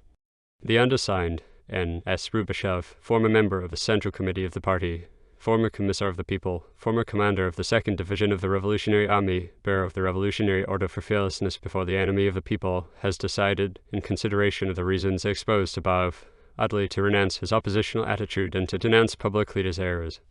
3. Rubishov had been waiting for 2 days to be taken before Ivanov. He had thought this would follow immediately after he had handed the document announcing his capitulation to the old warder. It happened to be the same day as the term set by Ivanov expired. But apparently one was no longer in such a hurry about him. Possibly Ivanov was studying his theory of relative maturity. More probably, the document had already been forwarded to the competent higher authorities. Rubishov smiled at the thought of the consternation it must have caused amidst the theorists of the Central Committee. Before the revolution, and also for a short while after it, during the lifetime of the old leader, no distinction between theorists and politicians had existed. The tactics to be followed at any given moment were deduced straight from the revolutionary doctrine in open discussion.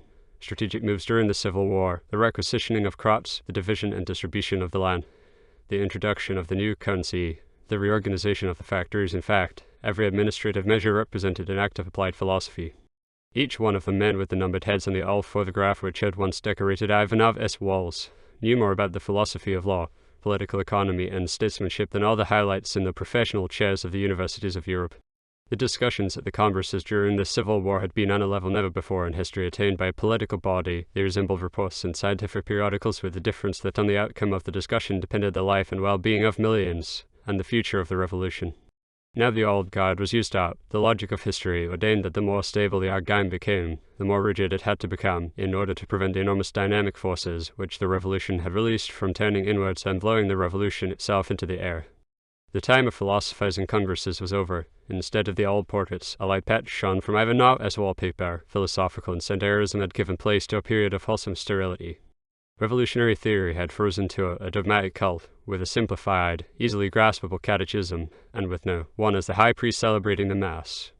His speeches and articles had, even in their style, the character of an infallible catechism. They were divided into question and answer, with a marvelous consistency in the gross simplification of the actual problems and facts. No, one doubtless had an instinct for applying the law of a relative maturity of the masses. The dilettantes in tyranny had forced their subjects to act at command. No, one had taught them to think at command. Rubishov was amused by the thought of what the present-day theorists of the party would say to his letter. Under actual conditions, it represented the wildest heresy. The fathers of the doctrine, whose word was taboo, were criticized. Spades were called spades, and even no one a sacrosanct person was treated objectively in its historical context. They must writhe in agony, those unfortunate theorists of today, whose only task was to dress up no one s jumps and sudden changes of course as the latest revelations of philosophy. No, one sometimes indulged in strange tricks on his theorists. Once he had demanded an analysis of the American industrial crisis from the committee of experts who edited the party's economic periodical. This required several months to complete. At last appeared the special number in which, based on the thesis exposed by no one in his last Congress speech, it was proved, over approximately 300 pages, that the American boom was only a sham boom, and that in actual fact America was at the bottom of a depression, which would only be overcome by the victorious revolution. On the very day on which the special number appeared, no one received an American journalist and staggered him in the world, between two pulls at his pipe, by the pithy sentence, "The crisis in America is over and business is normal again." The members of the committee of experts, expecting the dismissal and possible arrest, composed in the same night letters in which they confessed their misdemeanors committed by the setting up of counter-revolutionary theories and misleading analyses. They emphasized their repentance and promised public atonement. Only Isakovich, a contemporary of Rubashov, and the only one in the board of editors who belonged to the old guard, preferred to shoot himself. The initiated afterwards asserted that no one had set the whole affair going with the sole intention of destroying Isakovich, whom he suspected of oppositional tendencies. The whole thing was a pretty grotesque comedy. Rubashov thought, at bottom, all this jugglery with revolutionary philosophy was merely a means to consolidate the dictatorship, which, though so depressing a phenomenon, yet seemed to represent a historical necessity. So much the worse for him who took the comedy seriously, who only saw what happened on the stage, and not the machinery behind it. Formerly the revolutionary policy had been decided at open congresses. Now it was decided behind the scenes. That also was a logical consequence of the law of relative maturity of the masses. Rubashov yearned to work again in a quiet library with green lamps, and to build up his new theory on a historical basis. The most productive times for revolutionary philosophy had always been the time of exile, the forced rest between periods of political activity. He walked up and down in his cell and let his imagination play with the idea of passing the next 2 years, when he would be politically excommunicated, in a kind of inner exile. His public recantation would buy him the necessary breathing space. The outward form of capitulation did not matter much. They should have as many mea culpas and declarations of faith in no one's infallibility as the paper would hold. That was purely a matter of etiquette, a Byzantine ceremonial which had developed out of the necessity to drill every sentence into the masses by vulgarization and endless repetition. What was presented as right must shine like gold. What was presented as wrong must be as black as pitch. Political statements had to be colored like gingerbread figures affair. These were matters of which no 402 understood nothing. Rubashov reflected. His narrow conception of honor belonged to another epoch. What was decency? A certain form of convention, still bound by the traditions and rules of the knightly jousts. The new conception of honor should be formulated differently, to serve without vanity and unto the last consequence. A better dead and dishonor oneself, no 402 had announced, and, one imagines, twirled his moustache. That was the classic expression of personal vanity. No 402 tapped his sentences with his monocle. He, Rubashov, with his pince-nez. That was the whole difference. The only thing which mattered to him now was to work peacefully in a library and build up his new ideas. It would need many years, and produce a massive volume, but it would be the first useful clue to the understanding of the history of democratic institutions and throw a light on the pendulum-like movements of mass psychology, which at the present time were particularly in evidence, and which the classical class struggle theory failed to explain. Rubashov walked rapidly up and down his cell, smiling to himself. Nothing mattered as long as he was allowed time to develop his new theory. His toothache was gone. He felt wide awake, enterprising, and full of nervous impatience.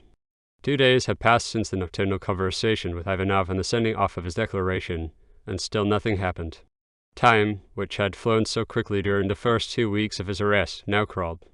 The hours disintegrated into minutes and seconds. He worked at fits and starts, but was brought to a standstill every time by lack of historical documentation. He stood for whole quarters of an hour at the Judas, in the hope of catching sight of the warder who would take him to Ivanov. But the corridor was deserted, the electric light was burning, as always. Occasionally he hoped Ivanov himself would come, and the whole formality of his deposition would be settled in his cell. That would be far pleasanter. This time he would not even object to the bottle of brandy. He pictured the conversation in detail, how they were together work out the pompous phraseology of a confession, and Ivanov's cynical witticisms while they did it. Smiling, Rubashov wandered up and down through his cell, and looked at his watch every 10 minutes. Had Ivanov not promised him that night to have him fetched the very next day? Rubashev's impatience became more and more feverish. In the third night after his conversation with Ivanov, he could not sleep. He lay in the dark on the bunk, listening to the faint, stifled sounds in the building, threw himself from one side to another, and for the first time since his arrest, wished for the presence of a warm female body.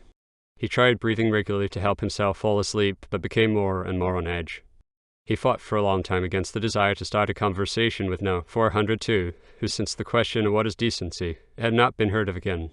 About midnight, when he had been lying awake for 3 hours, staring at the newspaper stuck to the broken window pane, he could no longer hold out and tapped against the wall with his knuckles. He waited eagerly. The wall remained silent. He tapped again, and waited, feeling a hot wave of humiliation mounting in his head. No, 402 still did not answer. And yet suddenly he was lying awake on the other side of the wall, killing time by chewing the cat of old adventures. He had confessed to Rubashev that he could never get to sleep before 1 or 2 o'clock in the morning, and that he had returned to the habits of his boyhood. Rubashev lay on his back and stared into the dark. The mattress under him was pressed flat, the blanket was too warm and drew an unpleasant dampness from the skin, yet he shivered when he threw it off. He was smoking the 7th or 8th cigarette of a chain. The stumps lay scattered round the bed on the stone floor. The slightest sound had died out. Time stood still. It had resolved itself into shapeless darkness. Rubashev shut his eyes and imagined Olive lying beside him, the familiar curve of her breast raised against the darkness. He forgot that she had been dragged over the corridor like Bargrave. The silence became so intense that it seemed to hum and sway. What were the 2,000 men doing who were walled into the cells of this beehive? The silence was inflated by their inaudible breath, their invisible dreams, the stifled gasping of their fears and desires. If history were a matter of calculation, how much did the sum of 2,000 nightmares weigh, the pressure of a 2,000-fold helpless craving? Now he really felt the sisterly scent of Oliver. His body under the woolen blanket was covered with sweat. The cell door was torn open junglingly. The light from the corridor stabbed into his eyes. He saw enter 2 uniformed officials with revolver belts, as yet unknown to him. One of the 2 men approached the bunk. He was tall, had a brutal face, and a hoarse voice which seemed very loud to Rubashev. He ordered Rubashev to follow him, without explaining where to. Rubashev felt for his pince-nez under the blanket, put them on, and got up from the bunk. He felt leadenly tired as he walked along the corridor beside the uniformed giant, who towered a head above him. The other man followed behind him. Rubashev looked at his watch. It was 2 o'clock in the morning, so he must have slept, after all. They went the way which led towards the barber's shop, the same way as Bargrave had been taken. The second official remained 3 paces behind Rubashev. Rubashev felt the impulse to turn his head round as an itching in the back of his neck, but controlled it. After all, they can bumped me off so completely without ceremony, he thought, without being entirely convinced. At the moment it did not matter to him much, he only wished to get it over quickly.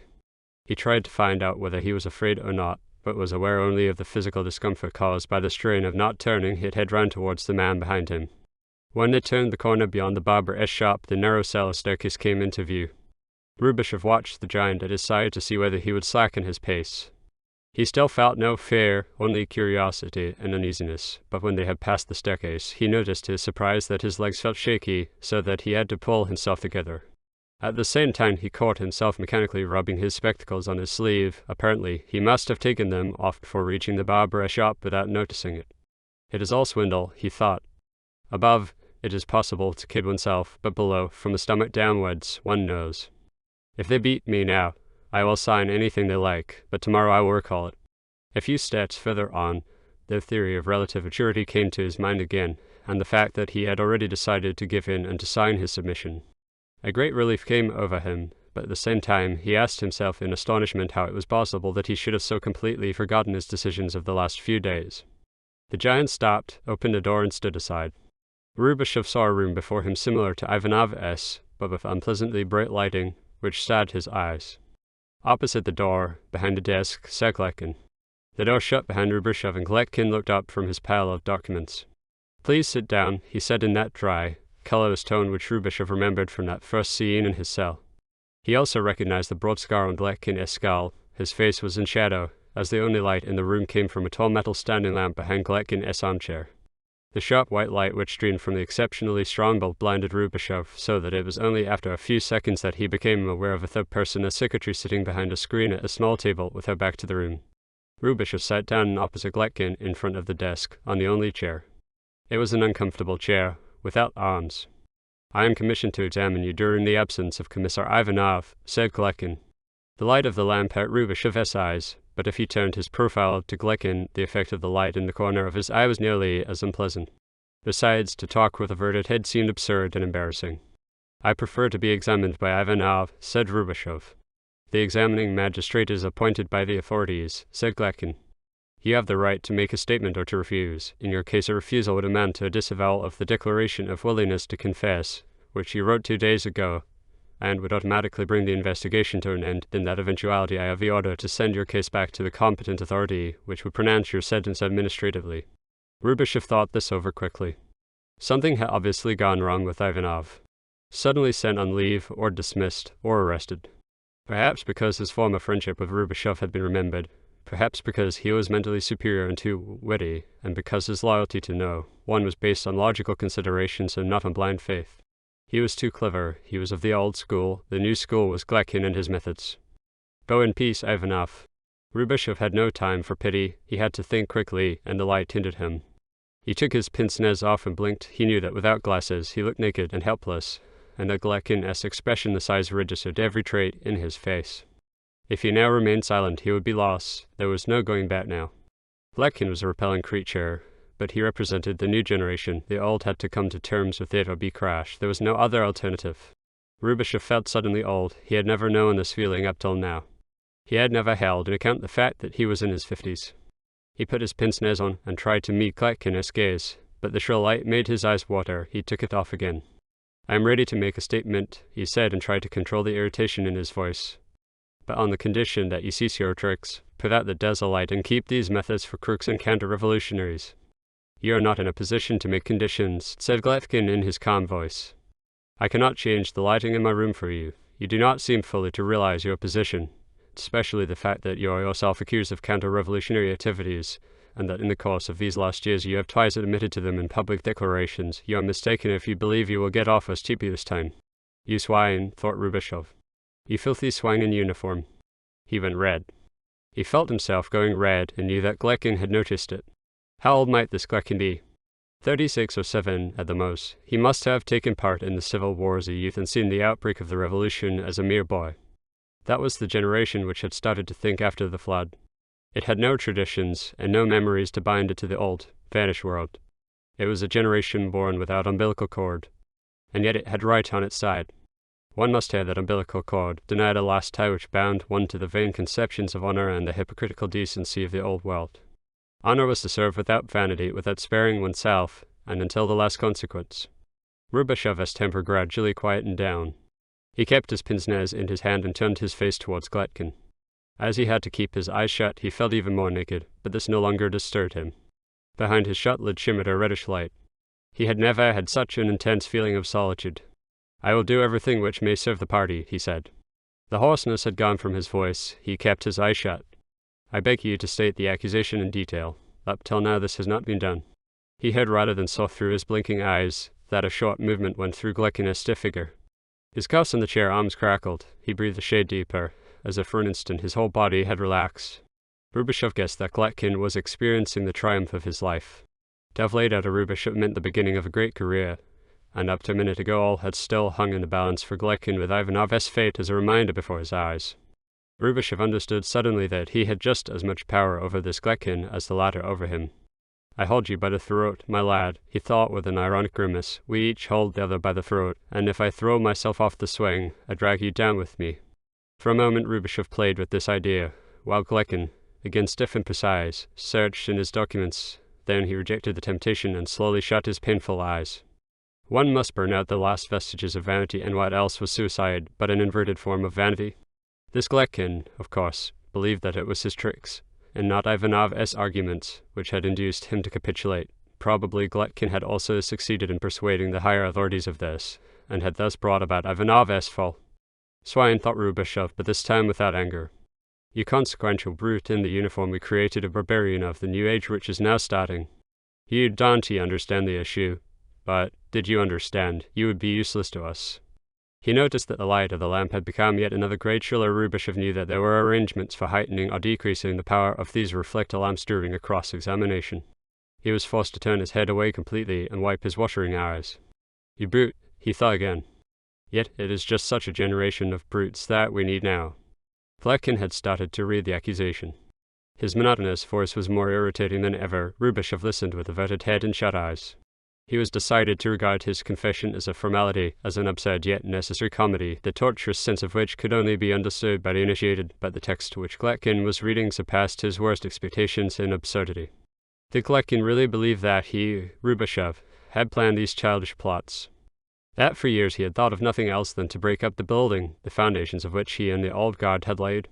And all of them, the men with the numbered heads, the heroes of Gletkin's boyhood, did Gletkin believe that they had suddenly fallen victims to an epidemic which rendered them all venal and corruptible, and gave them but one wish to undo the revolution?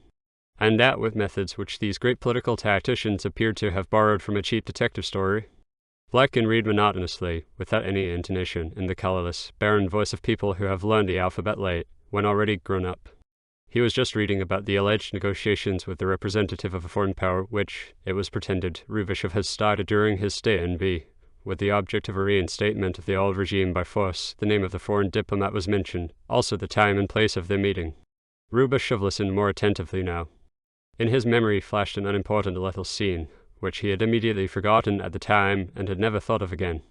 He quickly worked out the approximate date. It seemed to fit. So that was to be the rope which would hang him. Rubashov smiled and rubbed his weeping eyes with his handkerchief. Gletkin read straight on, stiffly and with deadly monotony. Did he really believe what he was reading?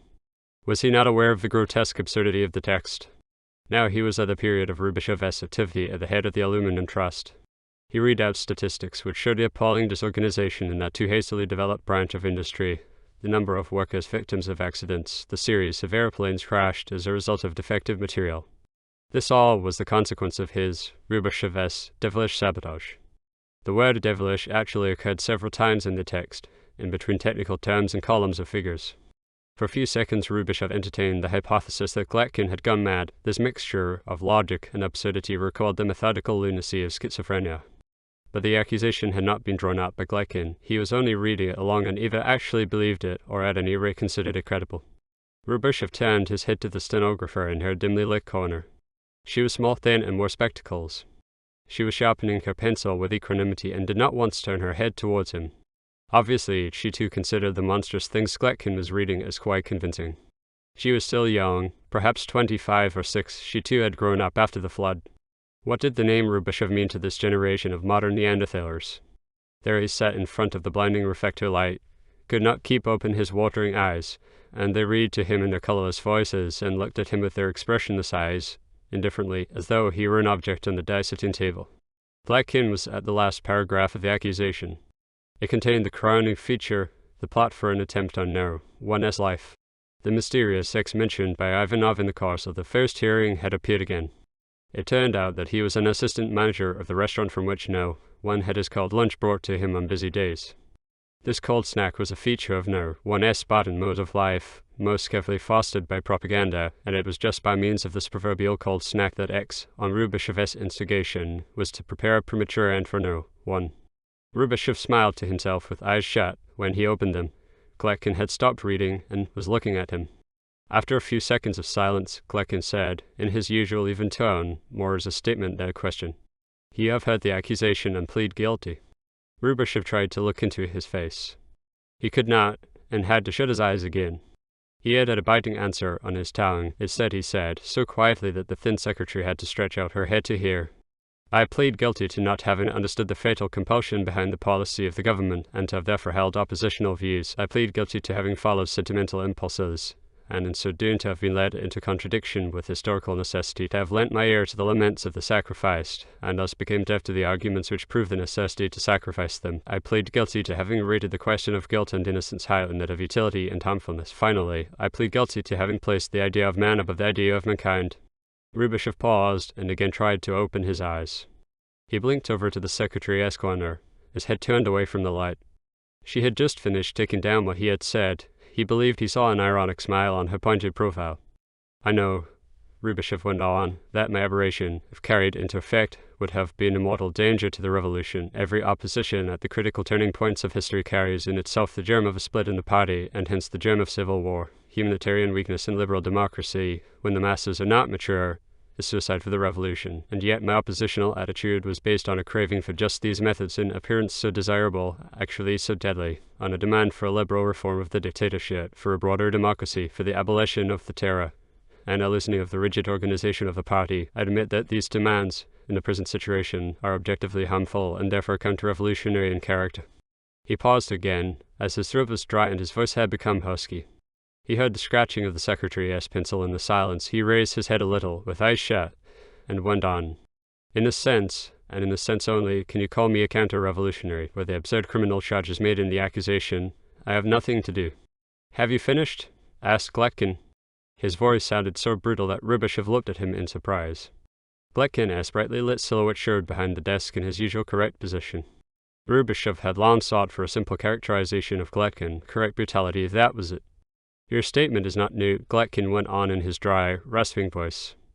In both your preceding confessions, the first one 2 years ago, the second time 12 months ago, you have already publicly confessed that your attitude had been objectively counter-revolutionary and opposed to the interests of the people. Both times you humbly asked the forgiveness of the party and vowed loyalty to the policy of the leadership. Now you expect to play the same game a third time. The statement you have just made is mere eyewash. You admit your oppositional attitude, but deny the acts which are the logical consequence of it. I have already told you that this time you will not get off so easily. Gletkin broke off as suddenly as he began. In the ensuing silence, Rubishov heard the faint buzzing of the current in the lamp behind the desk. At the same time, the light became another grade stronger. The declarations I made at that time, Rubishov said in a low voice, were made for tactical purposes. You certainly know that a whole row of oppositional politicians were obliged to pay with such declarations for the privilege of remaining in the party, but this time I mean it differently. That is to say, this time you were sincere? Asked Gletkin. He asked the question quickly, and his correct voice held no irony. Yes, said Rubishov quietly. And before, you lied. Call it that, said Rubishov. To save your neck? To be able to go on working. Without a neck one cannot work, hence to save your neck. Call it that. In the short intervals between the questions shot out by Gletkin and his own answers, Rubishov heard only the scratching of the secretary's pencil and the buzzing of the lamp. The lamp gave off cascades of white light and radiated a steady heat which forced Rubishov to wipe the sweat from his forehead. He strained to keep his smarting eyes open, but the intervals at which he opened them became longer and longer. He felt a growing sleepiness, and when Gletkin, after his last series of rapid questions, let several moments go by in silence, Rubishov, with a kind of distant interest, felt his chin sinking onto his chest. When Gletkin's next question jerked him up again, he had the impression of having slept for an indeterminable time. I repeat, Gletkin's voice said, your former declarations of repentance had the object of deceiving the party as to your true opinions, and of saving your neck. I have already admitted that, said Rubishov. And your public disavowal of your secretary Arlova had that the same object. Rubishov nodded dumbly. The pressure in his eye sockets radiated over all the nerves in the right side of his face. He noticed that his tooth had started to throb again. You know that citizen Arlova had constantly called on you as the chief witness for her defense. I was informed of it, said Rubishov. The throbbing in his tooth became stronger. You doubtless also know that the declaration you made at that time, which you have just described as a lie, was decisive for the passing of the death sentence on Arlova. I was informed of it. Rubishov had the feeling that the whole right side of his face was drawn into a cramp. His head became duller and heavier. It was with difficulty that he prevented a sinking on his breast. Gletkin's voice bored into his ear. So it is possible that citizen Arlova was innocent? It is possible, said Rubishov, with a last remainder of irony which lay on his tongue like a taste of blood and gall, and was executed as a consequence of the lying declaration you made with the object of saving your head. That is about it, said Rubishov. You scoundrel, he thought with a slack, impotent rage. Of course what you say is the naked truth. One would like to know which of us two is the greatest scoundrel, but he has me by the throat and I cannot defend myself, because it is not allowed to throw oneself out of the swing. If only he would let me sleep. If he goes on tormenting me for long, I'll take everything back and refuse to speak, and then I will be done for, and he too. And after all that, you demand to be treated with consideration? Gletkin's voice went on with the same brutal correctness. You still dare to deny criminal activities? After all that, you demand that we should believe you? Rubishov gave up the efforts to keep his head straight. Of course Gletkin was right not to believe him. Even he himself was beginning to get lost in a labyrinth of calculated lies and dialectic pretenses, in the twilight between truth and illusion. The ultimate truth always receded a step. Visible remained only the penultimate lie with which one had to serve it. And what pathetic contortions and sad vidicous dances did it compel one to? How could he convince Gletkin that this time he was really sincere, that he had arrived at the last station? Always one had to convince someone, talk, argue while one's only wish was to sleep and to fade out.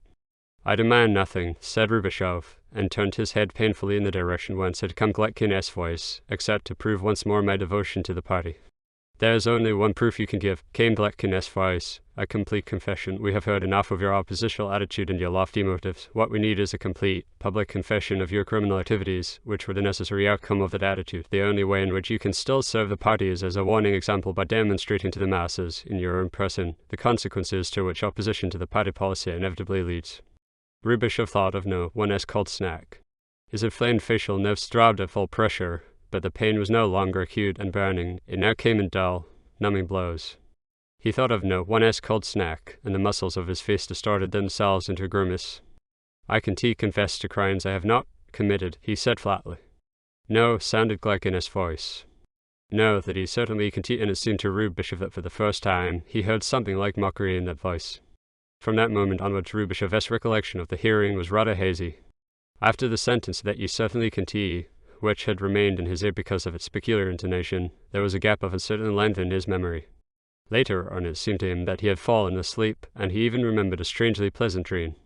It must have lasted only a few seconds at least, timeless sequence of luminous landscapes, with the familiar poplars which had lined the drive of his father's estate, and the special kind of white cloud which as a boy he had once seen above them. The next thing he remembered was the presence of a third person in the room, and Gletkin's voice booming over him. Gletkin must have stood up and bent forward over his desk. I beg you to attend the proceedings. Do you recognize this person? Rubashov nodded. He had at once recognized Halep, although he was not wearing the waterproofing which he used to wrap himself, with freezingly hunched shoulders, during his walks in the yard. A familiar row of figures flashed into Rubashov's mind: 2 minus 3, 1 minus 1, 4 minus 3, 1 minus 5, 3 minus 2, 2 minus 4. Halep sends you his greetings. On what occasion had no 402 given him this message? When and where have you known him? It cost Rubashov a certain effort to speak. The bitter taste had remained on his parched tongue. I have seen him repeatedly from my window, walking in the yard. And you have not known him before? Halep stood at the door, a distance of a few steps behind Rubashov's chair. The light of the reflector fell full on him. His face, usually yellow, was chalky white. His nose pointed, the split upper lip with the wheel of flesh trembled over the naked gum. His hands hung slackly to his knees. Rubashov, who now had his back turned to the lamp, saw him like an apparition in the footlights of a stage. A new row of figures went through Rubashov's memory: 4 minus 5, 3 minus 5, 4 minus 3. It was tortured yesterday. Almost simultaneously, the shadow of a memory which he could not seize passed through his mind, the memory of having once seen a living original of this human wreck, long before he had entered cell no. 404. I don't know exactly, he answered hesitantly to Gletkin's question. And now that I see him close to, it seems to me that I have met him somewhere already. Even before he had finished the phrase, Rubashov felt it would have been better not to have spoken it. He wished intensely that Gletkin would let him have a few minutes to pull himself together. Gletkin's way of wrapping out his questions in a rapid, pauseless sequence called to his mind the image of a bird of prey hacking at its victim with its beak. Where have you met this man last? The exactness of your memory was once proverbial in the party. Rubashov was silent. He racked his memory, but could not place anywhere this apparition in the glaring light with the trembling lips. Halep did not move. He passed his tongue over the red wheal on his upper lip. His gaze wandered from Rubashov to Gletkin and back. The secretary had stopped writing. One heard only the even buzzing of the lamp and the crackling of Gletkin's cuffs. He had leaned forward and propped his elbows on the arms of the chair to put his next question. So you refuse to answer? I do not remember, said Rubashov. Good, said Gletkin. He leaned further forward, turning towards Halep with the whole weight of his body, as it were. Will you help citizen Rubashov's memory a little? Where did you last meet him? Halep's face became, if possible, even wider. His eyes lingered for a few seconds on the secretary, whose presence he had apparently only just discovered, but wandered on immediately, as though fleeing and seeking a place of rest. He again passed his tongue over his lips and said hurriedly, in one breath, I was instigated by citizen Rubashov to destroy the leader of the party by poison. In the first moment Rubashov was only surprised by the deep, melodious voice which sounded unexpectedly from this human wreck. His voice seemed to be the only thing in him which had remained whole. It stood in uncanny contrast to his appearance. What he actually said, Rubashov seized only a few seconds later. Since Halep's arrival he had expected something of the sort and scented the danger, but now he was conscious above all of the grotesqueness of the charge. A moment later he heard clicking again, this time behind his back, as Rubashev had turned towards Halep. Gletkin's voice sounded irritated. "I have not yet asked you that. I asked you where you had met Citizen Rubashev last." Wrong, thought Rubashev. He should not have emphasized that it was the wrong answer. I would not have noticed it. It seemed to him that his head was now quite clear, with a feverish wakefulness. He sought for a comparison. This witness is an automatic bell organ, he thought, and just now it played the wrong tune. Halep's next answer came even more melodiously. "I met Citizen Rubashev after a reception at the trade delegation in B, that he incited me to my terroristic plot against the life of the leader of the party." While he was speaking, his haunted gaze touched on Rubashev and rested there. Rubashev put on his pince-nez and answered his gaze with sharp curiosity. But in the eyes of the young man he read no prayer for forgiveness, rather fraternal trust and the dumb reproach of the helplessly tormented. It was Rubashev who first averted his gaze. Behind his back sounded Gletkin's voice, again self-confident and brutal. "Can you remember the date of the meeting?" "I remember it distinctly," said Halep in his unnaturally pleasant voice. "It was after the reception given on the 20th anniversary of the revolution." His gaze still rested nakedly on Rubashev's eyes, as though there lay a last desperate hope of rescue. A memory rose in Rubashev's mind, hazily at first, then more clearly. Now at last he knew who Halep was. But this discovery caused him almost no other sensation than an aching wonder. He turned his head to Gletkin and said quietly, blinking in the light of the lamp, "The date is correct. I did not at first recognize Professor Kiefer San, as I had only seen him once before he had passed through your hands. You may be congratulated on the result of your work. So you admit that you know him, and that you met him on the day and occasion aforementioned?" "I have just told you that," said Rubashev tiredly. The feverish wakefulness had vanished, and the dull hammering in his head started again. "If you had told me at once that he was the son of my unfortunate friend Kiefer, I would have identified him sooner." "In the accusation his full name is stated," said Gletkin. "I knew Professor Kiefer, like everybody did, only by his nom de plume." "That is an unimportant detail," said Gletkin. He again bent his whole body towards Halep, as though he wanted to crush him with his weight across the space between them. "Continue your report. Tell us how this meeting came about." Again wrong, thought Rubashev, in spite of his sleepiness. It is certainly not an unimportant detail. If I had really incited this man to this idiotic plot, I would have remembered him at the first allusion, with or without name. But he was too tired to embark on such a long explanation. Besides, he would have had to turn his face to the lamp again. As it was, he could at least keep his back to Gletkin. While they were discussing his identity, Halep had stood with sunken head and trembling upper lip in a white glare. Rubashev thought of his old friend and comrade Kiefer, the great historian of the revolution. On the famous photograph of the Congress table, where all wore beards and small numbered circles like halos round their heads, he sat to the old leader's left. He had been his collaborator in matters of history, also his chess partner, and perhaps his sole personal friend. After the death of the old man, Kiefer, who had known him more intimately than anyone else, was commissioned to write his biography. He worked at it for more than 10 years, but it was destined never to be published. The official version of the events of the revolution had gone through a peculiar change in these 10 years. The parts played in it by the chief actors had to be rewritten, the scale of values reshuffled, but old Kiefer was stubborn, and understood nothing of the inner dialectics of the new era under no one. "My father and I," Halep went on in his unnaturally musical voice, "on our return from the International Ethnographical Congress, to which I had accompanied him, made a detour by B, as my father wanted to visit his friend, Citizen Rubashev." Rubashev listened with a queer mixture of curiosity and melancholy. Up till now the story was correct. Old Kiefer had come to see him, led by the need to pour out his heart, and also to ask counsel of him. The evening that they spent together had probably been the last pleasant moment in old Kiefer's life. "We could only stay one day," Halep went on, his gaze glued to Rubashev's face, as if he sought their strength and encouragement. "It was just the day of the celebration of the revolution. That is why I remember the date so exactly. The whole day Citizen Rubashev was busy at the reception, and could only see my father for a few minutes, but in the evening, when the reception and the legation was over, he invited my father to his own apartment, and my father allowed me to accompany him. Citizen Rubashev was rather tired and had put on his dressing gown, but he welcomed us very warmly. He had set out wine, cognac, and cakes on a table and greeted my father, after embracing him with the words, 'The farewell party for the last of the Mohicans.'" Behind Rubashev's back Gletkin's voice interrupted. "Did you notice at once Rubashev's intention to put you into a state of intoxication, in order to make you more amenable to his plans?" It seemed to Rubashev that a slight smile flitted over Halep's ravaged face. For the first time he noticed a faint resemblance to the young man he had seen that evening. But the expression vanished immediately. Hairlip blinked and licked his split lip. He seemed to me rather suspect, but I did not yet penetrate his scheme. Poor swine, thought Rubashov, what have they made of you? Go on, boomed Glekin's voice. It took a few seconds for Hairlip to pull himself together again after the interruption. In the meantime, one heard the thin stenographer sharpening her pencil.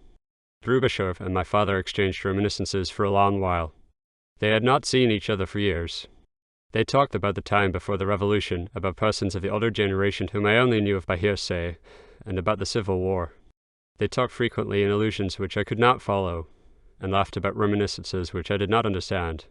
Was much drunk? Asked Gletkin. Hairlip blinked helplessly into the light. Rubashov noticed that he swayed slightly while speaking, as though he could only with difficulty remain on his feet. I believe, quite a lot, Hairlip went on. In the last few years I had never seen my father in such a good mood. That was, sounded Gletkin's voice, 3 months before the discovery of your father's counter-revolutionary activities, which led to his execution in a further 3 months. Hairlip licked his lips, gazed dully into the light, and remained silent. Rubashov had turned to Gletkin on a sudden impulse, but, blinded by the light, he shut his eyes and turned slowly away again, rubbing his spectacles on his sleeve. The secretary's pencil squeaked on the paper and stopped. Then again Gletkin's voice was heard. Were you at that time already initiated into your father's counter-revolutionary activities? Hairlip licked his lips. Yes, he said. And you knew that Rubashov shared your father's opinions? Yes. Report the principal phrases of the conversation, leave out everything non-essential. Hairlip had now folded his hands behind his back and leaned his shoulders against the wall. After a time, my father and Rubashov changed the conversation over to the present. They spoke in depreciative phrases of the present state of affairs in the party and about the methods of the leadership. Rubashov and my father only referred to the leader as No. One. Rubashov said that since No. One sat in the party with his broad posterior, the air underneath was no longer breathable. That was the reason why he preferred missions abroad. Gletkin turned to Rubashov. That was shortly before your first declaration of loyalty to the leader of the party. Rubashov turned halfway to the light. That'll be correct, he said. Was Rubashov's intention to make such a declaration mentioned during the evening? Gletkin asked Hairlip. Yes, my father reproached Rubashov because of it and said he was disappointed in him. Rubashov laughed and called my father an old fool and a Don Quixote. He said the important thing was to hold out the longest and to wait for the hour to strike. What did he mean by this expression, to wait for the hour? Again the young man's gaze sought Rubashov's face with a forlorn and almost tender expression. Rubashov had the absurd notion that he was about to come over from the wall and kiss him on the forehead. He smiled at this idea, while he heard the pleasant voice answer. The hour in which the leader of the party would be removed from his post. Gletkin, who had not missed Rubashov's smile, said dryly, These reminiscences seem to amuse you. Perhaps, said Rubashov, and shut his eyes again. Gletkin pushed a cuff into place and went on questioning Hairlip. So Rubashov spoke of the hour in which the leader of the party would be removed from his post. How was this to be brought about? My father considered that one day the cup would overflow and the party would depose him or force him to resign, and that the opposition must propagate this idea. And Rubashov? Rubashov laughed at my father, and repeated that he was a fool and a Don Quixote. Then he declared that No. One was no accidental phenomenon, but the embodiment of a certain human characteristic, namely, of an absolute belief in the infallibility of one's own conviction, from which he drew the strength for his complete unscrupulousness. Hence he would never resign from power of his own free will, and could only be removed by violence. One could hope for nothing from the party either, for No. One held all the threads in his hand, and had made the party bureaucracy his accomplice, who would stand and fall with him, and knew it. In spite of his sleepiness, it struck Rubashov that the young man had retained his words with much accuracy. He himself no longer remembered the conversation in detail, but did not doubt that Hairlip had recounted it faithfully. He observed young Kiefer through his pince-nez with a newly awakened interest. Gletkin's voice boomed again. So Rubashov emphasized the necessity to use violence against No. One, that is, against the leader of the party. Hairlip nodded. And his arguments, seconded by a liberal consumption of alcoholic drinks, made a strong impression on you. Young Kiefer did not answer at once. Then he said, in a slightly lower tone than before, I had drunk practically nothing, but everything which he said made a deep impression on me. Rubashov bowed his head. A suspicion had risen in him which affected him almost as a physical pain and made him forget everything else. Was it possible that this unfortunate youth had in fact drawn the conclusions from his, Rubashov's, line of thought, that he stood there before him in the glare of the reflector as the consequence incarnate of his own logic? Gletkin did not let him finish this thought. His voice rasped, and following upon this preparatory theorizing came the direct instigation to the deed. Halep was silent. He blinked into the light. Glekin waited a few seconds for the answer. Rubashov, too, unintentionally raised his head. A number of seconds passed, during which one only heard the lamp humming. Then came Glekin's voice again, even more correct and colorless. "Would you like your memory to be helped out?" Glekin pronounced the sentence with marked casualness, but Halep quivered as though struck by a whip. He licked his lips, and in his eyes appeared the flickering of naked animal terror. Then his pleasant musical voice sounded again. The instigation did not happen that evening, but next morning, in a TTTT between Citizen Rubashov and myself. Rubashov smiled. The postponement of the imaginary conversation to next day was obviously a finesse, and Glekin SMC and Assini, that old man Kiefer should have listened cheerfully while his son was instructed to murder by poison was too improbable a story even for Neanderthal psychology. Rubashov forgot the shock which he had just received. He turned to Glekin and asked, blinking at the light, "I believe the defendant has the right to ask questions during a confrontation." "You have the right," said Glekin. Rubashov turned to the young man.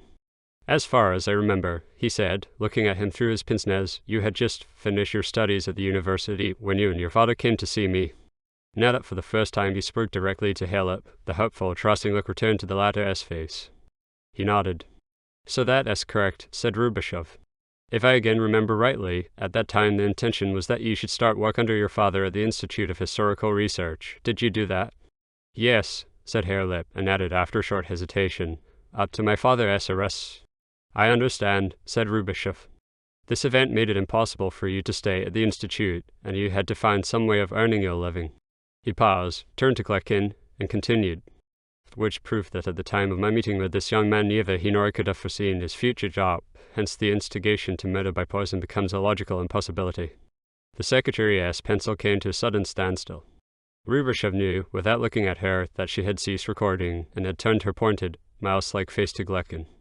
Halep also stared at Glekin and licked his upper lip. His eyes showed no relief, only bewilderment and fear.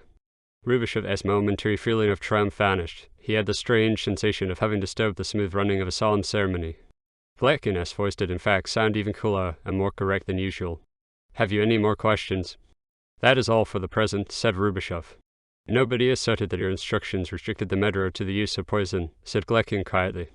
"You gave the order for assassination. The choice of the means you left to your instrument." He turned to Halep. "Is that right?" "Yes," said Halep, and his voice betrayed a kind of relief. Rubashov remembered that the accusation had stated in express terms instigation to murder by poison, but the whole thing had suddenly become indifferent to him, whether young Michael had really made the crazy attempt or only planned something of this sort, whether the entire confession had been artificially pumped into him, or only parts of it, now seemed to Rubashov of merely legal interest. It made no difference to his guilt.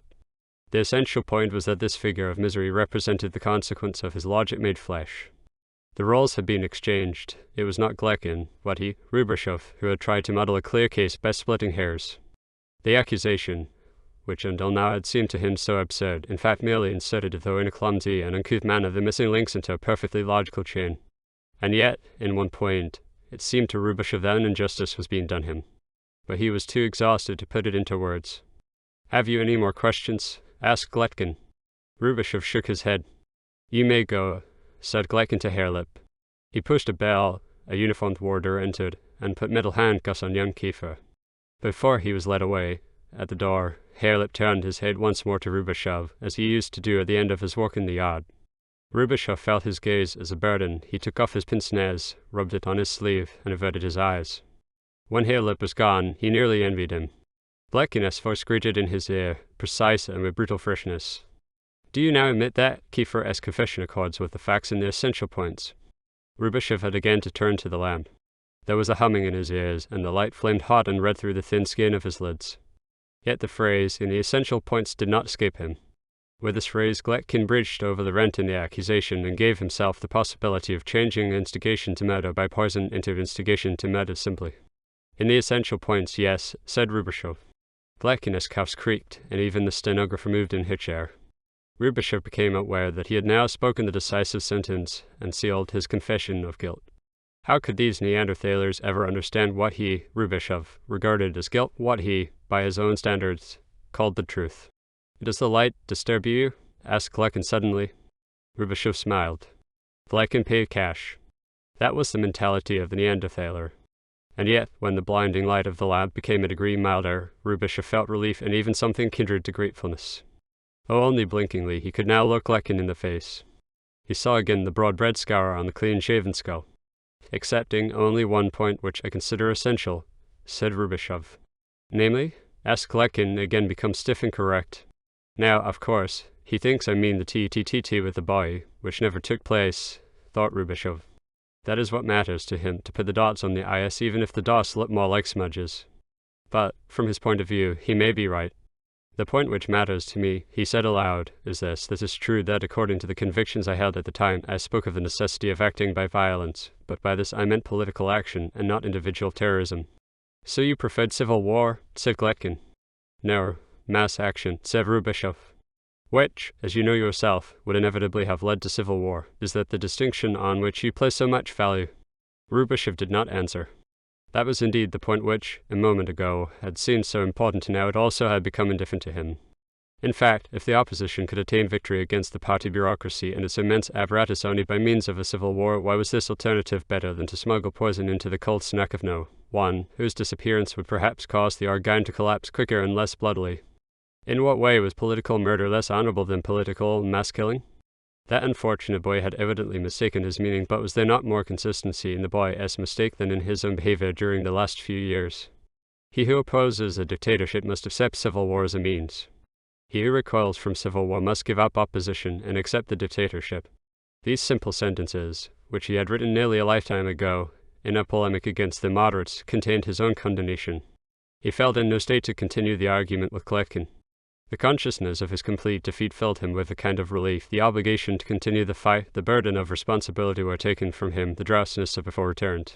He felt the hammering in his head only as a faint echo, and for a few seconds it seemed to him that behind the desk sat, not Glekin, but no, Juan, with that look of strangely understanding irony he had given Rubishev as they shook hands at their last leave-taking. An inscription came into his mind which he had read on the gateway of the cemetery at Arences, where Saint Just, Robespierre, and the 16 beheaded comrades lay buried. It consisted of one word: "Dormir to sleep." From that moment onwards, Rubishev's recollection again became hazy. He had probably fallen asleep for the second time for a few minutes or seconds, but this time he did not remember having dreamed. He must have been woken by Glekin to sign the statement.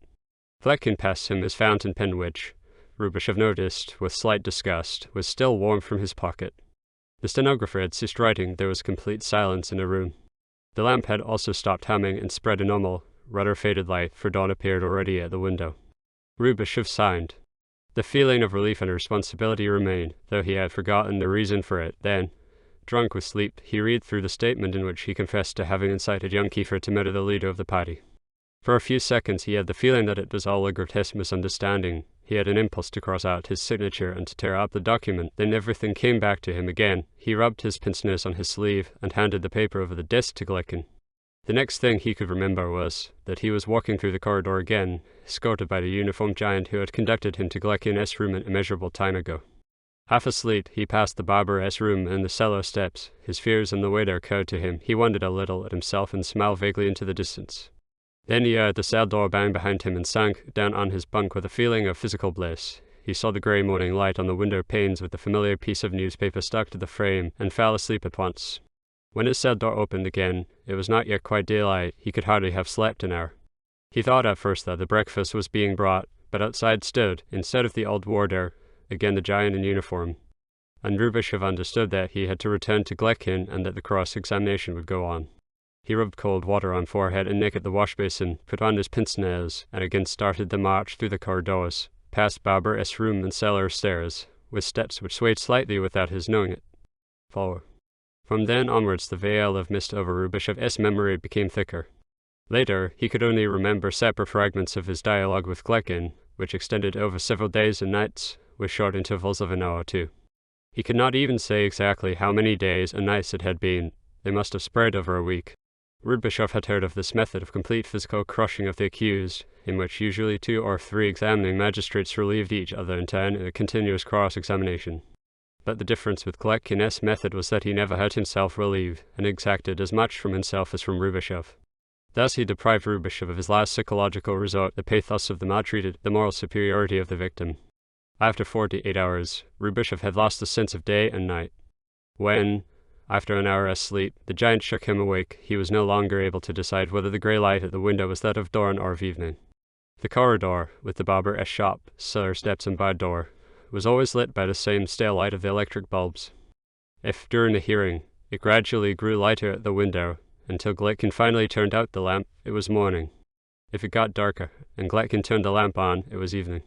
If Rubishov got hungry during the examination, Gletkin let tea and sandwiches be fetched for him. But he seldom had any appetite. That is to say, he had fits of ravenous hunger, but when the bread stood before him, he was overcome by nausea. Gletkin never ate in his presence, and Rubishov for some inexplicable reason found it humiliating to ask for food.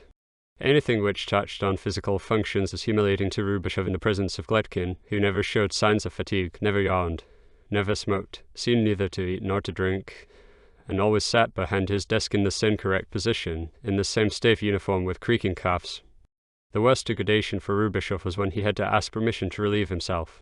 Gletkin would let him be conducted to the lavatory by the warder on duty, usually the giant, who then waited for him outside. Once Rubishov fell asleep behind the closed door. From then onwards the door always remained ajar. His condition during the hearing alternated between apathy and an unnatural, glassy wakefulness. Only once did he actually become unconscious. He often felt on the brink of it, but a feeling of pride always saved him at the last minute. He would light his cigarette, blink, and the hearing would go on. At times, he was surprised that he was able to stand it. But he knew that lay opinion set far too narrow limits to men's capacity of physical resistance, that it had no idea of their astonishing elasticity. He had heard of cases of prisoners who had been kept from sleeping for 15 to 20 days, and who had stood it. At his first hearing by Gletkin, when he had signed his deposition, he had thought that the whole thing was over. At the second hearing, it became clear to him that it was only the beginning of it. The accusation consisted of 7 points, and he had as yet confessed to only one. He had believed that he had drunk the cup of humiliation to the dregs. Now he was to find that powerlessness had as many grades as power, that defeat could become as vertiginous as victory, and that its steps were bottomless. And, step by step, Gletkin forced him down the ladder. He could, of course, have made it simpler for himself. He had only to sign everything, lock, stock and barrel, or to deny everything in a lump and he would have peace. A queer, complicated sense of duty prevented him giving into this temptation. Rubishov's life had been so filled by one absolute idea that he had known the phenomenon temptation only theoretically. Now temptation accompanied him through the indistinguishable days and nights, on his swaying walk through the corridor, in the white light of Gletkin's lamp, the temptation, which consisted of the single word written on the cemetery of the defeated, sleep. It was difficult to withstand, for it was a quiet and peaceful temptation, without gaudy paint and not carnal. It was dumb, it did not use arguments. All the arguments were on Gletkin's side. It merely repeated the words which had been written on the barber's message, die in silence. Occasionally, in the moments of apathy which alternated with transparent wakefulness, Rubishov's lips moved, but Gletkin could not hear the words.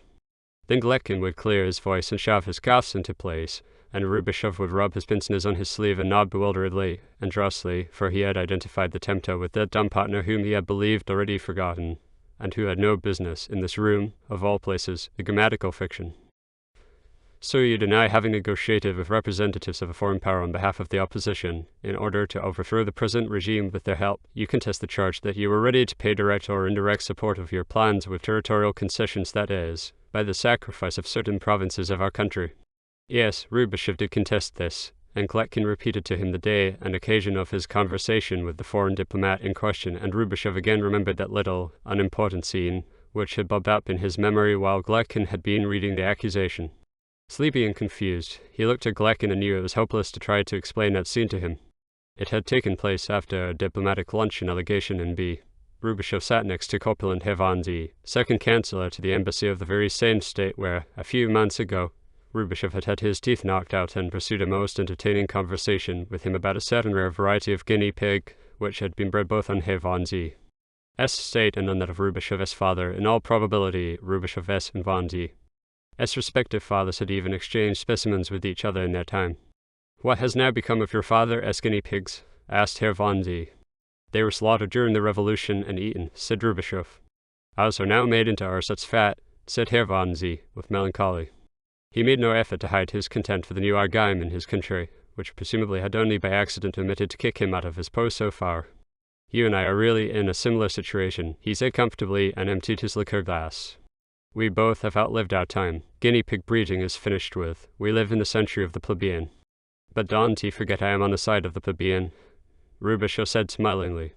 That is not what I meant, said Herr von Z. If it comes to the point, I also agree with the program of our mannequin with the black mustache if he only wouldn't he shrieks are. After all, one can only be crucified in the name of one's own faith.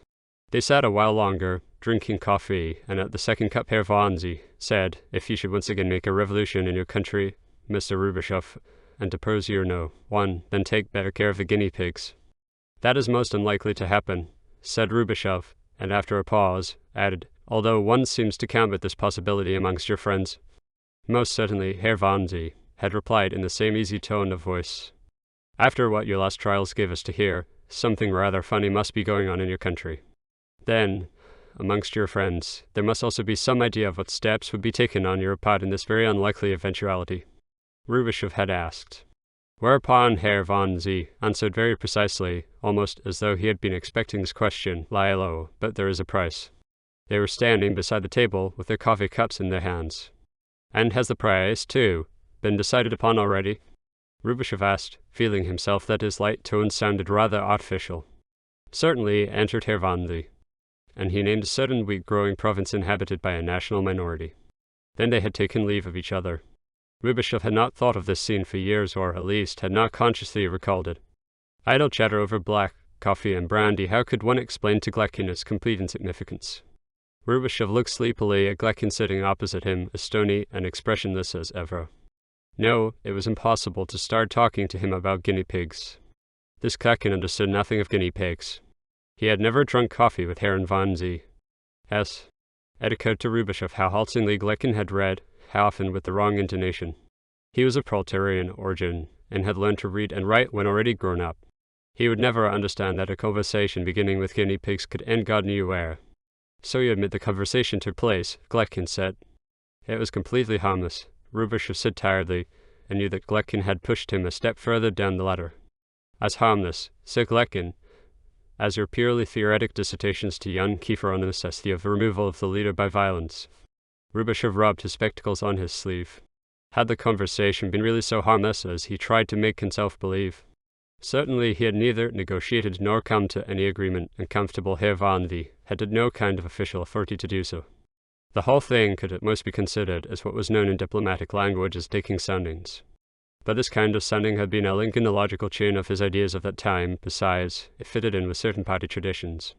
Had not the old leader, shortly before the revolution, used the services of the general staff of that same country in order to be able to return from exile and lead the revolution to victory?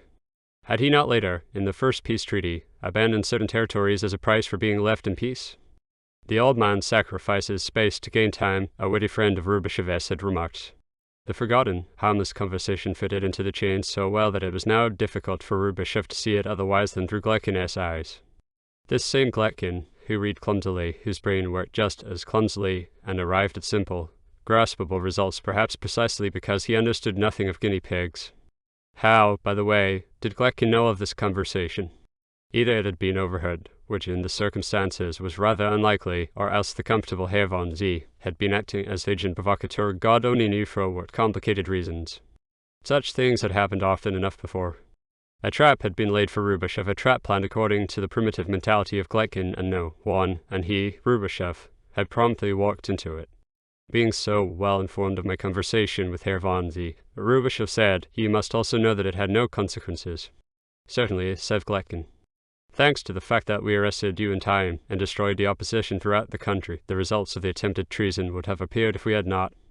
What could he answer to that?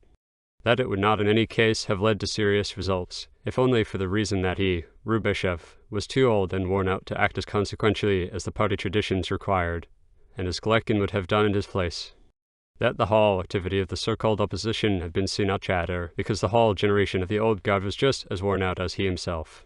Worn by the years of illegal struggle, eaten by the damp of the prison walls, between which they had spent half their youth, spiritually sucked dry by the permanent nervous strain of holding down the physical fear of which one never spoke, which each had to deal with alone for years, for tens of years.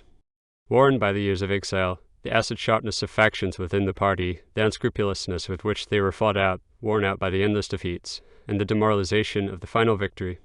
Should he say that an active, organized opposition to no one dictatorship had never really existed, that it had all only been talk, impotent playing with fire, because this generation of the old guard had given all it had been squeezed out to the last drop, to the last spiritual calorie, and like the dead in the graveyard, as Aaron says, had only one thing left to hope for, to sleep and to wait until posterity did them justice.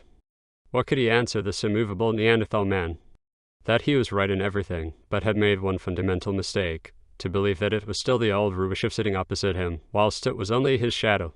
That the whole thing came to this to punish him, not for deeds he had committed, but for those he had neglected to commit. One can only be crucified in the name of one's own faith, had said comfortable Herr Wannsee. Before Rubishov had signed the statement and was conducted back to his cell, too unconscious on his bunk until the torment started anew, he put a question to Glekin. It had nothing to do with the point under discussion, but Rubishov knew that each time a new deposition was to be signed, Glekin became a shade more tractable. Glekin paid cash. The question Rubishov asked concerned the fate of Ivanov. Citizen Ivanov is under arrest, said Glekin. May one know the reason? Asked Rubishov. Citizen Ivanov conducted the examination of your case negligently, and in private conversation expressed cynical doubts as to the well-foundedness of the accusation. What if he really could not believe in it? Asked Rubishov. He had perhaps too good an opinion of me. In that case, said Glekin, he should have suspended the inquiry and should have officially informed the competent authorities that in his opinion you were innocent. Was Glekin mocking him? He looked as correct and expressionless as ever. The next time that Rubishov again stood bowed over the day's record, with Glekin's warm fountain pen in his hand, the stenographer had already left the room, he said, May I ask you another question? While speaking, he looked at the broad scar on Glekin's skull. I was told that you were a partisan of certain drastic methods, the so-called hard method. Why have you never used direct physical pressure on me? You mean physical torture, said Glekin in a matter-of-fact tone. As you know, that is forbidden by our criminal code. He paused. Rubishov had just finished signing the protocol. Besides, Glekin continued, there's a certain type of accused who confess under pressure, but recant at the public trial. You belong to that tenacious kind. The political utility of your confession at the trial will lie in its voluntary character. It was the first time that Glekin had spoken of a public trial. But on the way back along the corridor, walking behind the giant, with short tired steps, it was not this perspective which occupied Rubishov, but the sentence he belonged to that tenacious kind.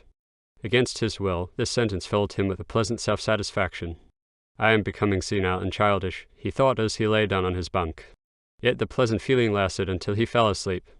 Each time he had, after tenacious argument, signed a new confession and lain down on his bunk, exhausted and yet in a strange way satisfied, with the knowledge that he would be awakened in an hour or at most two. Each time Rubishov had but one wish, that Glekin would just once let him sleep and come to his senses.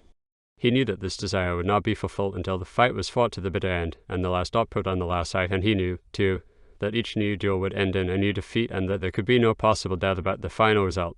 Why, then, did he go on tormenting himself and letting himself be tormented, instead of giving up the lost battle, so as not to be wakened any more? The idea of death had a long time ago lost any metaphysical character. It had a warm, tempting, bodily meaning, that of sleep, and yet a peculiar, twisted sense of duty forced him to remain awake and continue the lost battle to the end, even though it were only a battle with windmills. To continue until the hour when Glekin would have forced him down the last run of the ladder, and in his blinking eyes, the last clumsy smudge of the accusation had been turned into a largely dotted I. He had to follow the road until the end. Then only, when he entered the darkness with open eyes, had he conquered the right to sleep and not to be wakened any more. In Glekin, too, a sudden change occurred during this unbroken chain of days and nights. It was not much, but Rubishov's feverish eyes did not miss it. Until the end, Glekin sat stiffly with a moved face and creaking cuffs in the shadow of his lamp behind the desk. But gradually, bit by bit, the brutality faded from his voice, in the same way as, bit by bit, he had turned down the shrill light of the lamp until it had become nearly normal. He never smiled, and Rubishov wondered whether the Neanderthalers were capable of smiling at all. Neither was his voice supple enough to express any shades of feeling. But once, when Rubishov's cigarettes ran out after a dialogue of several hours, Glekin, who did not smoke himself, took a packet out of his pocket and passed it over the desk to Rubishov. In one point Rubishov even managed to achieve a victory. That was the point in the accusation concerning his alleged sabotage in the aluminum trust. It was a charge which did not weigh much in the sum total of the crimes to which he had already confessed, but Rubishov fought it with the same obstinacy as on the decisive points. They sat opposite each other nearly the whole night. Rubishov had refuted point for point all incriminating evidence and one-sided statistics. In a voice thick with tiredness, he had cited figures and dates, which as by miracle came up at the right moment in his numbed head, and all the time Glekin had not been able to find the starting point from which he could unroll the logical chain. For at the second or third meeting already, as it were, an unspoken agreement had come into existence between them. If Gletkin could prove that the root of charge was right even when this root was only of a logical, abstract nature, he had a free hand to insert the missing details, to dot the i's, as Rubishov called it. Without becoming aware of it, they had got accustomed to these rules for their game, and neither of them distinguished any longer between actions which Rubishov had committed in fact and those which he merely should have committed as a consequence of his opinion. They had gradually lost the sense of appearance and reality, logical fiction in fact. Rubishov would occasionally become conscious of this in his rare moments of clear-headedness, and he would then have the sensation of awakening from a strange state of intoxication. Gletkin, on the other hand, seemed never to be aware of it. Towards morning, when Rubishov still had not given in over the question of sabotage in the aluminum trust, Gletkin's voice acquired an undertone of nervousness just as in the beginning, when Halep had brought out the wrong answer. He turned the lamp on more sharply, which had not happened for a long time, but he turned it down again when he saw Rubishov's ironic smile. He put a few more questions, which had no effect, and said conclusively, "So you definitely deny having committed any wrecking or subversive acts in the industry entrusted to you, or to have even planned such acts?" Rubishov nodded with a sleepy curiosity as to what would happen. Gletkin turned to the stenographer. "Right, the examining magistrate recommends that this charge be dropped for lack of evidence." Rubishov quickly lit a cigarette to conceal the movement of childish triumph which overcame him. For the first time he had won a victory over Gletkin. Certainly it was a pathetic little local victory in a lost battle, but yet a victory, and it had been so many months, even years, since he had last known this feeling. Gletkin took the day's record from the secretary and dismissed her, according to the ritual which had latterly developed between them. When they were alone, and Rubishov had stood up to sign the protocol, Gletkin said, passing him his fountain pen, "Industrial sabotage is, according to experience, the most effective means for the opposition to create difficulties for the government, and to produce discontent amongst the workers. Why do you so stubbornly maintain that you did not use or intend to use just this method?" "Because it is a technical absurdity," said Rubishov. "And this perpetual harping on the saboteur as a bargeman produces an epidemic of denunciation which revolts me." The long-missed sensation of triumph caused Rubishov to feel fresher and speak louder than usual. "If you hold sabotage for mere fiction, what, in your opinion, are the real causes of the unsatisfactory state of our industries?" "Too low piecework tariffs, slave-driving, and barbaric disciplinary measures," said Rubishov. "I know of several cases in my trust in which workers were shot as saboteurs because of some trifling negligence caused by overtiredness. If a man is 2 minutes late at clocking in, he is fired, and a stamp is put in his identity papers which makes it impossible for him to find work elsewhere." Gletkin looked at Rubishov with his usual expressionless gaze, and asked him, in his usual expressionless voice, "Were you given a watch as a boy?" Rubishov looked at him in astonishment. The most conspicuous trait of the Neanderthal character was its absolute humorlessness, or, more exactly, its lack of frivolity. "Don't you want to answer my question?"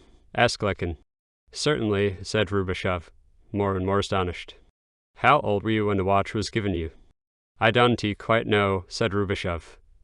8 or 9 probably. "I," said Gletkin in his usual correct voice, "was 16 years old when I learned that the hour was divided into minutes. In my village, when the peasants had to travel to town, they would go to the railway station at sunrise and lie down to sleep in the waiting room until the train came, which was usually at about midday.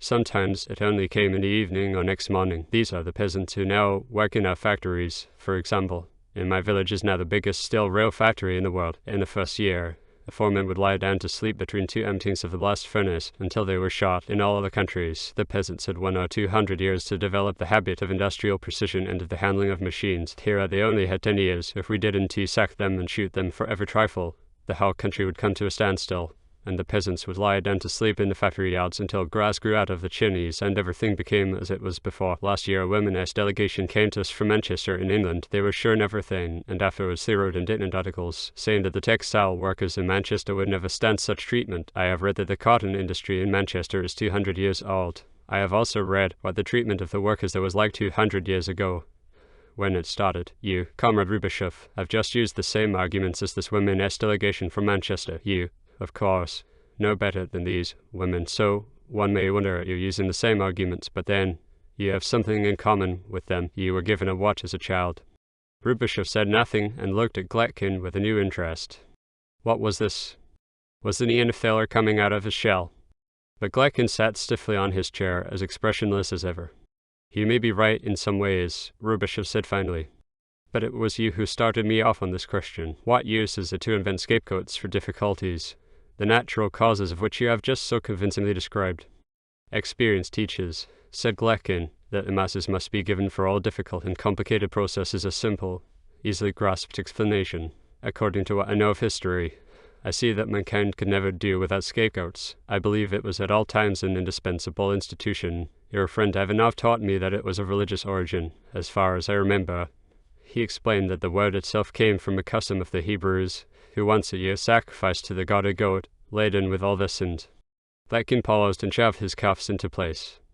Besides, there are also examples in history of voluntary scapegoats. At the age when you were given a watch, I was being taught by the village priest that Jesus Christ called himself a lamb, which had taken on itself all sin. I have never understood in what way it could help mankind if someone declares he is being sacrificed for its sake, but for 2,000 years people have apparently found it quite natural. Rubashov looked at Gletkin. What was he aiming at? What was the object of this conversation? In what labyrinth was the Neanderthaler straying? However that may be, said Rubashov, it would be more in accordance with our ideas to tell the people the truth, instead of populating the world with saboteurs and devils. If one told the people in my village, said Gletkin, that they were still so and backward in spite of the revolution and the factories, it would have no effect on them. If one tells them that they are heroes of work, more efficient than the Americans, and that all evil only comes from devils and saboteurs, it has at least some effect. Truth is what is useful to humanity, falsehood what is harmful. In the outline of history published by the Party for the Evening Classes for Adults, it is emphasized that during the first few centuries the Christian religion realized an objective progress for mankind. Whether Jesus spoke the truth or not, when he asserted he was the Son of God and of a virgin, is of no interest to any sensible person. It is said to be symbolical, but the peasants take it literally. We have the same right to invent useful symbols which the peasants take literally. Your reasoning, said Rubashov, sometimes reminds me of Ivanov's. Citizen Ivanov, said Gletkin, belonged, as you do, to the old intelligentsia. By conversing with him, one could acquire some of that historical knowledge which one had missed through insufficient schooling. The difference is that I try to use that knowledge in the service of the party, but Citizen Ivanov was a cynic. Was, asked Rubashov, taking off his pince-nez. Citizen Ivanov, said Gletkin, looking at him with expressionless eyes, was shot last night in execution of an administrative decision. After this conversation, Gletkin let Rubashov sleep for 2 full hours. On the way back to his cell, Rubashov wondered why the news of Ivanov's death had not made a deeper impression on him. It had merely caused the cheering effect of his little victory to vanish and made him tired and drowsy again. Apparently he had reached a state which precluded any deeper immersion. Anyhow, even before he had learned of Ivanov's death, he had been ashamed of that idle feeling of triumph. Gletkin's personality had gained such power over him that even his triumphs were turned into defeats. Massive and expressionless, he sat there, the brutal embodiment of the state which owed its very existence to the Rubashovs and Ivanovs. Flesh of their flesh, grown independent and become insensible. Had not Gletkin acknowledged himself to be the spiritual heir of Ivanov and the old intelligentsia? Rubashov repeated to himself for the 100th time that Gletkin and the new Neanderthals were merely completing the work of the generation with the numbered heads. That the same doctrine became so inhuman in their mouths had, as it were, merely climactic reasons. When Ivanov had used the same arguments, there was yet an undertone in his voice left by the past by the remembrance of a world which had vanished. One can deny one's childhood, but not erase it. Ivanov had trailed his past after him to the end. That was what gave everything he said to underturn a frivolous melancholy. That was why Gletkin had called him a cynic. The Gletkins had nothing to erase. They need not deny their past, because they had none. They were born without umbilical cord, without frivolity, without melancholy. 5. Fragment of the Diary of N.S. Rubashov. With what right do we who are quitting the sea look down with such superiority on the Gletkins? There must have been laughter amidst the apes when the Neanderthaler first appeared on earth. The highly civilized apes swung gracefully from bough to bough. The Neanderthaler was uncouth and bound to the earth. The apes, saturated and peaceful, lived in sophisticated playfulness, or caught fleas in philosophic contemplation. The Neanderthaler trampled gloomily through the world, banging around with clubs. The apes looked down on him amusedly from their treetops and threw nets at him. Sometimes horror seized them. They ate fruits and tender plants with delicate refinement. The Neanderthaler devoured raw meat. He slaughtered animals and his fellows. He cut down trees which had always stood, moved rocks from their town-hallowed place, transgressed against every law and tradition of the jungle. He was uncouth, cruel, without animal dignity from the point of view of the highly cultivated apes, a barbaric relapse of history. The last surviving chimpanzees still turn up their noses at the sight of a human being. 6. After 5 or 6 days an incident occurred. Rubashov fainted during the examination. They had just arrived at the concluding point in the accusation, the question of the motive for Rubashov's actions. The accusation defined the motive simply as counter-revolutionary mentality and mentioned casually as if it were self-evident that he had been in the service of a hostile foreign power. Rubyshev fought his last battle against that formulation. The discussion had lasted from dawn to the middle of the morning, when Rubyshev, at a quite undramatic moment, slid sideways from his chair and remained lying on the ground. When he came to a few minutes later, he saw the little fluff-covered skull of the doctor over him, pouring water on his face out of a bottle and rubbing his temples. Rubyshev felt the doctor's breath, which smelled of peppermint and bread and dripping, and was sick. The doctor scolded in his shrill voice, and advised that Rubyshev should be taken into the fresh air for a minute. Gletkin had watched the scene with his expressionless eyes. He rang and ordered the carpet to be cleaned. Then he let Rubyshev be conducted back to his cell. A few minutes later, he was taken by the old warder into the yard for exercise. For the first few minutes, Rubyshev was as if intoxicated by the biting fresh air. He discovered that he had lungs which drank in oxygen, as the palate a sweet, refreshing drink. The sun shone pale and clear. It was just 11 in the morning, the hour at which he always used to be taken for his work an immeasurable time ago, before this long, hazy row of days and nights had started. What a fool he had been not to appreciate this blessing. Why could one not just live and breathe and walk through the snow and feel the pale warmth of the sun on one's face? Shake off the nightmare of Gletkin's room, the glaring light of the lamp, that whole ghostly missy NSCNE and live as other people do. As it was the usual hour for his exercise, he again had the thin peasant with the bashed shoes as neighbour in the roundabout. He watched sideways as Rubyshev walked along beside him with slightly swaying steps, cleared his throat once or twice, and said, with a glance at the warders, "I have not seen you for a long time, Your Honour. You look ill, as though you want tea last much longer. They say there will be a war." Rubyshev said nothing. He resisted the temptation to pick up a handful of snow and press it to a ball in his hand. The circle moved slowly round the yard. 20 paces ahead the next pair stamped along between the low banks of snow 2 men of about the same height in grey coats, with little clouds of steam in front of their mouths. "It will soon be sowing time," said the peasant. "After the melting of the snow as the sheep go into the hills, it takes 3 days until they are up there. Before, all the villages in the district sent their sheep on the journey the same day. At sunrise it started, sheep everywhere, on all paths and fields. The whole village accompanied the herds during the first day. You have perhaps in all your life never seen so many sheep, Your Honour, and so many dogs, and so much dust, and such barking and bleating. Mother of God, what merriment it was!" Rubyshev held his face lifted to the sun. The sun was still pale, but already it lent the air tepid softness. He watched the gliding, swerving play of the birds high above the machine-gun turret. The peasant's whining voice went on. "A day like today, when one smells the melting of the snow in the air, takes hold of me. We will neither of us last much longer, Your Honour. They have crushed us because we are reactionaries, and because the old days when we were happy must not come back." "Were you really so happy in those days?" asked Rubyshev, but the peasant only murmured something unintelligible, while as Adam's apple slid up and down his throat several times. Rubyshev watched him from the side. After a time, he said, "Do you remember the part in the Bible where the tribes in the desert begin to cry, 'Let us make a captain, and let us return into Egypt'?" The peasant nodded eagerly and uncomprehendingly. Then they were conducted back into the building. The effect of the fresh air vanished. The leaden drowsiness, the giddiness, and nausea returned. At the entrance, Rubyshev bent down, picked up a handful of snow, and rubbed it on his forehead and burning eyes. He was not taken back to his cell as he had hoped, but straight to Gletkin's room. Gletkin was sitting at his desk, in the same position as Rubyshev had left him in how long ago.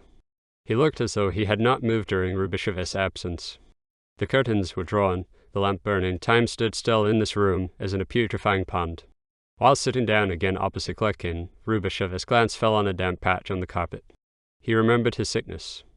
So it was, after all, but an hour since he had left the room. "I take it that you feel better now," said Gletkin. "We left off at the concluding question of the motive for your counter-revolutionary activities." He stared in slight surprise at Rubyshev's right hand, resting on the arm of the chair and still clenching a tiny lump of snow. Rubyshev followed his glance. He smiled and lifted his hand to the lamp. They both watched the little lump melting on his hand in the warmth of the bulb. "The question of motive is the last," said Gletkin. "When you have signed that, we will have finished with one another." The lamp radiated a sharper light than it had for a long time. Rubyshev was forced to blink. "And then you will be able to rest," said Gletkin. Rubyshev passed his hand over his temples, but the coldness of the snow was gone.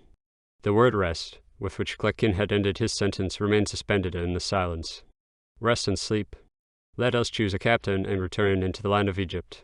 He blinked sharply through his pince-nez at Gletkin. "You know my motives as well as I do," he said. You know that I acted neither out of a counter-revolutionary mentality, nor was I in the service of a foreign power. What I thought and what I thought and did according to my own conviction and conscience. Flecken had pulled the dossier out of his drawer. He went through it, pulled out his sheet, and read in his monotonous voice. For us, the question of subjective good faith is of no interest. He who is in the wrong must pay. He who is in the right will be absolved. That was our law. You wrote that in your diary shortly after your arrest. Rubisher felt behind his eyelids the familiar flickering of the light. In Gleckin's mouth the sentence he had thought and written acquired peculiarly naked sound, as though a confession, intended only for the anonymous priest, had been registered on a gramophone record, which now was repeating it in its cracked voice. Gleckin had taken another page out of the dossier, but read only one sentence from it, with his expressionless gaze fixed on Rubishov. Honor is to serve without vanity, and unto the last consequence. Rubishov tried to withstand his gaze. I don't see, he said, how it can serve the party that her members have to grovel in the dust before all the world. I have signed everything you wanted me to sign. I have pleaded guilty to having pursued a false and objectively harmful policy. Isn't that enough for you? He put on his pince-nez, blinked helplessly past the lamp, and ended in a tired, hoarse voice. After all, the name N.S. Rubishov is itself a piece of party history. By dragging it in dirt, you besmirch the history of the revolution. To that I can also reply with a citation from your own writings. You wrote, "It is necessary to hammer every sentence into the masses by repetition and simplification. What is presented as right must shine like gold. What is presented as wrong must be black as pitch, for consumption by the masses. The political processes must be colored like gingerbread figures at a fair." Rubishov was silent. Then he said, "So that is what you are aiming at. I am to play the devil in your Punch and Judy show howl, grind my teeth and put out my tongue involuntarily to... Danton and his friends were spared that, at least." Flecken shut the cover of the dossier. He bent forward a bit and settled his cuffs. "Your testimony at the trial will be the last service you can do the party." Rubishov did not answer. He kept his eyes shut and relaxed under the rays of the lamp like a tired sleeper in the sun, but there was no escape from Gleckin's voice. "Here, Danton and the convention," said the voice, "we're just a gallant play compared to what is at stake here. I have read books about it. Those people wore powdered pigtails and declaimed about their personal honor. To them, it only mattered to die with a noble gesture, regardless of whether this gesture did good or harm." Rubishov said nothing. There was a buzzing and humming in his ears. Gleckin's voice was above him. It came from every side of him. It hammered mercilessly on his aching skull. "You know what is at stake here," Gleckin went on. "For the first time in history, a revolution has not only conquered power, but also kept it. We have made our country a bastion of the new era. It covers a sixth of the world and contains a tenth of the world's population." Gleckin's voice now sounded at Rubishov's back. He had risen and was walking up and down the room. It was the first time this had happened. His boots creaked at every step, his starched uniform crackled, and a sourish smell of sweat and leather became noticeable. When our revolution had succeeded in our country, we believed that the rest of the earth would follow suit. Instead, came a wave of reaction, which threatened to swamp us. There were two currents in the party. One consisted of adventurers who wanted to risk what we had won to promote the revolution abroad. You belonged to them. We recognized this current to be dangerous, and have liquidated it. Rubishov wanted to raise his head and say something. Fleckin's steps resounded in his skull. He was too tired. He let himself fall back, and kept his eyes shut.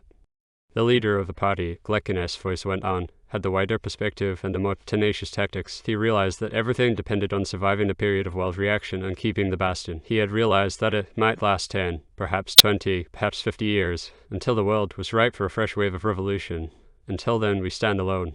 Until then, we have only one duty, not to perish. A sentence swam vaguely in Rubishov's memory. It is the revolutionary's duty to preserve his own life. Who had said that? He himself. Ivanov? It was in the name of that principle that he had sacrificed Olive. And where had it led him? Not to perish, sounded Gleckin's voice.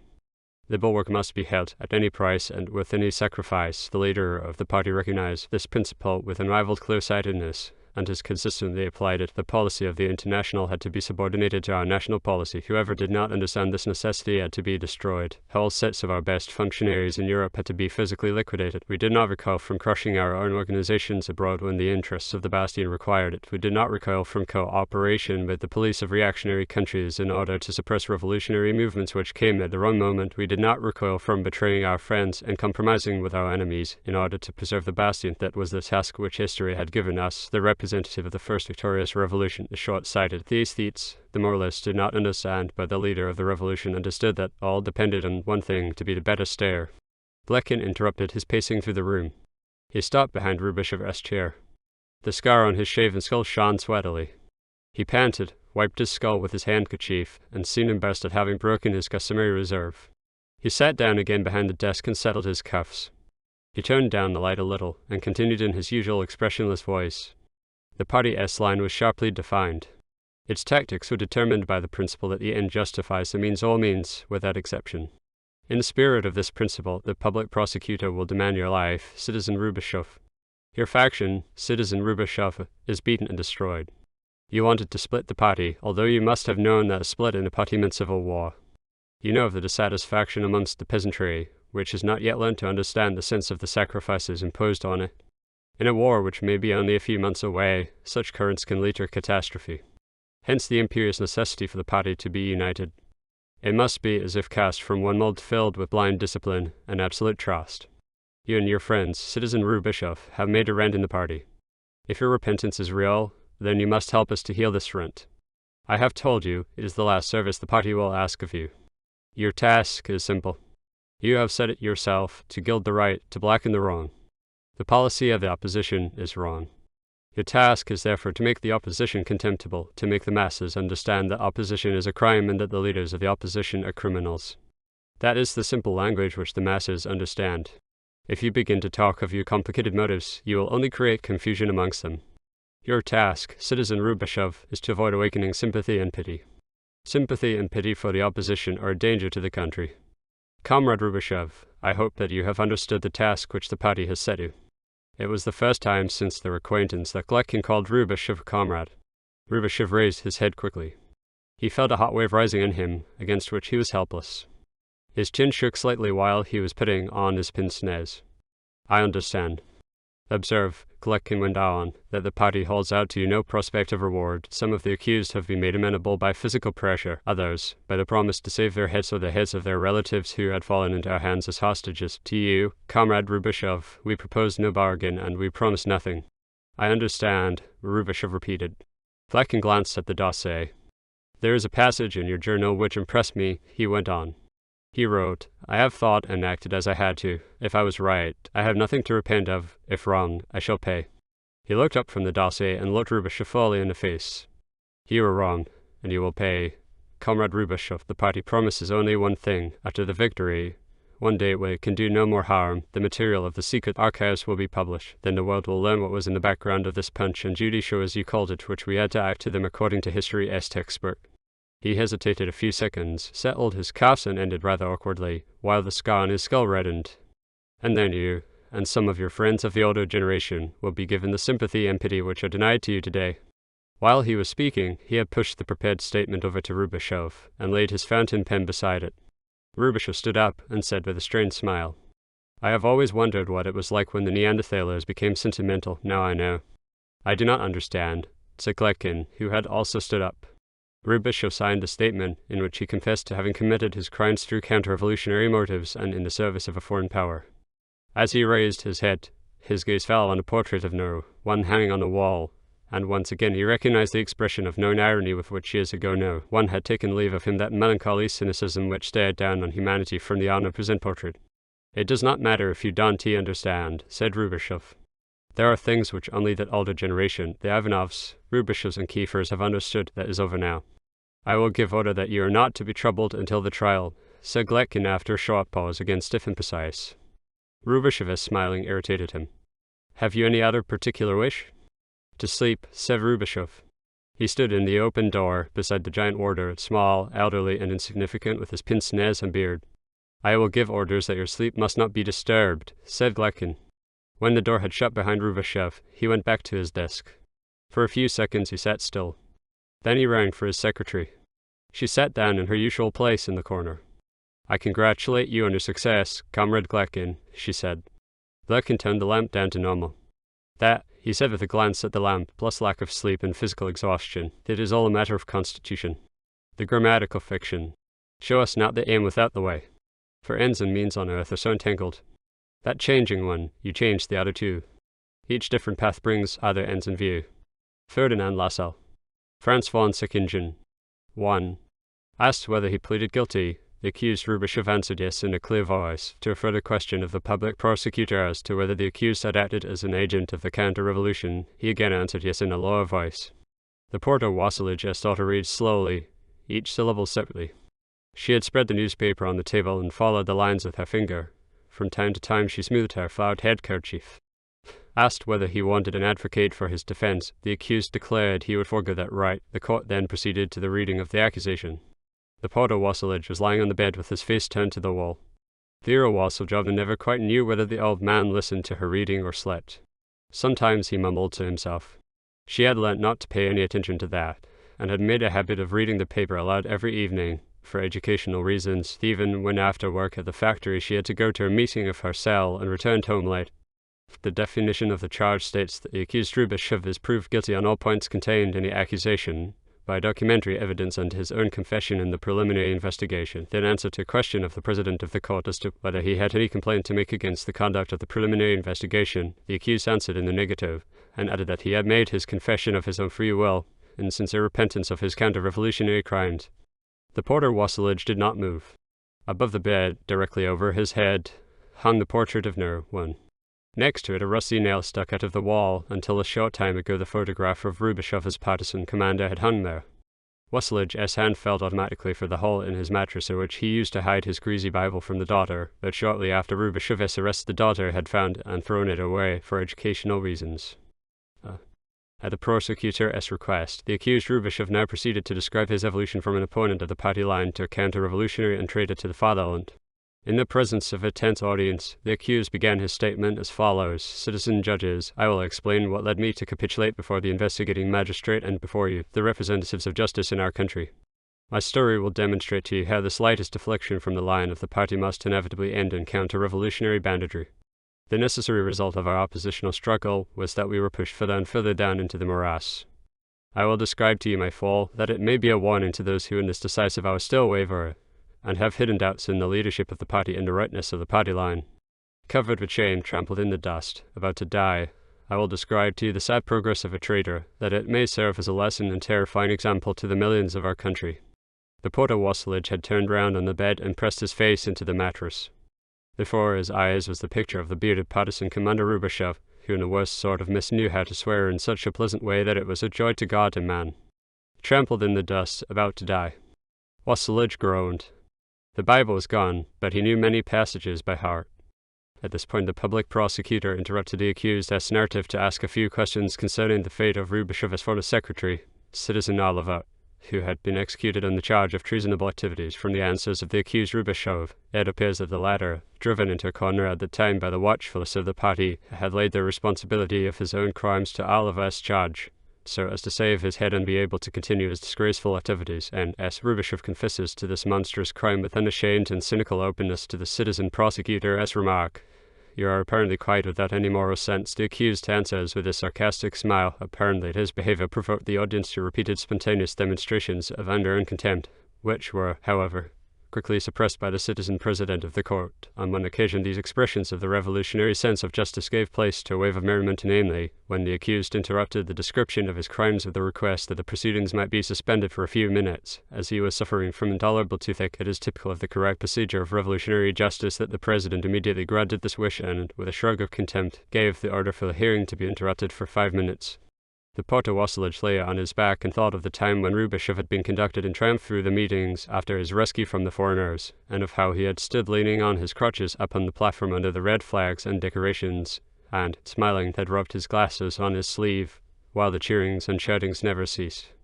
And the soldiers led him away, into the hall called Praetorium, and they called together the hall band, and they clothed him with purple, and they smote him on the head with a reed, and did spit upon him, and bowing their knees worshipped him. What are you mumbling to yourself? Asked the daughter. Never mind, said old Wassilage, and turned to the wall. He felt with his hand in the hole in the mattress, but it was empty. The hook hanging over his head was also empty. When the daughter had taken the portrait of Rubashov from the wall and thrown it in the dustbin, he had not protested he was now too old to stand the shame of prison. The daughter had interrupted her reading and put the primus stove on the table to prepare tea. A sharp smell of petrol spread over the porter's lodge. Were you listening to my reading? Asked the daughter. Wassilage obediently turned his head towards her. I heard it all, he said. So now you see, said Vera Wassiljovna, pumping petrol into the hissing apparatus. He says himself that he is a traitor. If it weren't true, he wouldn't say so himself. In the meeting at our factory, we have already carried a resolution which you'll have to sign. A lot you understand about it, aside Wassilage. Vera Wassilage threw him a quick glance which had the effect of making him turn his head to the wall again. Each time she gave him that peculiar glance, Wassilage was reminded that he was in Vera Wassiljevna's way, who wanted to have the porter as lodge for herself. 3 weeks ago, she and a junior mechanic at her factory had put their names down together in the marriage register, but the pair had no home. The boy shared a room with 2 colleagues, and nowadays it often was many years before one was assigned a flat by the housing trust. The Primus was at last to light. Vera Wassiljevna put the kettle on it. The cell secretary read us a resolution, and it is written that we demand that the traitors be mercilessly exterminated. Whoever shows pity to them is himself a traitor and must be denounced, she explained in a purposely matter-of-fact voice. The workers must be watchful. We have each received a copy of the resolution in order to collect signatures for it. Vera Wassiljevna took a slightly crushed sheet of paper out of her blouse and flattened it out on the table. Wassilage now lay on his back, the rusty nail stuck out of the wall straight above his head. He squinted over to the paper, which lay spread next to the Primus stove. Then he turned his head away quickly. And he said, I tell thee, Peter, the cock shall not crow this day before that thou shalt thrice deny that thou knowest me. The water in the kettle began to hum. Old Wassilage put on a cunning expression. Must also those sign who were in the Civil War. The daughter stood bent over the kettle in her flowered headkerchief. Nobody has to, she said with the same peculiar glance as before. In the factory they know, of course, that he lived in this house. The cell secretary asked me after the meeting whether you were friends until the end, and whether you had spoken much together. Old Wassilage sat up on the mattress with a jump. The effort made him cough, and the veins swelled on his thin, scrofulous neck. The daughter put 2 glasses on the edge of the table and scattered some tea leaf dust into each out of a paper bag. What are you mumbling again? She asked. Give me that damn paper, said old Wassilage. The daughter passed it to him. Shall I read it to you, so that you know exactly what is in it? No, said the old man, writing his name on it. I don't want to know. Now give me some tea. The daughter passed him the glass. Wassilage's lips were moving. He mumbled to himself while drinking the pale yellow liquid in small sips. After they had drunk their tea, the daughter went on reading from the newspaper. The trial of the accused Rubashov and Kiefer was nearing its end. The debate on the charge of the planned assassination of the leader of the party had released storms of indignation amongst the audience. Shouts of "shoot the mad dogs" were heard repeatedly. To the public prosecutor's concluding question concerning the motive of his actions, the accused Rubashov, who seemed to have broken down, answered in a tired, dragging voice. I can only say that we, the opposition, having once made it our criminal aim to remove the government of the fatherland of the revolution, used methods which seemed proper to our purpose, and which were just as low and vile as the purpose. Vera Wassiljevna pushed back her chair. That is disgusting. She said it makes you sick the way he crawls on his belly. She put aside the newspaper and began noisily to clear away Primus and glasses. Wassilage watched her. The hot tea had given him courage. He sat up in bed. Don't you imagine that you understand? He said God knows what was in his mind when he said that. The party has taught you all to be cunning, and whoever becomes too cunning loses all decency. It is no good shrugging your shoulders. He went on angrily. It has come to this in the world now that cleverness and decency are at loggerheads, and whoever sides with one must do without the other. It is not good for a man to work things out too much. That is why it is written, that your communication be, yea, yea, nay, nay, for whatever is more than these cometh of evil. He let himself sink back on the mattress and turned away his head, so as not to see the face his daughter would make. He had not contradicted her so bravely for a long time. Anything might come of it, once she had it in her mind that she wanted the room for herself and her husband. One had to be cunning in this life, after all else one might in one's old age go to prison or have to sleep under the bridges in the cold. There one had it, either one behaved cleverly or one behaved decently, the two did not go together. I will now read you the end, announced the daughter. The public prosecutor had finished his cross-examination of Rubashov. Following it, the accused Kiefer was examined once more. He repeated his preceding statement on the attempted assassination in full detail. Asked by the president whether he desired to put any questions to Kiefer, which he would be entitled to do, the accused Rubashov answered that he would forego this right. This concluded the hearing of evidence, and the court was adjourned. After the reopening of the sitting, the citizen public prosecutor begins his summing up. Old Wassilage was not listening to the prosecutor's speech. He had turned to the wall and gone to sleep. He did not know afterwards how long he had slept, how often the daughter had refilled the lamp with oil, nor how often her forefinger had reached the bottom of the page and started on a new column. He only woke up when the public prosecutor, summing up his speech, demanded the death sentence. Perhaps the daughter had changed her tone of voice towards the end. Perhaps she had made a pause. In any case, Wassilage was awake again when she came to the last sentence of the public prosecutor's speech, printed in heavy black type. I demand that all these mad dogs be shot. Then the accused were allowed to say their last words. The accused Kiefer turned to the judges and begged that, in consideration of his youth, his life be spared. He admitted once again the basis of his crime and tried to attribute the whole responsibility for it to the instigator Rubashov. In so doing, he started to stammer agitatedly, thus provoking the mirth of the spectators, which was, however, rapidly suppressed by the citizen president. Then Rubashov was allowed to speak. The newspaper reporter here vividly depicted how the accused Rubashov examined the audience with eager eyes and, finding not a single sympathetic face, let his head sink despairingly. Rubashov's final speech was short. It intensified the unpleasant impression which his behavior in court had already made. Citizen President, the accused Rubashov declared, I speak here for the last time in my life. The opposition is beaten and destroyed. If I ask myself today, for what am I dying, unconfronted by absolute nothingness, there is nothing for which one could die, if one died without having repented and am reconciled with the party and the movement. Therefore, on the threshold of my last hour, I bend my knees to the country, to the masses, and to the whole people. The political masquerade, the memory of discussions and conspiracy are over. We were politically dead long before the citizen prosecutor demanded our heads. Woe unto the defeated, whom history treads into the dust. I have only one justification before you, citizen judges, that I did not make it easy for myself. Vanity and the last remains of pride whispered to me, die in silence, say nothing, or die with a noble gesture, with a moving swan song on your lips. Pour out your heart and challenge your accusers. That would have been easier for an old rebel, but I overcame the temptation. With that my task is ended. I have paid. My account with history is settled. To ask you for mercy would be derision. I have nothing more to say. After a short deliberation, the President read the sentence. The Council of the Supreme Revolutionary Court of Justice sentenced the accused in every case to the maximum penalty, death by shooting and the confiscation of all their personal property. The old man Wassilage stared at the rusty hook above his head. He murmured, Thy will be done, Amen, and turned to the wall. 2. So now it was all over. Rubashov knew that before midnight he would have ceased to exist. He wandered through his cell, to which he had returned after the uproar of the trial, 6.5 steps to the window, 6.5 steps back. When he stood still, listening, on the third black tile from the window, the silence between the whitewashed walls came to meet him as from the depth of a well. He still did not understand why it had become so quiet, within and without. But he knew that now nothing could disturb this peace any more. Looking back, he could even remember the moment when this blessed quietness had sunk over him. It had been at the trial, before he had started his last speech. He had believed that he had burned out the last vestiges of egotism and vanity from his consciousness, but in that moment, when his eyes had searched the faces of the audience and found only indifference and derision, he had been for a last time carried away by his hunger for a bone of pity. Freezing, he had wanted to warm himself by his own words. The temptation had gripped him to talk of his past, to rear out just once and tear the net in which Ivanov and Gletkin had entangled him, to shout at his accusers like Danton, You have laid hands on my whole life, may it rise and challenge you. Oh, how well he knew Danton's speech before the Revolutionary Tribunal. He could repeat it word for word. He had as a boy learned it by heart. You want to die for the Republic in blood. How long must the footsteps of freedom be gravestones? Tyranny is afoot, she has torn her veil, she carries her head high, she strides over our dead bodies. The words had burned on his tongue, but the temptation had only lasted a moment. Then, when he started to pronounce his final speech, the bell of silence had sunk down over him. He had recognized that it was too late.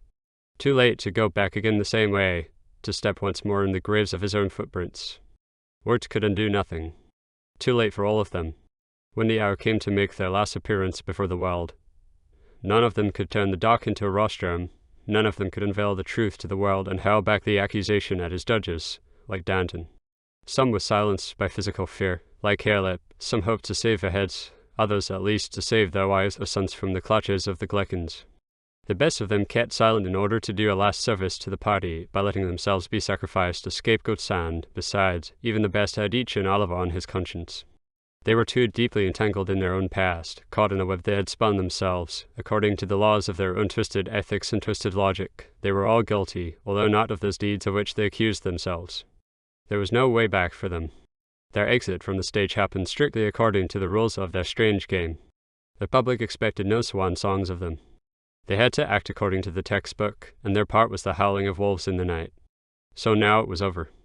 He had nothing more to do with it. He no longer had to howl with the wolves. He had paid, his account was settled.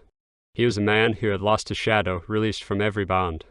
He had followed every thought to its last conclusion, and acted in accordance with it to the very end. The hours which remained to him belonged to that silent partner, whose realm started just where logical thought ended. He had christened the grammatical fiction with the shamefacedness about the first person singular which the party had inculcated in its disciples. Rubishov stopped by the wall which separated him from No. 406. The cell was empty since the departure of Rip Van Winkle. He took off his pince-nez, looked round furtively, and tapped. 2-4. He listened with a feeling of childlike shame, and then knocked again. 2-4. He listened, and again repeated the same sequence of signs. The wall remained mute. He had never yet consciously tapped the wood eye. Probably never at all. He listened. The knocking died without resonance. He continued pacing through his cell. Since the bell of silence had sunk over him, he was puzzling over certain questions to which he would have liked to find an answer before it was too late. They were rather naive questions. They concerned the meaning of suffering, or, more exactly, the difference between suffering which made sense and senseless suffering. Obviously, only such suffering made sense as was inevitable, that is, as was rooted in biological fatality. On the other hand, all suffering with a social origin was accidental, hence pointless and senseless. The sole object of revolution was the abolition of senseless suffering. But it had turned out that the removal of the second kind of suffering was only possible at the price of a temporary enormous increase in the sum total of the first. So the question now ran, was such an operation justified? Obviously it was, if one spoke in the abstract of mankind, but, applied to man in the singular, to decipher 2-4, the real human being of bone and flesh and blood and skin, the principle led to absurdity. As a boy, he had believed that in working for the party he would find an answer to all questions of this sort. The work had lasted 40 years, and right at the start he had forgotten the question for whose sake he had embarked on it. Now the 40 years were over, and he returned to the boyish original perplexity. The party had taken all he had to give and never supplied him with the answer. And neither did the silent partner, whose magic name he had tapped on the wall of the empty cell. He was deaf to direct questions, however urgent and desperate they might be.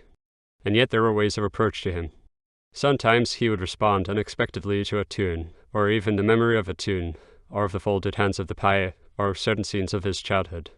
As if a tuning fork had been struck, there would be answering vibrations, and once this had started, a state would be produced, which the mystics called ecstasy and saint contemplation. The greatest and soberest of modern psychologists had recognized this state as a fact and called it the oceanic sense. And, indeed, oneness personality dissolved as a grain of salt in the sea, but at the same time the infinite sea seemed to be contained in the grain of salt. The grain could no longer be localized in time and space. It was a state in which thought lost its direction and started to circle, like the compass needle at the magnetic pole, until finally it cut loose from its axis and traveled freely in space, like a bunch of light in the night, and until it seemed that all thoughts and all sensations, even pain and joy itself, were only the spectrum lines of the same ray of light, disintegrating in the prism of consciousness. Rubishov wandered through his cell. In old days he would have shamefacedly denied himself this sort of childish musing. Now he was not ashamed. In death the metaphysical became real. He stopped at the window and leaned his forehead against the pane. Over the machine gun tower one could see a patch of blue.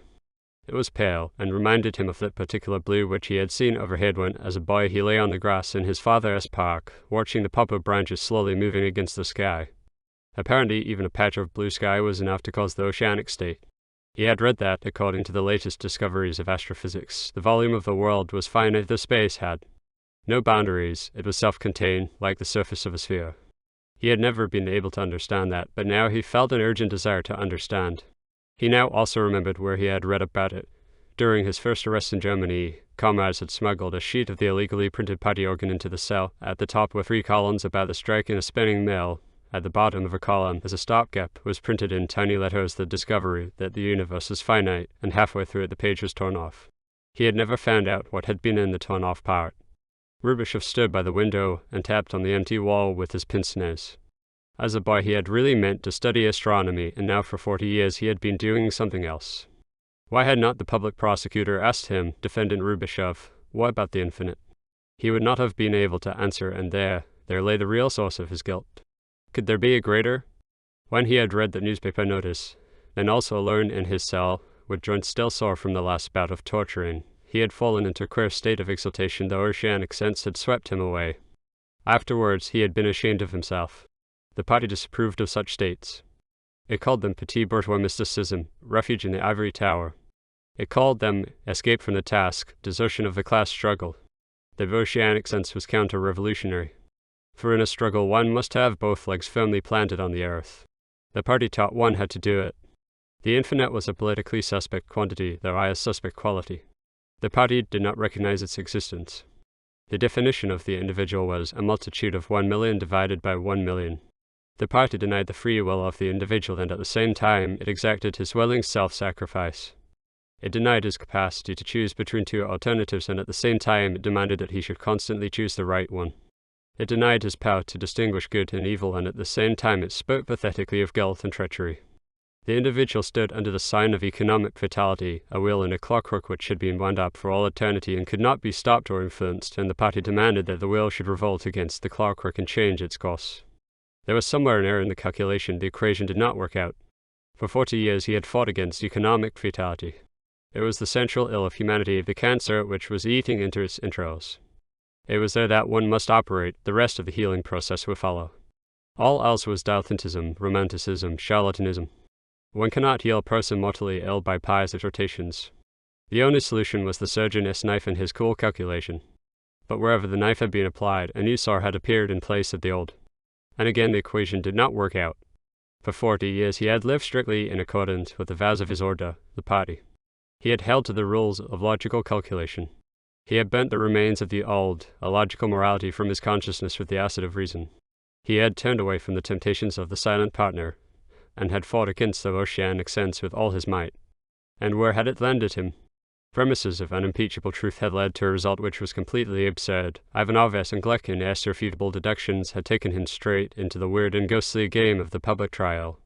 Perhaps it was not suitable for a man to think every thought to its logical conclusion. Rubashov stared through the bars of the window at the patch of blue above the machine-gun tower. Looking back over his past, it seemed to him now that for 40 years he had been running amok of pure reason. Perhaps it did not suit man to be completely freed from old bonds, from the steadying brakes of thou shalt not and thou mayst not, and to be allowed to tear along straight towards the goal. The blue had begun to turn pink. Dusk was falling. Round the tower a flock of dark birds was circling with slow, deliberate wing beats. No, the equation did not work out. It was obviously not enough to direct man's eyes towards a goal and put a knife in his hand. It was unsuitable for him to experiment with a knife. Perhaps later, one day. For the moment he was still too young and awkward.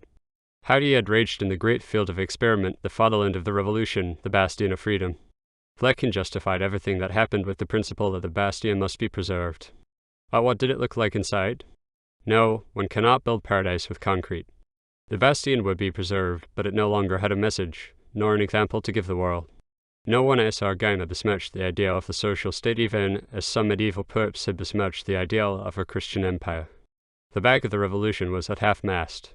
Rubashov wandered through his cell. It was quiet and nearly dark. It could not be long before they came to fetch him. There was an error somewhere in the equation, no, in the whole mathematical system of thought. He had had an inkling of it for a long time already, since the story of Richard and the Piet, but had never dared to admit it to himself fully. Perhaps the revolution had come too early, an abortion with monstrous, deformed limbs. Perhaps the whole thing had been a bad mistake in timing. The Roman civilization, too, had seemed to be doomed as early as the 1st century B.C., had seemed as rotten to the marrow as our own. Then, too, the best had believed that the time was ripe for great change, and yet the old worn-out world had held out for another 500 years. History had a slow pulse, men counted in years, history in generations. Perhaps it was still only the second day of creation. How he would have liked to live and build up the theory of the relative maturity of the masses. It was quiet in the cell. Rubashov heard only the creaking of his steps on the tiles. 6.5 steps to the door, whence they must come to fetch him. 6.5 steps to the window, behind which night was falling. Soon it would be over. But when he asked himself, for what actually are you dying? He found no answer.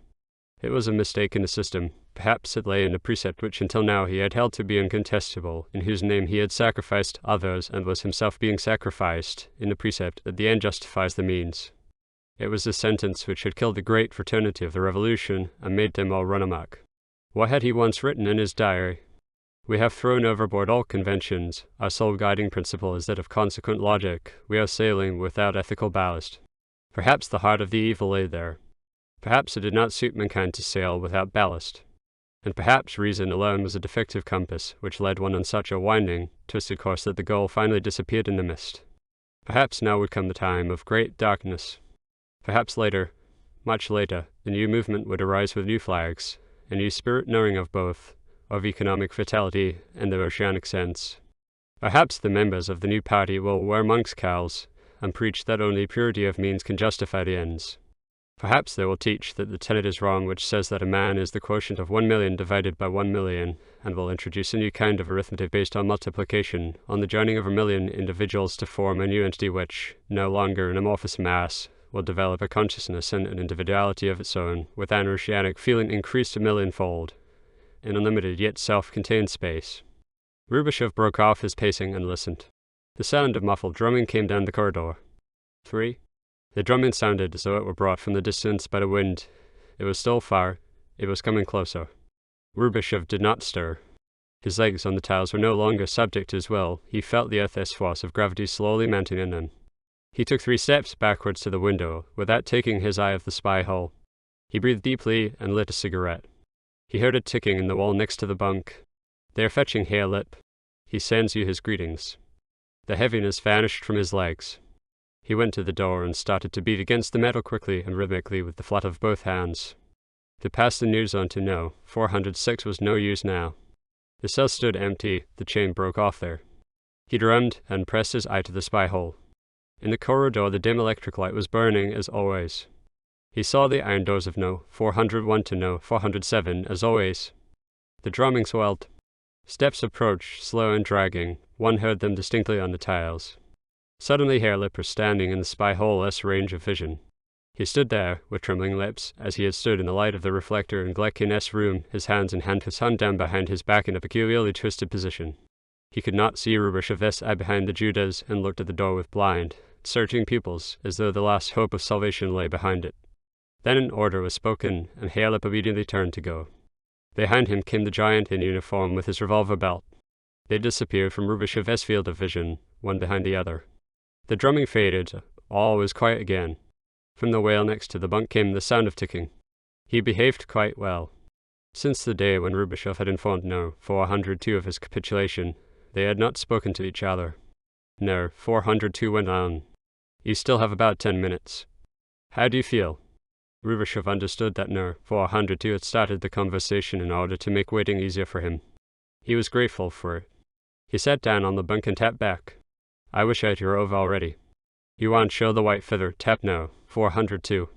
We know you read the devil of a fellow." He paused, then quickly repeated his last words, the devil of a fellow. He was obviously anxious to prevent the conversation coming to a standstill. "Do you still remember breasts like champagne glasses?" "Aha! The devil of a fellow." Rubashov listened for sound in the corridor. One heard nothing. No. 402 seemed to guess his thoughts, for he at once tapped again. "Don't you listen. I will tell you in time when they're coming. What would you do if you were pardoned?" Rubashov thought it over. Then he tapped. "Study astronomy." "Ha, express No. 402. I, too, perhaps. People say other stars are perhaps also inhabited. Permit me to give you some advice." "Certainly," answered Rubashov, surprised. "But don't take it till. Technical suggestion of a soldier. Empty your bladder. Is always better in such cases. The spirit is willing, but the flesh is weak." Ha. Rubashov smiled and went obediently to the bucket. Then he sat down again on the bunk and tapped. "That. Excellent idea. And what are your prospects?" No. 402 was silent for a few seconds. Then he tapped, rather slower than he had before. 18 years more. Not quite, only 6,530 days. He paused. Then he added, "I envy you really." And then, after another pause, think of it, another 6,530 nights without a woman. Rubashov said nothing. Then he tapped. "But you can read, study. Haven't you got the head for it?" He tapped No. 402. And then, loud and hurriedly, they were coming. He stopped, but a few seconds later added, "A pity. We were just having such a pleasant chat." Rubashov stood up from the bunk. He thought a moment and then tapped. "You helped me a lot." "Thanks." The key ground in the lock. The door flew open. Outside stood the giant in uniform and a civilian. The civilian called Rubishev by name and reeled off a text from a document. While he twisted his arms behind his back and put on the handcuffs, he heard No. 402 hastily tapping. I envy you. I envy you. Farewell. In the corridor outside, the drumming had started again. It accompanied them till they reached the barber S room. Rubishev knew that from behind each iron door an eye was looking at him through the spy hole, but he turned his head neither to the left nor to the right. The handcuffs grazed his wrists. The giant had screwed them too tightly and had strained his arms while twisting them behind his back. They were hurting. The cellar steps came in sight. Rubishev slowed down his pace. The civilian stopped at the top of the steps. He was small and had slightly protuberant eyes. He asked, "Have you another wish?" "None," said Rubishev, and started to climb down the cellar steps. The civilian remained standing above and looked down at him with his protuberant eyes. The stairs were narrow and badly lit. Rubishev had to be careful not to stumble, as he could not hold onto the stair rail. The drumming had ceased. He heard the man in uniform descending 3 steps behind him. The stairs turned in a spiral. Rubishev bent forward to see better. His pince-nez detached itself from his face and fell to the ground 2 steps below him, splintering. It rebounded lower down and remained lying on the bottom step. Rubishev stopped a second, hesitatingly, then he felt his way down the rest of the steps. He heard the man behind him bend down and put the broken pince-nez in his pocket, but did not turn his head. He was now nearly blind, but he had solid ground under his feet again. A long corridor received him. Its walls were blurred, and he could not see the end of it. A man in uniform kept always 3 steps behind him. Rubishev felt his gaze in the back of his neck, but did not turn his head. Cautiously he put one foot before the other. It seemed to him that they had been walking along this corridor for several minutes already. Still nothing happened. Probably he would hear when the man in uniform took the revolver out of its case. So until then there was time. He was still in safety. Or did the man behind him proceed like the dentist, who hid his instruments in his sleeve while bending over his patient? Rubishev tried to think of something else, but had to concentrate his whole attention to prevent himself from turning his head. Strange that his toothache had ceased in a minute when that blessed silence had closed round him.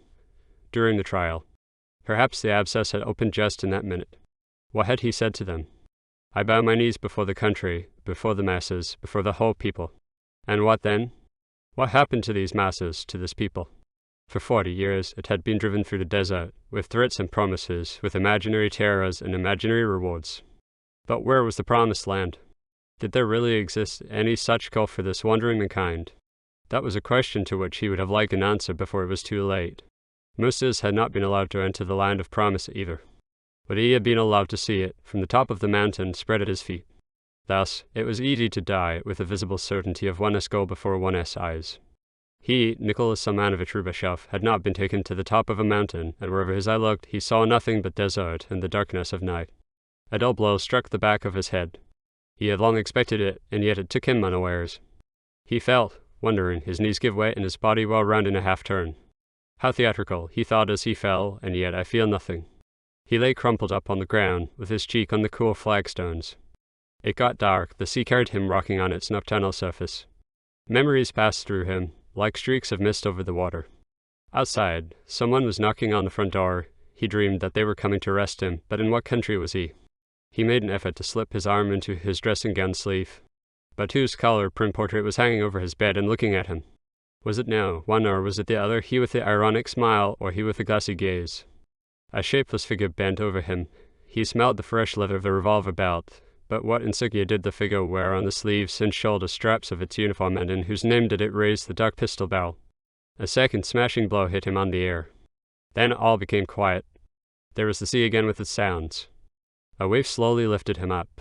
It came from afar and traveled sedately on, a shrug of eternity. The end.